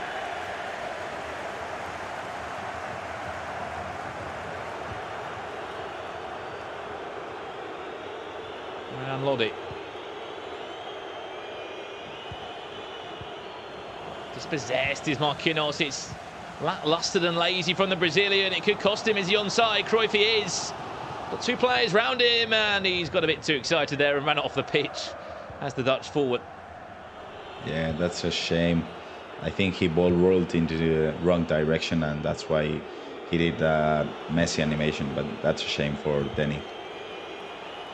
One thing we have noticed, though, is how open both of these two are in this second leg. It really could swing either way. The first goal was going to be a massive player in terms of how this story will unfold. Cihan gets it. It's a game on. Massive win again from Salah. It's a pile on the pressure. What's the ongoing runners of Arnhem, Pele, Vinicius Junior all in that final third. You've literally got 4 attackers to aim at. Nicely done. Triangles between a couple of Cihan's players. Then he does well again. A lofted through ball. That's going to go to the goalkeeper, so it should. Little toe on that. Finds his way into Donnarumma. Arnhem went to ground. He cried for a penalty. Referee said, get back up on your feet.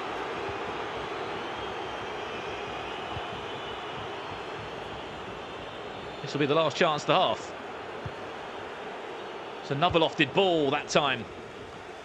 Easy pickings for Marquinhos, and I think that will do us for the halfway point. Gravison in this one. Still nothing to talk about. The storyline is this. Cihan is crashing out the tournament in 45 minutes time, unless he can find another goal, because Denny leads by 2 goals to 1. Yeah, I was just checking what's curious about this. Last Denny live event, international event, was the Foot Champions Cup in Bucharest in FIFA 19. And Cihan was playing it also, and I was playing it also, and I got eliminated by Cihan. So this might be a triangle of FIFA. If Denny eliminated Cihan today, that would be like a triangle thing, because I'm commentating this match. But I don't know, it's just loads of years of FIFA, and it's kind of interesting how pretty much we could all play against each other, and how 3 years later I'm commentating this match. I don't know, it sounded kind of funny to me, you know. But nevertheless, we gotta see if Cihan turns it up in the second half, because I think we're watching a narrow formation from both sides, and I think Cihan deserves a goal at the moment. So let's see what we can expect from this second half.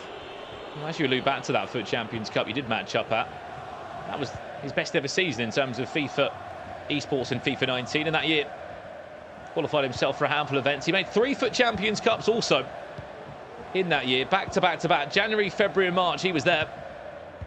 No sort of big runs in the knockouts to talk about. Got Swissed in 2 of them. Did make it out off the Swiss rounds in 1. Sadly, very well represented FIFA esports player with tournaments from FIFA 17, 18, 19, 20, 21 and even this year. Has a love for the game. However, he won't be better in his tournament run that he had in the last eChampions League back in FIFA 19 if he doesn't get through here. If he loses this, he's out of the competition. He'll be 1-3 on a Swiss record at the moment. It will be Denny 10 finding his way through and making it. Another German name that could fall through to the next round of the tournament. Vinicius Junior could feed Arnhem. Can he turn? Options around him. Arnhem still looking just to get Marquinhos away from his normal centre-back position. He's got full-backs covered in forward, and Renan Lodi just slotted into a left-back position. It's a deflected goal that was time read. Schmeichel to get 2 hands on that one. Yeah, I think if I were in Denny's shoes, I would be looking for a, I don't know, 5, 6, at least 7 minutes possession to just try to calm the game a bit, because Cihan is gonna make to look at Messi every single time if he can get this box-to-box kind of matchup, he will be looking good. So if I were in Denny's shoes, is a good chance? No. If I were in Denny's shoes, I would look into calm the matchup a bit, because if not, Cihan is going to be creating a lot of chances.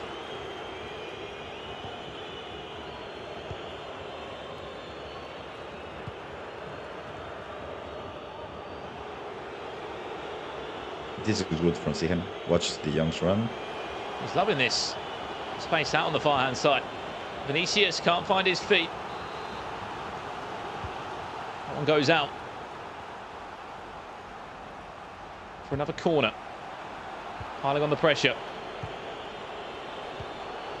Vinicius again. Can't find the cut back. 25 minutes now. Expect to see a pause very, very soon. As I'm sure we're going to see a three at the back, and it's going to be two different ends of the spectrum here. Someone completely going for the game, all out.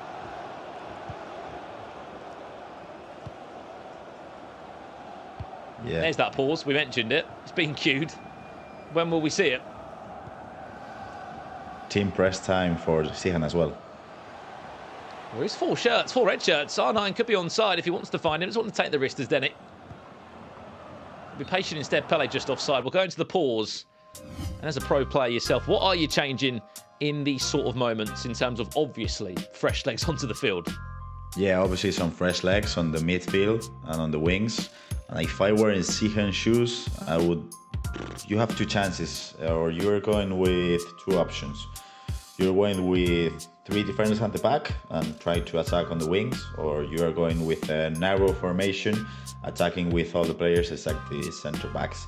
And if I were in Denny's shoes, I would be probably looking to even the tactical standpoint from a midfielder thing. So I would be looking to put three midfielders in my 11 startup. So I would be probably using a 5-3-2 formation to just try to weather the storm for the last minutes. That's what I would probably be doing. Yeah, it's going to be another storm. Happening for Denny 10 in the next 19 minutes. And it's going to be Storm Cihan that's going to be coming forward with numbers. Mohamed Salah pushed that one over the bar. It was very adventurous from that far out, even a player of his quality. It was asking a lot for him to hit that on the volley sweep. Final 17. At the moment, Denny will go 2-2 and will go into round 5 of Swiss. We do lose 6 more players, I must add, at this round in the tournament. 6 players will qualify for the Champions League knockouts in April, and 6 players we will say goodbye to.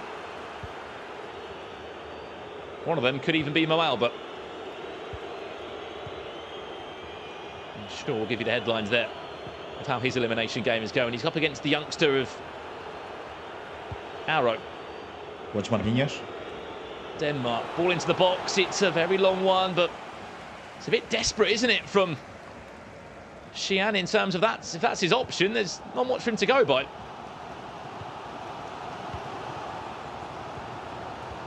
Final 10. Then he gets a goal. He takes all the pressure off him. Easier said than done. Another pause. He's not happy. He'll be lucky to get the pause, in all honesty, though.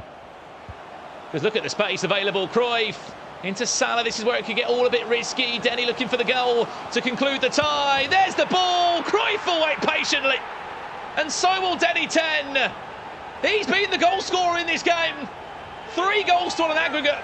And Johan Cruyff has got every single goal. Yeah, that was a really composed decision to make inside the box. What he did with Salah here, the speed boost. Maybe he covered the pass to Nazario, and wow, that was so composed. That was awesome to do. I was just gonna say how Denny was using fast build-up as an attacking tactic, and I was like, I wasn't sure about. I think it was a bad decision, but he shut me up because definitely it worked out good for him, scoring the 3rd goal. So yeah, awesome job from Denny, and Cihan is. I'm not gonna say he's eliminated from the tournament, but if he doesn't score from this first chance he's gonna have, he's probably gonna be looking up to getting eliminated. So yeah, tough luck for Cihan, going 1-0 to going 1-0 to 1-3 in the competition is always a tough thing to digest, definitely. Well done. 2 goals in 6 minutes. I don't think it's going to be possible, but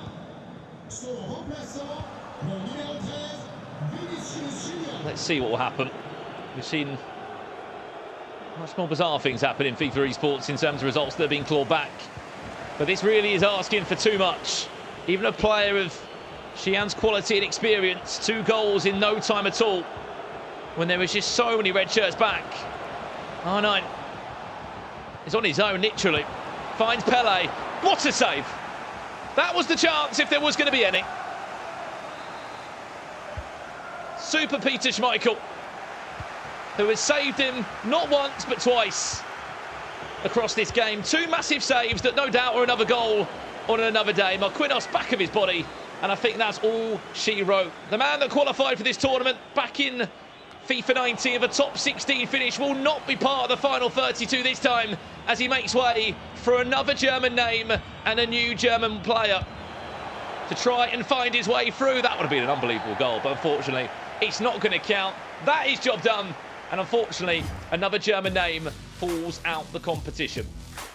Yeah, I was just thinking, you remember yesterday we had Tech's story from 0-2 to 3-2. We had Manuel Bachor's story from 0-2 to 3-2. And now we're watching Denny. He was 0-2, he's right now 2-2, and I would be loving to watch the beautiful history of going from 0-2 to 3-2. So that's some hard luck for Cihan to accept, but Denny's done an amazing job, definitely. Yeah, well, Denny 10 of FC Heidenheim is currently on for that story, Gravison. He was 0-2, now he's 2-2. Let's look back at some of the highlights, and in all honesty, it was the Cruyff show, wasn't it? Yeah, he was composed, really composed, because every single time you expect him to pass, here he covered the pass to Pele, he shot, so he played with Cihan's mind. He had 3 different chances. In the first chance he passed the ball, he extra passed the ball. In the second chance he shot, and in the third chance he extra passed the shot to the pass to Cruyff. So yeah, basically he played with Cihan's mind perfectly, and it's a deserved win for him. But yeah, really composed stuff from Denny there. I'm looking to look forward to Mike's analyzing that last goal, because it was pretty dope. Yeah, I mean, the composure there was unbelievable from Denny right at the end, just waiting for that movement of Cruyff to tap in to make it 3-1 on aggregate. That is going to conclude round 4. More names will go through to the Champions League knockouts, and unfortunately, we'll say goodbye to 6 more names in this round. That's a wrap from us here in the commentary booth. For now, it's back down to Rachel. Thanks, boys. Yeah, another great game there to conclude. Swiss round 4 for us, Kyle. Obviously, Cihan, super disappointing for him to go out. And I'm going to say, because obviously he's 3-time German champion and kind of coming back, almost a resurgent we're talking about him having here at the eChampions League. But more so because he has been doing some absolute moves on Twitter when he celebrated. So he got here today, Carl. Sure, you're over it. He did some great dance moves. Unfortunately, we're not going to get to see them tonight, which I really hoped we would. And especially, Carl, I wanted you to interview him on camera, but we're not going to do that. Let's just talk about Denny, though, Carl. And the fact that he used Johan Cruyff to score all of his 3 goals. I mean, we know what a legend this guy is on the pitch, winning 3 Champions Leagues himself in the 70s with Ajax, and now kind of getting Denny to that next stage in the knockouts. Scoring 3 goals as well. He scored, I think, 2 in the Champions League finals himself. Maybe he can score some more on the way, hopefully, for Denny to the Champions League finals. Yeah, I'm sure that he'll feature for Denny moving forward. He's got a very important game going into that 5th and final Swiss round just there. But what you've got to say, as Gravison pointed out, yesterday we had 2 incredible stories of 0-2 to 3-2. Could we see another one in this final Swiss round? Denny, I'm sure, will be using Johan Cruyff to do that. I mean, for him going forward now, he's got to be full of confidence because, as you said, he defeated Cihan, and Cihan was Very, very confident, let's be honest about it. He was dancing, he was enjoying himself, he looked like he knew what he came here to do, and unfortunately, he came up very, very short on that. It's such a shame. He's probably not had the tournament that he wanted, Cihan, but for Denny, now he's got to, once again, as I always say, turn it on. His back is against the ropes. He's managed to survive until the 5th Swiss round. Can he go one more? Can he go through to those knockout stages? If I was him, I wouldn't change a thing. Make sure you're doing what you've done so far when you've been winning. Well, you saying back against the ropes, I'm going to say momentum is now in his favour, Kyle. But let's hand over to Mike Kleber with the MasterCard moment of that match, and I'm sure it's going to feature Johan Cruyff. Am I right? Well, I'm going to say Denny the Dreamer, because he's definitely starting to utilize that momentum. We've seen this happen time and time again in the Swiss format, where you start the day and it's a little rough around the edges, and then it starts to become a lot more crispy. And this is a very professional performance against Cihan, and now we're into those final nitty-gritty, and I just love this play. He's buying time. You got De Jong, he's down the wing, you know who you want to pass it to, but he's not quite open just yet. So look how he takes advantage of being able to resurface, recycle a little bit, find that space, the rhythm, the timing. It's a simple goal, but you're never going to miss from there. That's an automatic, and of course, it had to be. You keep talking about it, we're talking about it, commentators are talking about it. Johan Cruyff with the tap in this case, but he was definitely special. Back to both of you. Salute to Cruyff. Saluting to Cruyff, yeah, he's doing the business, isn't he, at the moment for Denny. So Denny now has one more chance to secure his knockout. Kyle, let's just have a quick word then about what it means. Obviously, back against the wall, like you were just saying, going into that one. Now, obviously, 2-2. One more chance to secure his place in the knockouts. You're saying he shouldn't change anything, but surely he should change something. He should go all-out attack at this moment and put everything in the kitchen sink into this next game, because it is the one probably throughout his career that means the most. Everybody, we know how much they're ranking this competition in the FIFA kind of community. Yeah, and I just want to firstly say, lovely insight from Mike just there, but that is the stuff that he needs to do more and more, because if he does go out all attack, it depends who he's coming up against, because if he starts to change something just now, well, it could mess with him in that 5th and final round. We can see those 6 players who have been knocked out. 1, 2, 3, 4, 5. Number 6, my pick to guarantee going through. He's not managed to do it. We spoke to him before. MoAuba is out of the competition. We can confirm, alongside Freddie, J Bark, Unzarello, Marga and Cihan just there. All of those knocked out after that 4th Swiss round. For Mo, it didn't quite go his way, as we saw. Didn't manage to do what he wanted to when we were speaking to him. Starting off with a horrible loss at that first game, and then it didn't get much better for him. Unfortunately, he is now out of that competition. It is a shame, but now he can turn all of his focus and his attention to other areas in the season. But even though 6 did go out, others have progressed. We already know some are going through to that next stage, but the next round, the 5th and final round, is where we'll find our final competitors going through, joining everyone from yesterday, everyone from today, who are going through to those knockout stages. So, like I said before, we're not dwelling on the negativity. It's all about positivity. Who are we going to find to go forward? I'm looking forward to it. Kyle, I'm just going to bring you back, though, to MoAuba. I've just got his stats up here. He did actually have some quite major losses, though. Let's just have a quick look at these. So a 10-4 in his first outing. Then he won his second one, which we thought was great. He was back in it, 3-1 there. Then he had an 8-3 loss in the 3rd round of Swiss, before, unfortunately, going out in the 4th round, a 2-1 loss as well. But some pretty heavy defeats, and you can see just how gutted he was as well. This is his reaction from that Swiss 4th round there. You know, awful scenes. We hate to see any of our players looking like this, because we know how much time they put into becoming pros, into this community, one that we absolutely love and we love being a part of. It's heartbreaking, and for people who are watching as well, and you know, are not totally across the scene and the community and don't really know the players, like, they put so much time and effort into this. You know, they're sponsored, they have teams, they're with esports communities, they have, like I mentioned already, nutritionists, coaches, psychologists. They've got a whole working team behind the scenes, so it's not just them either. So I'm sure at this moment, MoAuba feels accountable to the German community, to his fans, to his team working really hard for him behind the scenes as well. Kyle, give us a little insight into that. Devastating. He did actually have a couple of big losses. You're saying he can bounce back, but this is a hard one to take. He really wanted this one. Yeah, he definitely would have really wanted it, and I guess for Mo now, he needs to dust himself off and try to improve. This is professional esports right here. How many times in the professional sport world have we seen people get to Champions League finals and lose, but then the next season they come back and they get that hunger to continue to win?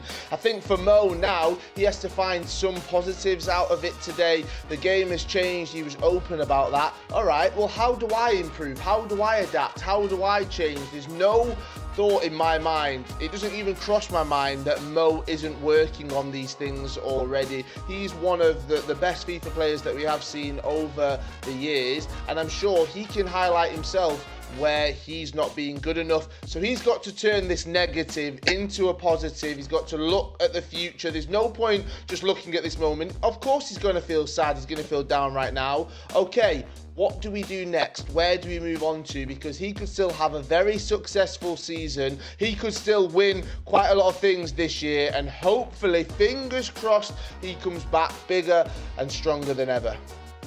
Yeah, thanks, Cal. I'm sure it'll take a while, won't it, for it to sink in and for him to move on. But he will pivot, that's for sure. And of course, there is a FIFA E-World Cup as well coming your way later on in the season. Fingers crossed it won't get cancelled for a third year.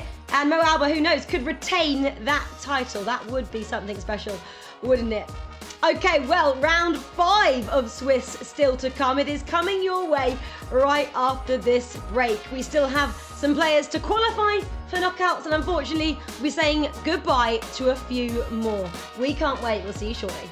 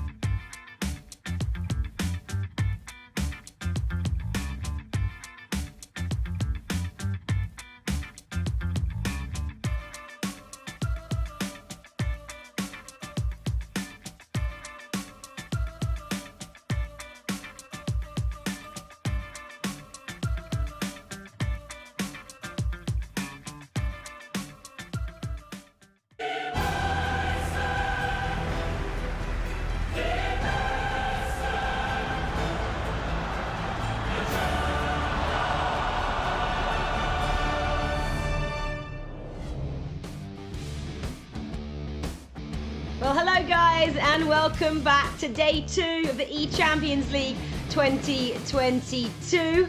If you are just joining us, well, welcome. You're joining us at Swiss round 5, our final round of day 2. It's been an awesome day so far. We've had some highs and lows for some competitors. Big news is that the reigning world champion MoAuba has just left the competition. That was quite something, Mike, to see that, but let's not dwell on that because I know MoAuba will not like us to. Let's go to our picks. Let's go positive. Our picks are both through.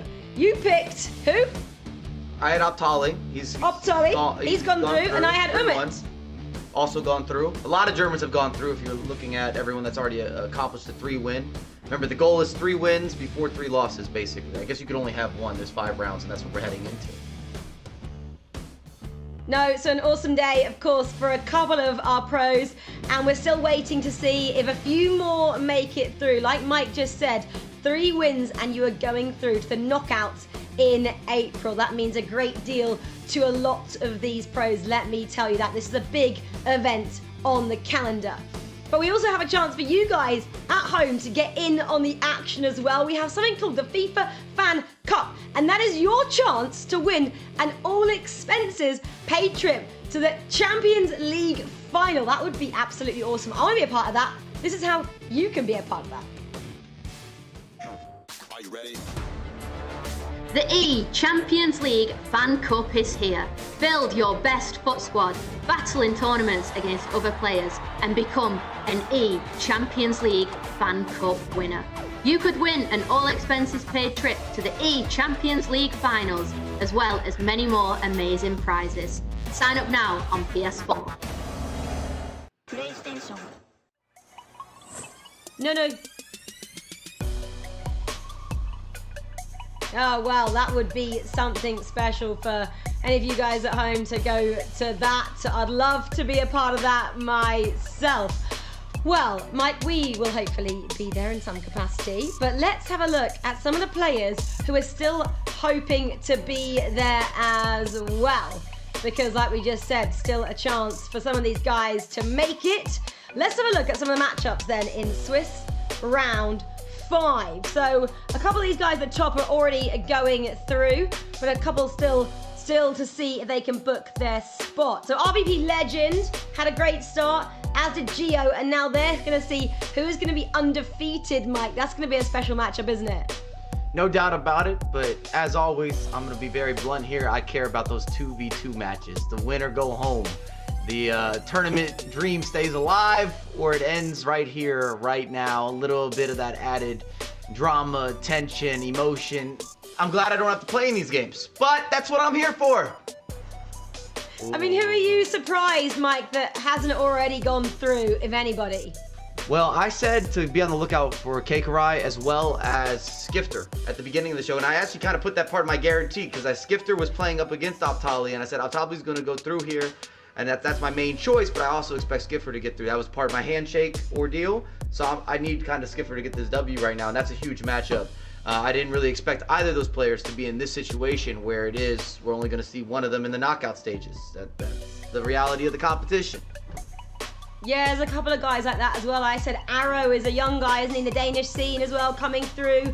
Expecting him to do well in the Superliga. He's had a good season so far there. But again, someone that at the moment is on that, I'm going to call it that tightrope. I called it that yesterday, just waiting to see which way he falls. So again, some of these players that, yeah, you'd expect that they've had good seasons elsewhere in the community. They'd just use that as a platform to go one better. But this is tough, Mike. This is where all the big guns come out for sure, and you need to be on top form, and it's only going to get harder, of course. We're hoping to maybe go in person at one time in this competition, and then you really have to step up to the plate, don't you?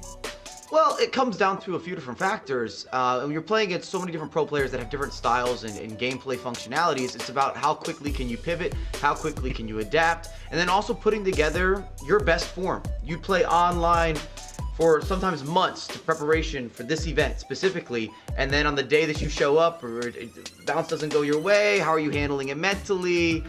maybe you're just not in that same sort of free flow. You don't have the fluidity that's necessary, and you've got to make those corrections on the fly. If you still need to get those results, you still want to get those results. Yeah, totally.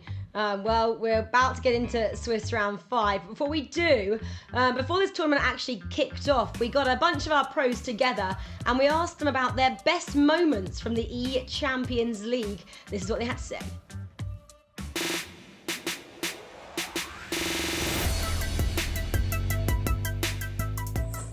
The best ECL moment I can remember was in FIFA 19 Grand Final between NYC Chris and Nightwatch. It was one hell of a game. En su primera edición pude vivir lo que es estar ahí en la primera fase en Manchester, y yo creo que esa fue lo mejor para mí por el hecho de estar ahí, de vivir y de participar dentro de lo que es la eChampions League. It would have to be my last game to qualify for this tournament against Michael Fisher, a player who was on form, and it was a crazy game. I equalised 120th minute, won on penalties, but yeah, it was a very good viewing experience.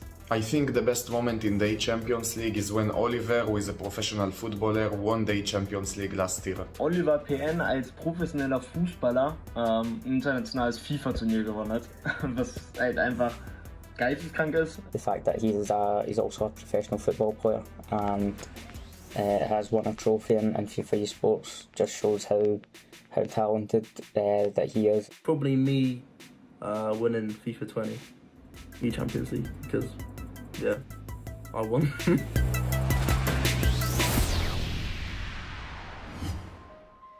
Oliver PN was my favourite moment as well. It was so awesome to see a Danish under-23 player having an injury. That wasn't so great, but coming here and winning this entire event. It will go down in eChampions League history, that's for sure. But some players still trying to write themselves in the eChampions League history books are about to play now. It's Hassu and Yuval, and Richard and Ryan are casting this final match. Guys, are you excited for this? Swiss round 5, let's go. Outstanding, to be honest. I can't believe that we're here. Round 5 of action is underway. Joined by myself, Richard Buckley, and Ryan Pasopoulos. All important round 5 here of the eChampions League. Ryan, I wrote a few names down. I'm just going to say these off. These are all players who are 2-2. Half of these won't be going through. Skifter, Abeldos, Predator, Hassu, Brancher, Yuval Belly, Jeffrey, Keikarai, Arrow. Ridiculous that all those players are 2-2. As you said, crazy names. Some names that you would expect to have gone potentially 3-0, 4-0, 5-0 are all 2-2 in the do or die match where they have to win to advance to the knockout stage. So it's a battle of nerves now. Of course, this is the last game of the day. So I'll be honest, it's going to be tough for whoever gets eliminated. Well, here we are underway. Round 5 fixture here in the Swiss style format. Hassu from left to right in the Schalke strip, representing Schalke, his team. Yuval Belly for Nom Esports in the full white from right to left. Nerves, preparation, all of the elements alongside the FIFA mechanics coming into play right here. Cristiano Ronaldo looking to duck and dive inside the box. Marquinhos in a combination of Ronaldo Lodi just do enough. Just enough there. It's key to mention, of course, that Hassu is a FUT Champions Cup champion in a previous edition of FIFA. Yuval Belly last year, his breakout year was fantastic as well. Extremely consistent. I believe ranked number 8 in the leaderboards in Europe as well. So both of these players, as we said, juggernauts last year and in the previous years, you'd expect, well, as I said, you'd have expected both of them to make it through. The fact only one can do it is crazy. It is Yuval potentially looking to break the deadlock here. Ruud Gullit in the middle of the pitch. Linking up to Frenkie de Jong. Just looking at the personnel, look quite similar, I would say, in the squad selection. No Mohamed Salah for Yuval Belly. At first inspection, Frenkie de Jong into Pele, right-footed shot into a sea of legs. Just wanted to quickly state as well, when you look at these two former matchups, they're both exactly the same trajectory. 1-1, lost 1, 1-1, lost 1. So both coming off the back of losses. Confidence probably at an all-time low. Hassu looking to build up inside the box. Fake shot and straight into Marquinhos. I just saw in goal as well, Donnarumma is selected. Maybe one of the first times we've not seen an icon in net. Yeah, I think it is. We saw yesterday, I believe we saw one case of that as well. But I think with goalkeepers, it's a thing where some goalkeepers perform for someone else and it might not work for you. It's sort of random. They're one of the, obviously the only position you can't directly have an input on. Obviously you can move the goalkeeper, but you can't really affect their saves. So again, I would just choose anybody, and you tend to go for the tallest. That's why people do opt for Van der Sar or Donnarumma, but Van der Sar, as we said earlier, hasn't been performing that great in the games we've seen. So let's hope for his sake Donnarumma does well. I mentioned the win trajectory of win one, lose one, win one, lose one. There's an early pause cued there from the German. Cihan was a 6-2 loss for Yuval Belli in the first game. He then bounced back with a 7-3 win against Denny, before defeating J Barak 3-1 and then losing 4-3 against Umit. On the other side, much lower scoring affairs for Hassu. A penalty shootout loss, a 2-1 win, and a 4-2 loss against Aro Dimitri on his way, and Lucas. Chance here for Yuval Belli. Cristiano Ronaldo inside the box. He's lethal. He's absolutely lethal. He is. He didn't even bother to move the goalkeeper there. I thought as if he was gonna opt to do that, but maybe he was caught in two minds there, thinking if he moves, maybe he gets the shot off at the near post. But as we see from the replay, maybe a slight movement backwards, but it was nothing major for it to move across to stop that shot across goal. But it will be CR7 to break the deadlock.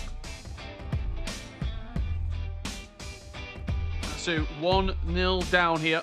If you are just joining us, do or die situation for these competitors. This is the 5th round of Swiss. This will be the final match they play in the eChampions League group stages. One of these two will be progressing on to the eChampions League knockouts later on in spring. Unfortunately for the other one, their eChampions League journey comes to a close. And it is Yuval, the Israeli, 1-0 up and steals the ball high up the pitch with João Cancelo.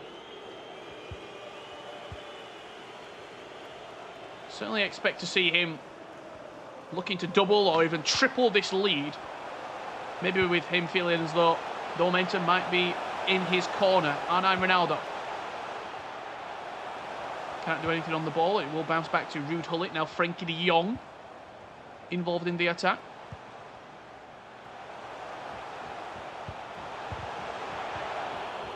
Just runs into Giallo. It was good defending there, especially with the offside traps, using the second man press, forcing him into mistakes, trying to cut both sides of where Ruud Gullit was on possession, and he cut off the pass back, cut off the pass forward, so there was nowhere for him to really go. But Yuval Belli, he started off very brightly, I'd say. He has, yeah, absolutely. His first 30 minutes, he's looked really, really good. Has Nom Yuval. Maybe an opportunity here for Frenkie de Jong. Linking up to Ruud Gullit. Arnaud's got a little bit of space. Tried offloading it into Pele. Was surprised potentially didn't see a skill move, Elastico or reverse Elastico coming out there on the edge of the box. It'll be Hassu looking to loft that one over the top. R9 takes a tumble. Doesn't get anything for it. No, I'm not sure if that was the AI's run there or if that was a creative run. Not the player look, but the one where you trigger the run and you can use the right analog stick to arrow the run. What angle you want them to run. Because R9 made a great run there. As you said, the ball was played over the top, but fell over on his pursuit trying to get past Marquinhos. You're mentioning about Yuval Belli. I mean, we saw him a lot in the last 12 to 18 months, especially in the remote period, shall I call it, during the global situation and the pandemic that we've been in. He's been really, really good. A lot of those qualifiers last year, we only saw 6 players, and we saw him on multiple different occasions, sort of popping up in the European qualifiers. How hard, not only is that to qualify for those regional events, because there's sometimes thousands of players, but also the consistency to constantly keep hitting qualifier after qualifier after qualifier and going far in those qualifiers. Yeah, unbelievable talent. Unbelievable talent and consistency. And last year was sort of, I wouldn't say a breakthrough year for Israeli players, because we've seen Roy Feldman over the years, who I see as one of the best players for me. I think he's unbelievable. But again, we saw Nisat, his teammate as well. So Yuval, both of them have their breakthrough years, and they, as you said, consistency was key for him last year. As you said, he made multiple events, reached the latter stages of multiple, and yeah, he should be proud of that. And he started off this year very, very well as well. And started off this game very well. Finds himself 1-0 up against Hassu. He'll feel hard done by when you look back at his results. If he was to sort of fail at this juncture right now, that penalty shootout loss in his second game, it was a 1-1 game and he went on to penalties to lose, and then also losing against Lucas 4-2 in the final match in round 4. There's been some really tight games. I think, me personally, Ryan, I don't know if you feel the same, I'd rather get blown out and be like, okay, that was just a one-off, rather than lose a 1 goal or an extra time or a penalty shootout.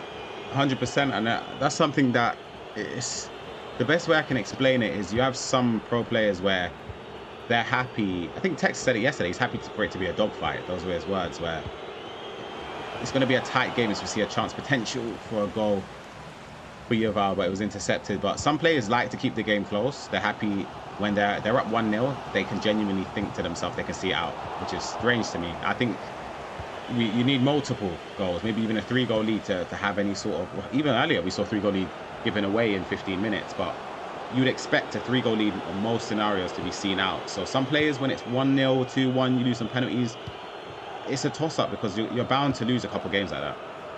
Yeah, you certainly are. For Nom Esports, it could be a clean sweep for Roy Feldman. He's already solidified his spot as R9 Ronaldo forced a save from Donnarumma at the near post. Both players actually electing to goal with the Donnarumma Champions League foot item in the sticks.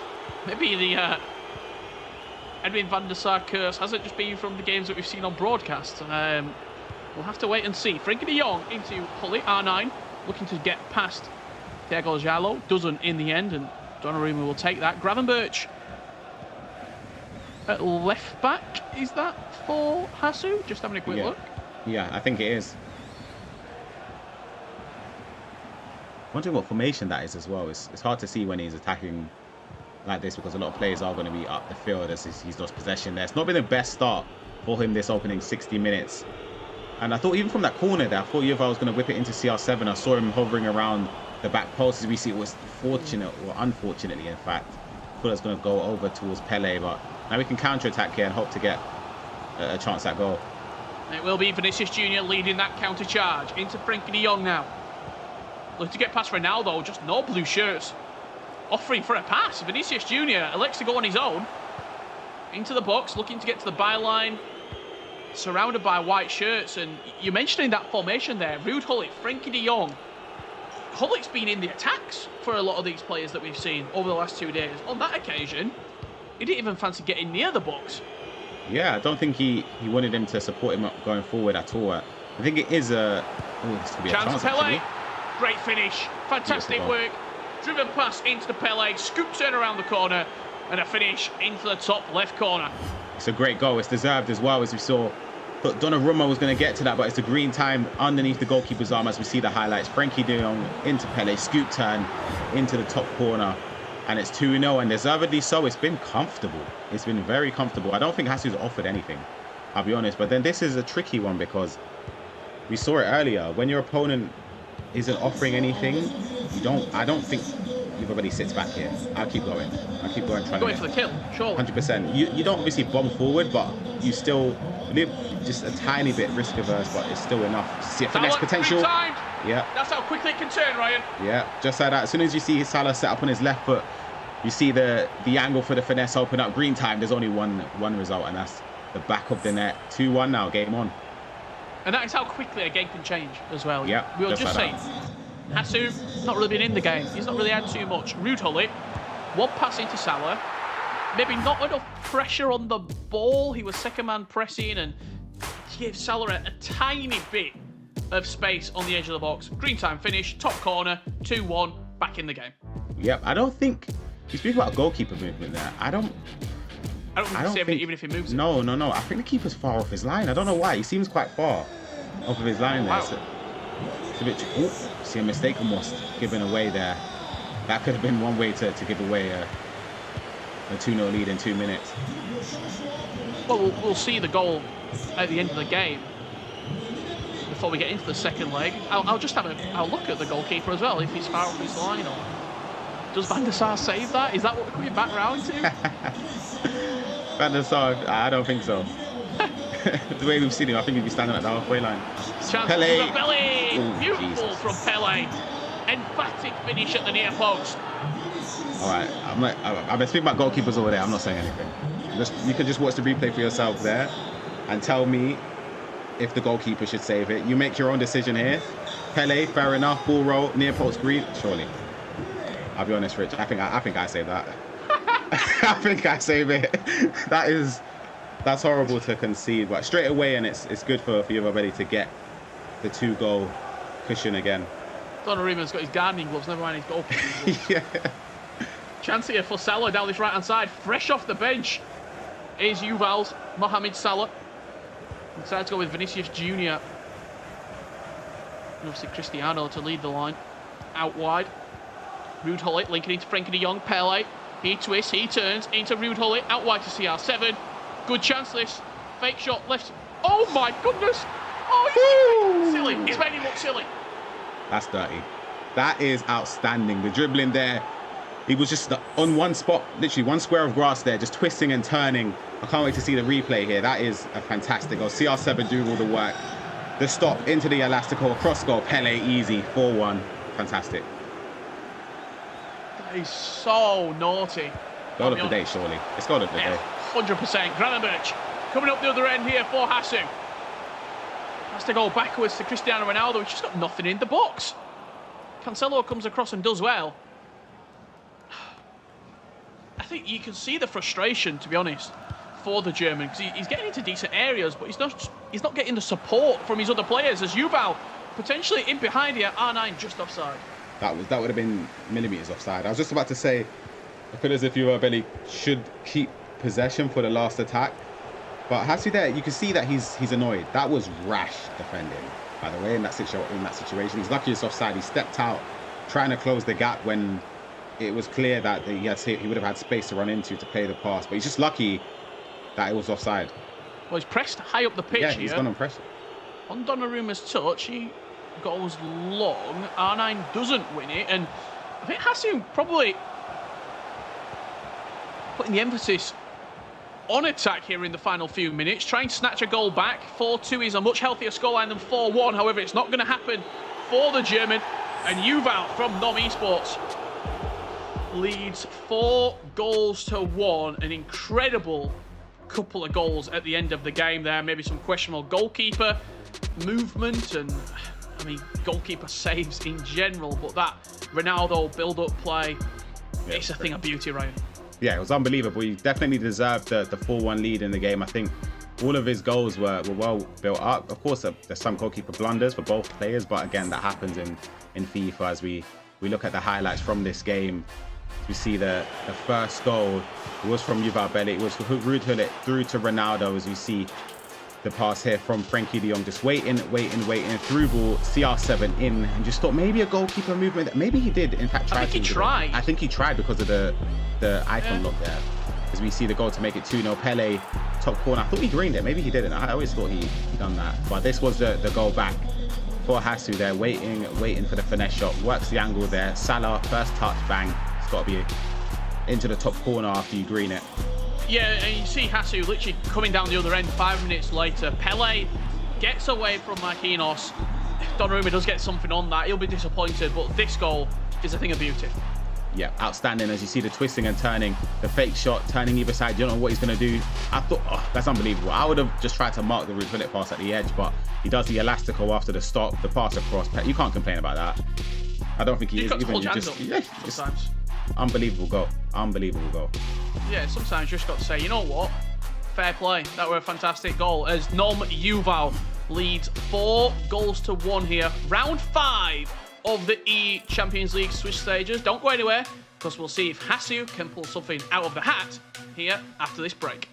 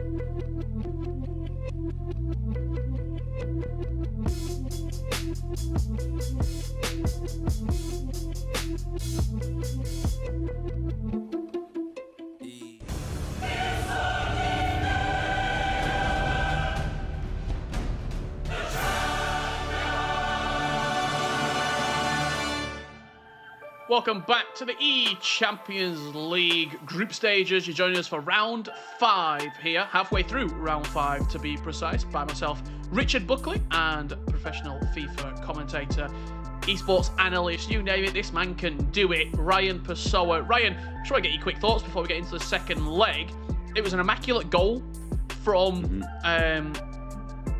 Yuval. Does that one goal, just how it was scored, change the game? Because if I score that, no one's telling me not otherwise. Like, I am absolutely on cloud 9. If that was just a simple corner or a pass back or whatever it may be, yeah, it's 4-1. But the caliber of goal that was scored, that's got to propel you on. Yeah, I think Yuval will be brimming with confidence after that. I think, as you say, when you score that type of goal when your back's against the wall, you have to remember both of these players, if one of them, well, obviously if the loser goes out, basically, so it's like there's a lot of pressure. You want to perform when it matters, and that's what he's done so far. 4-1. I think that Hassu will be disappointed as we see potential straight away. Pele, he shot to that. Still if on. He shot to the other side of the goal, I think it's a goal. Rudeholt picks it up. Frankie de Jong now linking up. Offside trap coming forward. So he's trying to reclaim a little bit of authority here in the defensive end. Is Hassu, but it is Yuval Belli from left to right for eSports. In that full white strip and the blue tops, white shorts and socks is Hassu. Vinicius Jr. getting down the byline. Twist past Cancelo and wins himself a corner. Corner played short. Vinicius Jr. looking to get a sprint boost. Maybe even look up for a finesse, to be honest with you. Frankie de Jong, Rudeholt, lateral heel to heel. No need. Finesse shot. Just wide of the left-hand post. I think if he gets that green, that maybe would have gone on target, potential goal there, but unfortunately for his sake, it wasn't. But it's been another bright start. They started off the first leg brightly. You'd have thought he's the one losing 4-1 with the way it's going. Hassu needs to up the tempo a bit. He needs to start committing a few more players forward, take a few more risks. Maybe even, you can see that, I think he's got his centre mids on stay back. He might have to even make one of them on balance or get forward, because we've seen what Hullet can do, and R9 working. Great work. Down the byline, cuts it back, off the post. Great work from R9 Ronaldo. That's what we need to see. Yeah, spectacular work. I thought, even if I'm being critical, he could have played or looked for the extra pass. That's what this FIFA's about, the extra pass. He played it in, done the first initial one, but then if he looked across goal, I believe Pele could have been in open space for a tap in, but... Speaking of the extra pass, Pele, first time roulette. Beautiful from Yuval. He looked for the extra pass into R9, and on that occasion, the shot was probably the better option. He should have shot. He was in. I don't think he expected to have that much space on Pele's left. The first time roulette absolutely sold Hassu, and it's another sprint boost, and he should have shot again. I don't think players trust the 4-star week, for which I get it as well, I understand. But we've seen, albeit Salah has higher shooting accuracy and shot power, finishing, etc. over Vinicius Junior's weak foot. But the 4-star to the 3-star, I would have favoured a shot on Vinicius Junior's left foot there, especially if you green time it. Yeah, absolutely. I mean, you've been playing recently in a tournament, Ryan, where you're only allowed to use sort of certain players from a specific league or rule set, etc. And even playing with players with a 3-star weak foot, Salah and the Gabriel Jesus foot item, the fire and ice versions of him, he still scores on his weak foot. Like, they've got good enough stats to hit the back of the net. Definitely hit the target. Yeah, exactly. And that's why some players, you need to take the risk. I think even taking the risk is sort of unpredictable because people don't think you will ever take it. So even, like you saw earlier. right, isn't it? Yeah. And even, of course, this is on the favoured foot, but even a shot like De Jong on his favoured foot, you would never expect a long shot from De Jong. I would have never marked it or moved the goalkeeper. And it worked out. You have to be a little bit unpredictable. An unpredictability, in the end, will come out on top because everyone sort of expects people to play, especially at this level, the same way. So when there is a slightly different sort of meta, or you bring something like crossing to the back post or long range finesse shots, it will catch people off guard as R9 looks to dink that over the top.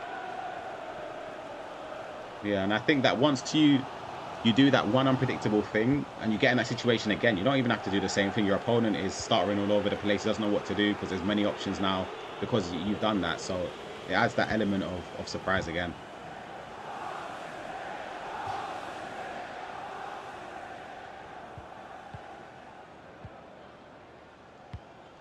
Yuval Belly in a really good position here. 4-1 up, 3-goal cushion.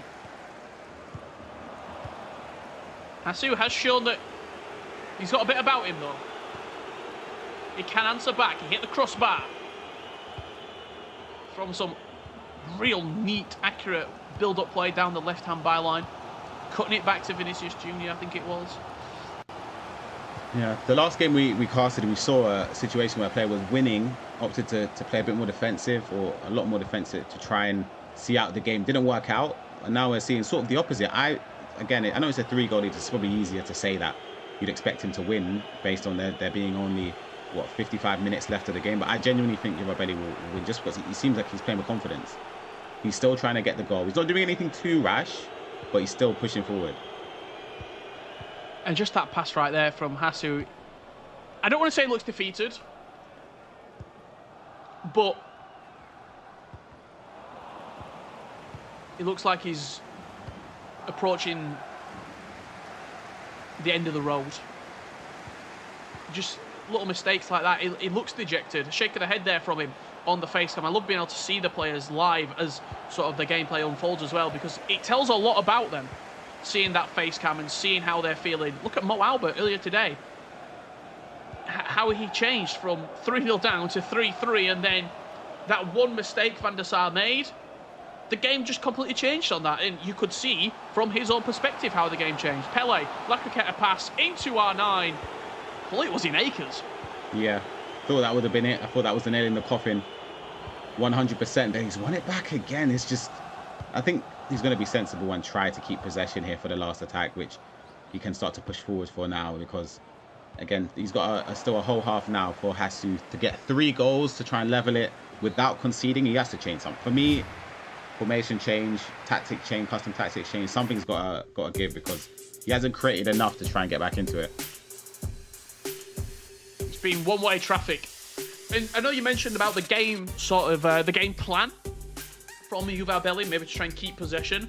But I also think if he just carries on playing the way that he is now, and we have this end-to-end ebb and flow, it still favours Yuval Belly. Hassu would have to completely change how this game is set up.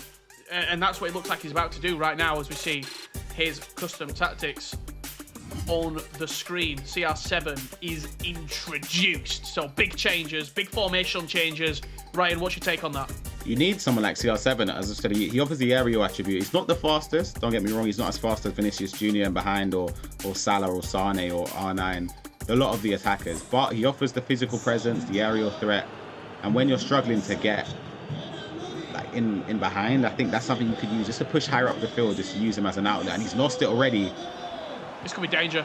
This is a very dangerous situation. Cristiano Ronaldo bearing down on goal. He's got 3-4 different players on the edge of the box. Can't find the ball back to them, but Frenkie de Jong, he's going to pick it up, and he's got acres of space. Pull it all the way across to Vinicius Jr. Green timed finesse shot. Ryan's in disbelief at what he's seeing right now, but the chance still alive. R9 Ronaldo, reverse elastico, approaching the box. Ball roll, scoop turn, right into the legs of Frenkie de Jong, and that should, again, I feel like I'm repeating myself, being game, set, and match. Has to be 5-1 there. It's just got to be. I think, like I say, I still think it's game over. I just can't see Hassu coming back. I think he's gonna need something special to come back, and it could start now with CR7, the man off the bench, but it's Marquinhos with a clean challenge, and now Yuval can break. Oh no, he can't. I thought if Pele managed to get behind there, behind Jallo, it would have been a chance. Oh, he's giving it away again. This could be a big chance. Vinicius Jr. slides it across to R9, left-footed strike. That has to go one more past to Pele. I know we're sitting in sort of the crow's nest. We can see the game unfolding. We're not actually playing it. And it might seem a bit hypocritical, Ryan, but the game should be over by now. It should be, and hopefully he doesn't rue those mistakes as pull it inside the box, left-footed. What a save. That's a fantastic save. Short corner. Mohamed Salah trying to find his way into the box. This could be the moment. R9 looking to get past Pele. Is Pele going to get on that ball potentially? Donnarumma comes out for it. He's hanging in there. Here's Hassu. Just about. Yeah, you have to commend Yuval as well. Defensively, he's been really good. He's pressing high up. He's forcing him. He's giving him no time on the ball to try and think about when he wants to make, where he wants to pass to, what type of attack he wants to do. He's snapping in at his heels instantly. It's on. Oh, what a challenge! I think that's just about got the ball there to stop Yuval from conceding as a pause is cued from Hassu as R9 potentially could be in there. See Vinicius Jr. is through to R9. There's like 6 of them queuing up. R9 Ronaldo just picked the right pass. Pele to the back post. It's out of play again. Wow. How many chances to kill this game off? I do want to say quickly, Ryan, while we get into this pause, in this matchup, obviously there's a lot of players who are 2-2 currently. Yep. I know a lot was said about Tex yesterday being 2-2, then going to 3-2, but today we've had a few different people who are in that position. They're not quite 3-2 yet, but Denny started off 0-2. And now has found himself in a 2-2 scenario, playing for his potential future in the eChampions League. Kakerai was 0-2, now he's 2-2. And also Blaze Eck, I believe it is. He was 0-2, and now finds himself 2-2. So 3 different players, all potentially running the marathon, shall we say. Running the gauntlet of 0-2 to 3-2. Ball whips across the box. R9 Ronaldo. Oh, it's good defending. That was fantastic work from Nkunku there. I think he's just come off the bench almost with an instant impact, and it's got to be a through ball. Mo Salah fresh off the bench against Marquinhos. This has to be it now, surely. Pele. He's just turning into danger. And a chance for Hassu to come up the other end. If he can play his passes right, he could have a player in there. R9 Ronaldo's the man for it. 1-on-1 with the goalkeeper. Ball roll. Finish off the crossbar. He needed that was it. Alive. Pele. He finds his way to hull it. Green time. And there's the goal to set up a grandstand. Final 20 minutes. I was going to say he needed a goal there around the 70th minute to try and give him that slither of hope now. The green time finesse shot from Ruud Gullit. Oh, as I say, it's a beautiful finish there. He timed it perfectly, but he's won the ball back there from that interception from Renan Lodi, and there's not much you can do there when it comes to the edge of the box. I say there, again, goalkeeper off the line. I'm telling you, Rich, he's far off his line there, but Can Yuval Belly try and put the speed boost? It's away with it though. Hassu must be thinking, Yuval has missed about 6 good chances. Maybe it's written in the stars for me to turn this around as Chiesa goes one-on-one, ball rolls past the goalkeeper, can't get his shot away, but there's still 15 frantic minutes of FIFA left to play here. That went in then, my goodness. That would have been a horrible last 15 minutes for Yuval to defend. I think now he just needs to, I wouldn't even look for the goal now, I'll be completely honest. I'm looking to keep the ball, pass it around a bit. You can see that all of his players are pushed high up the pitch for Hassu, so there's not many people he can... Oh, that's offside. Yeah, he's giving it away. I would just keep it high up the pitch, just pass it, try and find some spaces, some triangles to keep possession easier. Easier said than done, obviously, with the adrenaline kicking in. It's an important last 10 minutes for him to defend, to see himself into the knockout stages of the eChampions League. He's won it back again. That right there could be a game-winning tackle. João Cancelo, but it's just a bit needless to force the ball forward, and Hassu is going to come back the other end. Hutlit pokes it through. Arnai could be in if he played the pass. Mike Queenos with an outstanding slide tackle, almost out of nowhere at the back. 6.5 minutes left on the clock here. Hassu needs to score 2 to send us into extra time. Ronaldo. Look for the movement off the ball. Doesn't have much. Ruud Gullit, he tried. Oh, I saw it as well. He lined it up. Tried to hit a quick touch for the finesse. I think this has to be it. He's done the player look there to bring Pele back. Perfect through ball. It's got to be. R9's across there. It's got to be. What is happening? I can't believe what I'm seeing. Yuval is throwing so hard. How has he not wrapped this game up? Cristiano Ronaldo. Yeah, I wouldn't even go for goal. Just don't. No point. Just go to the corner flag. There's no point because, thankfully, for Nom Yuval's perspective, thankfully, he's seeing this out here. Yeah, because wow, it would have been horrible to concede another goal there. But this is game over. He will advance into the eChampions League knockout stages after a fantastic performance today, and it's a great victory.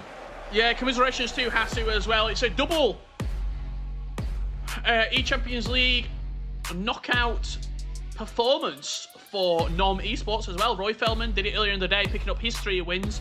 And Yuval does it right there with a 4-2 victory in round 5.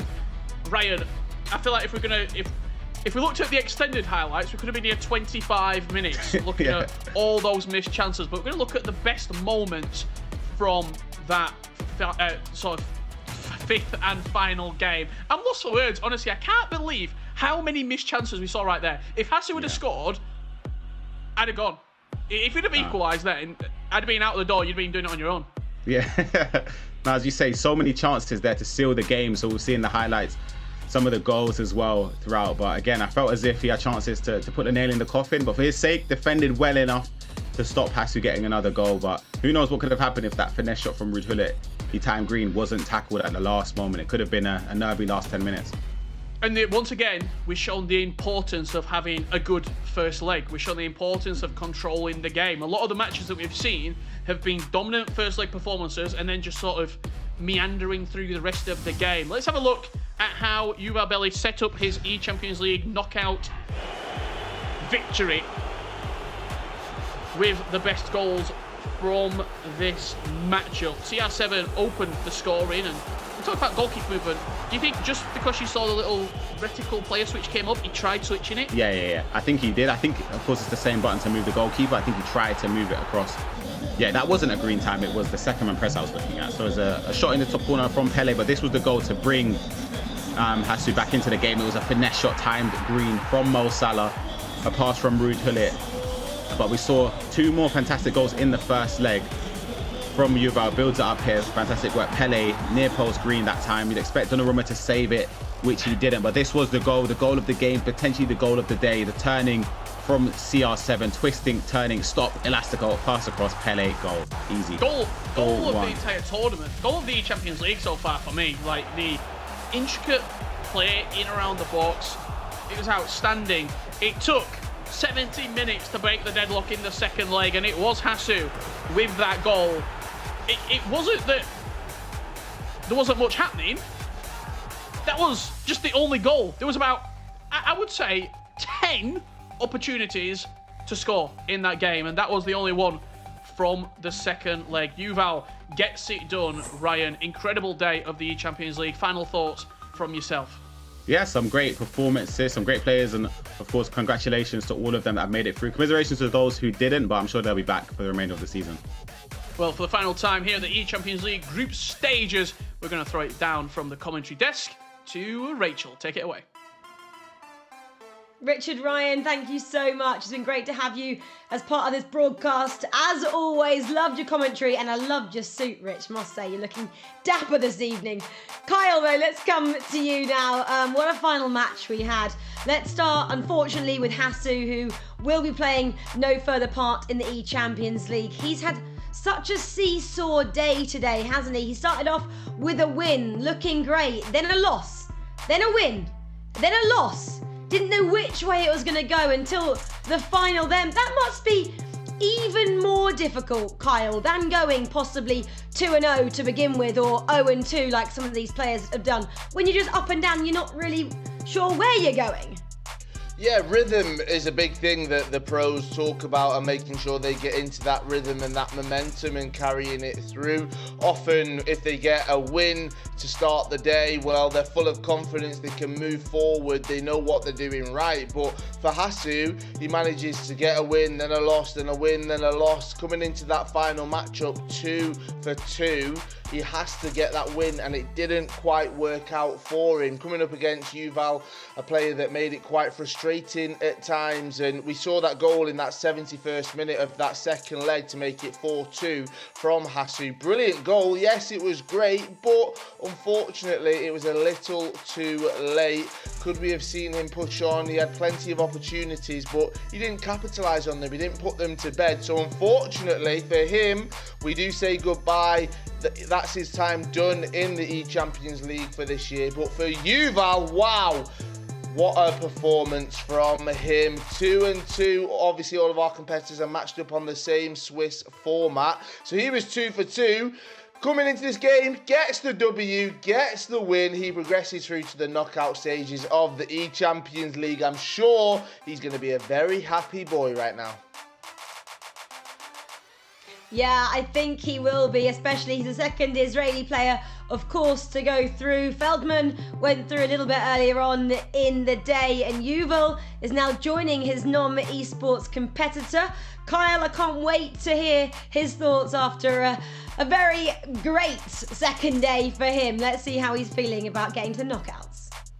Yes, thank you, Rachel. I'm joined by Yuval. Yuval, what a performance in that final matchup. I can tell by the smile on your face. Talk me through that, because you seemed quite dominant throughout.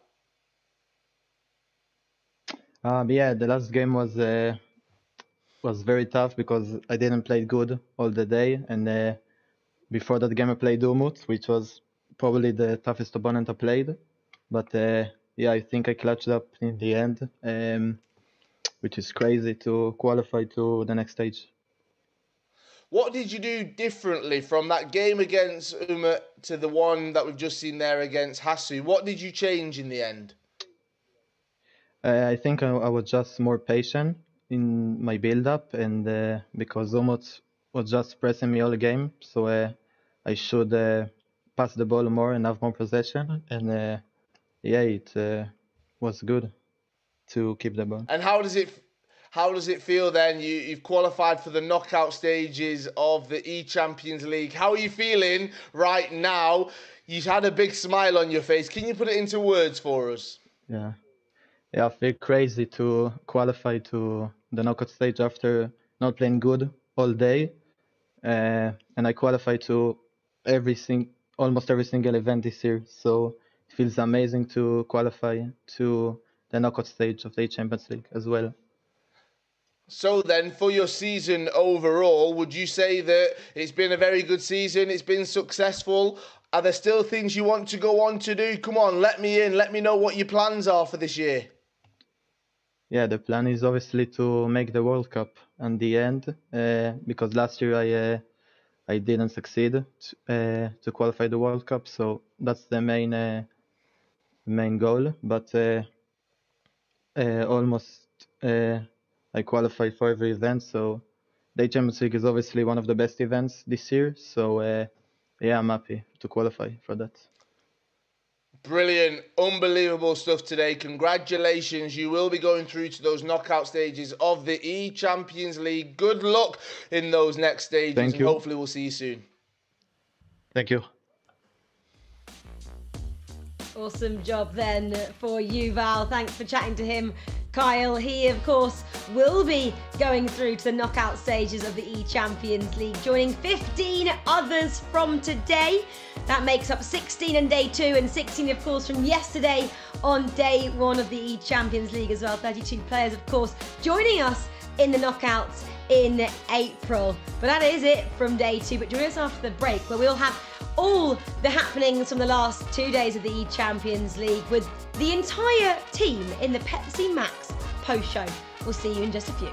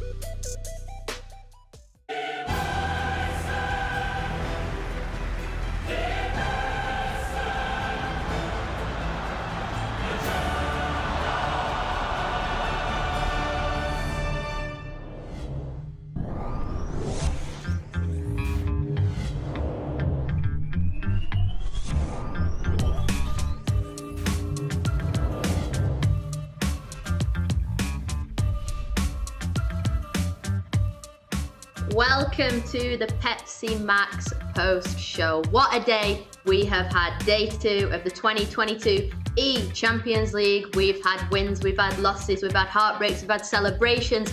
In fact, that's what we've had all weekend. It has been incredible. Kyle, I'll come to you first. How are you feeling about the final standings from today and this weekend?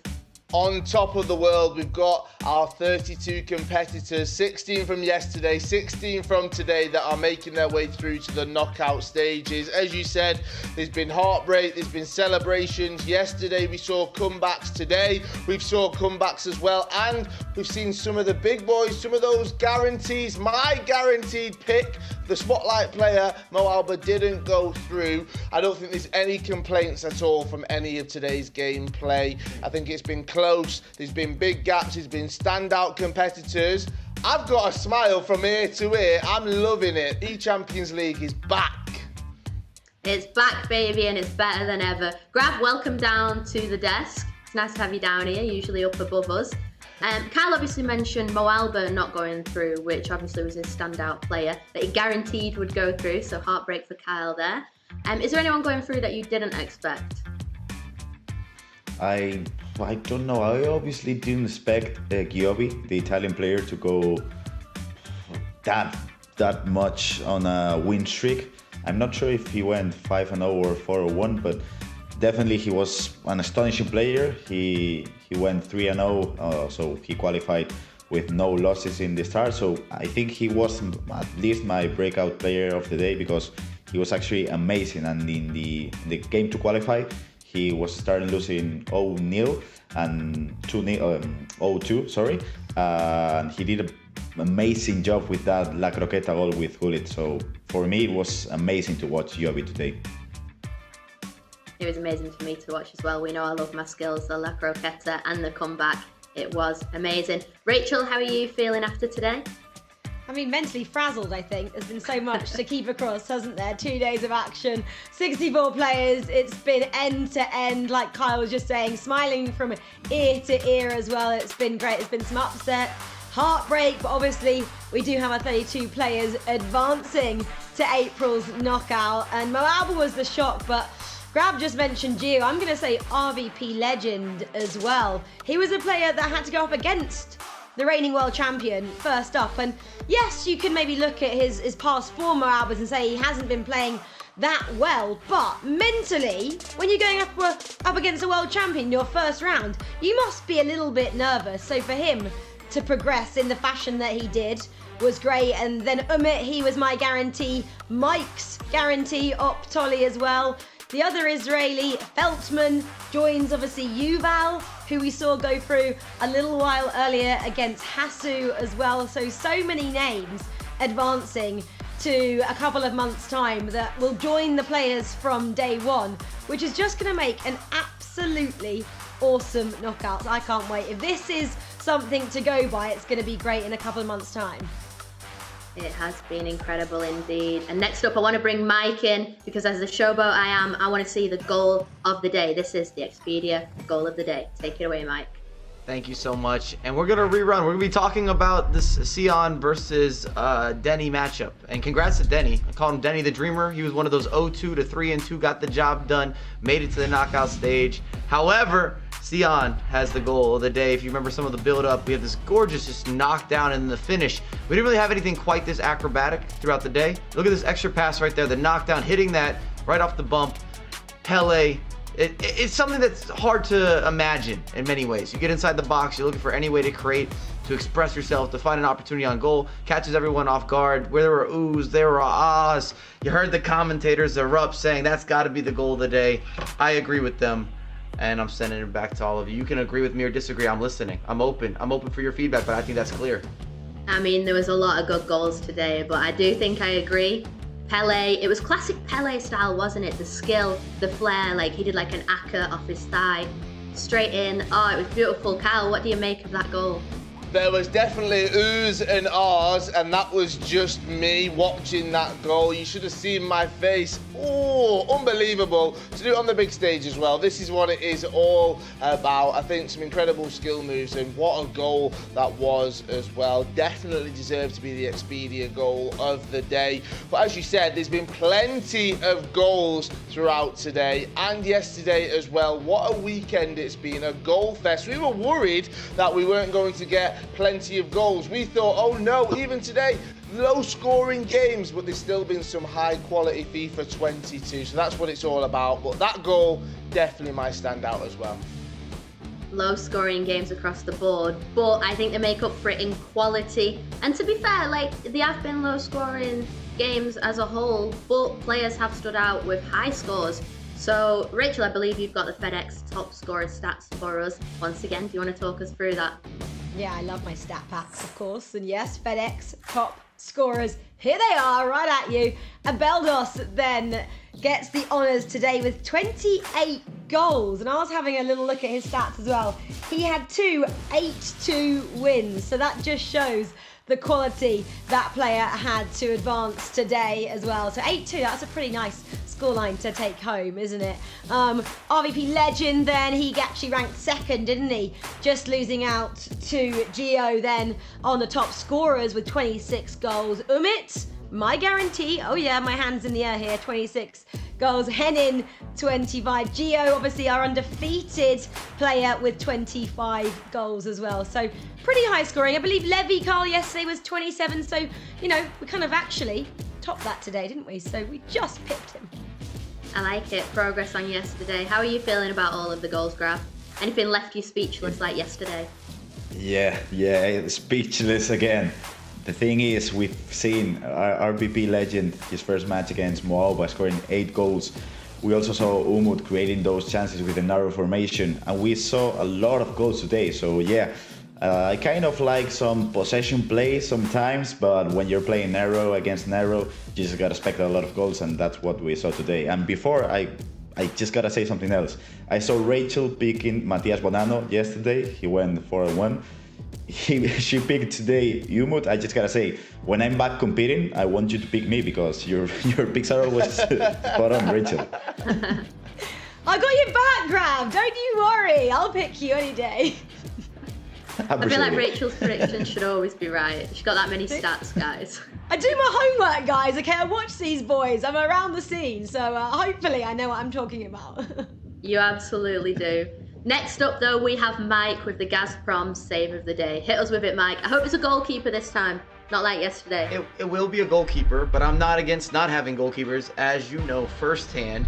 And we're going to go with a little bit of a 1-2 punch. We're going to revisit the same game. We're going with a two-piece, maybe a two-tone situation. Have I used the word two enough? But we're going to rerun this save of the day. And this was a really back and forth game. Super impactful for both these competitors. Over the top, R9, and just so much space. What you're going to do with the goalkeeper, you see the wiggle, you see the work, playing a game of cat and mouse. And in this case, it went in Denny's favor. And it really was a big decider in that matchup. And it allowed him to propel to victory, and then again to propel himself out of a terrible hole. You were 0-2 all the way to 3-2 and qualifying for those knockout stages. And that's kind of what the competition is all about. I like those stories so much, if I can't stress that enough, that it is what it is. That's the goal of the day. Back to everyone at the desk. Or sorry, not the goal of the day, excuse me, the save of the day, but back to all of you Save at the desk. of the day. It's been a long weekend, Mike. We'll let you off. It's been a roller coaster. But next up, Kyle, I believe is the big moment, and you're going to take it away for this. This is a PlayStation Player of the Day, and I'm hearing that you may even be able to bless us with his presence.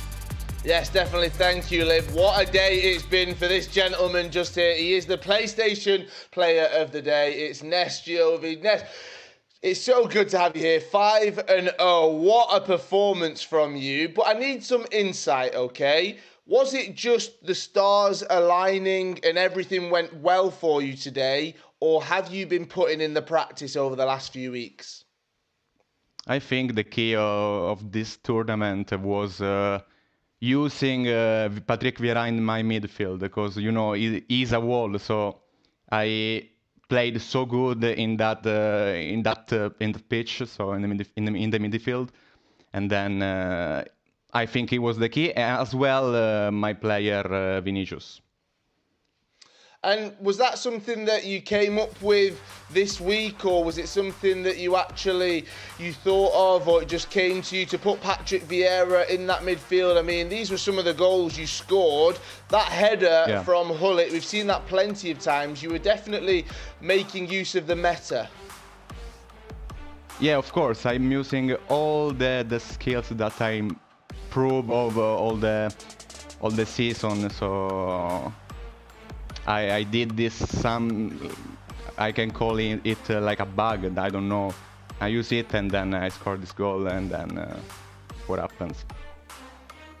Well, you definitely scored plenty of goals today. 5-0 it was for you. How much does it mean for you to make your way through to those knockout stages of the eChampions League? I'm really happy about it because this is my third international tournament. Before I played in Paris and in Bucharest. So this is maybe by far the best performance I had. So I'm confident about the third phase. So I'm really happy about it. Brilliant. I love that. Let's go. We shall be seeing you at the next stages of the eChampions League. Congratulations, our PlayStation Player of the Day, Nest Giovi. Thanks a lot. There we have it. Great to hear from the man himself. And what a weekend it has been, guys. It has been a roller coaster. There have been highs, there have been lows. I am pretty tired though, never mind the players. I bet they're excited though for the knockouts in April. But for now, I just want to say a big thank you to everyone at home that has watched this weekend, yesterday and today, and everyone that makes this show possible, the players, the casters, the team, and a big thank you to everybody on the desk.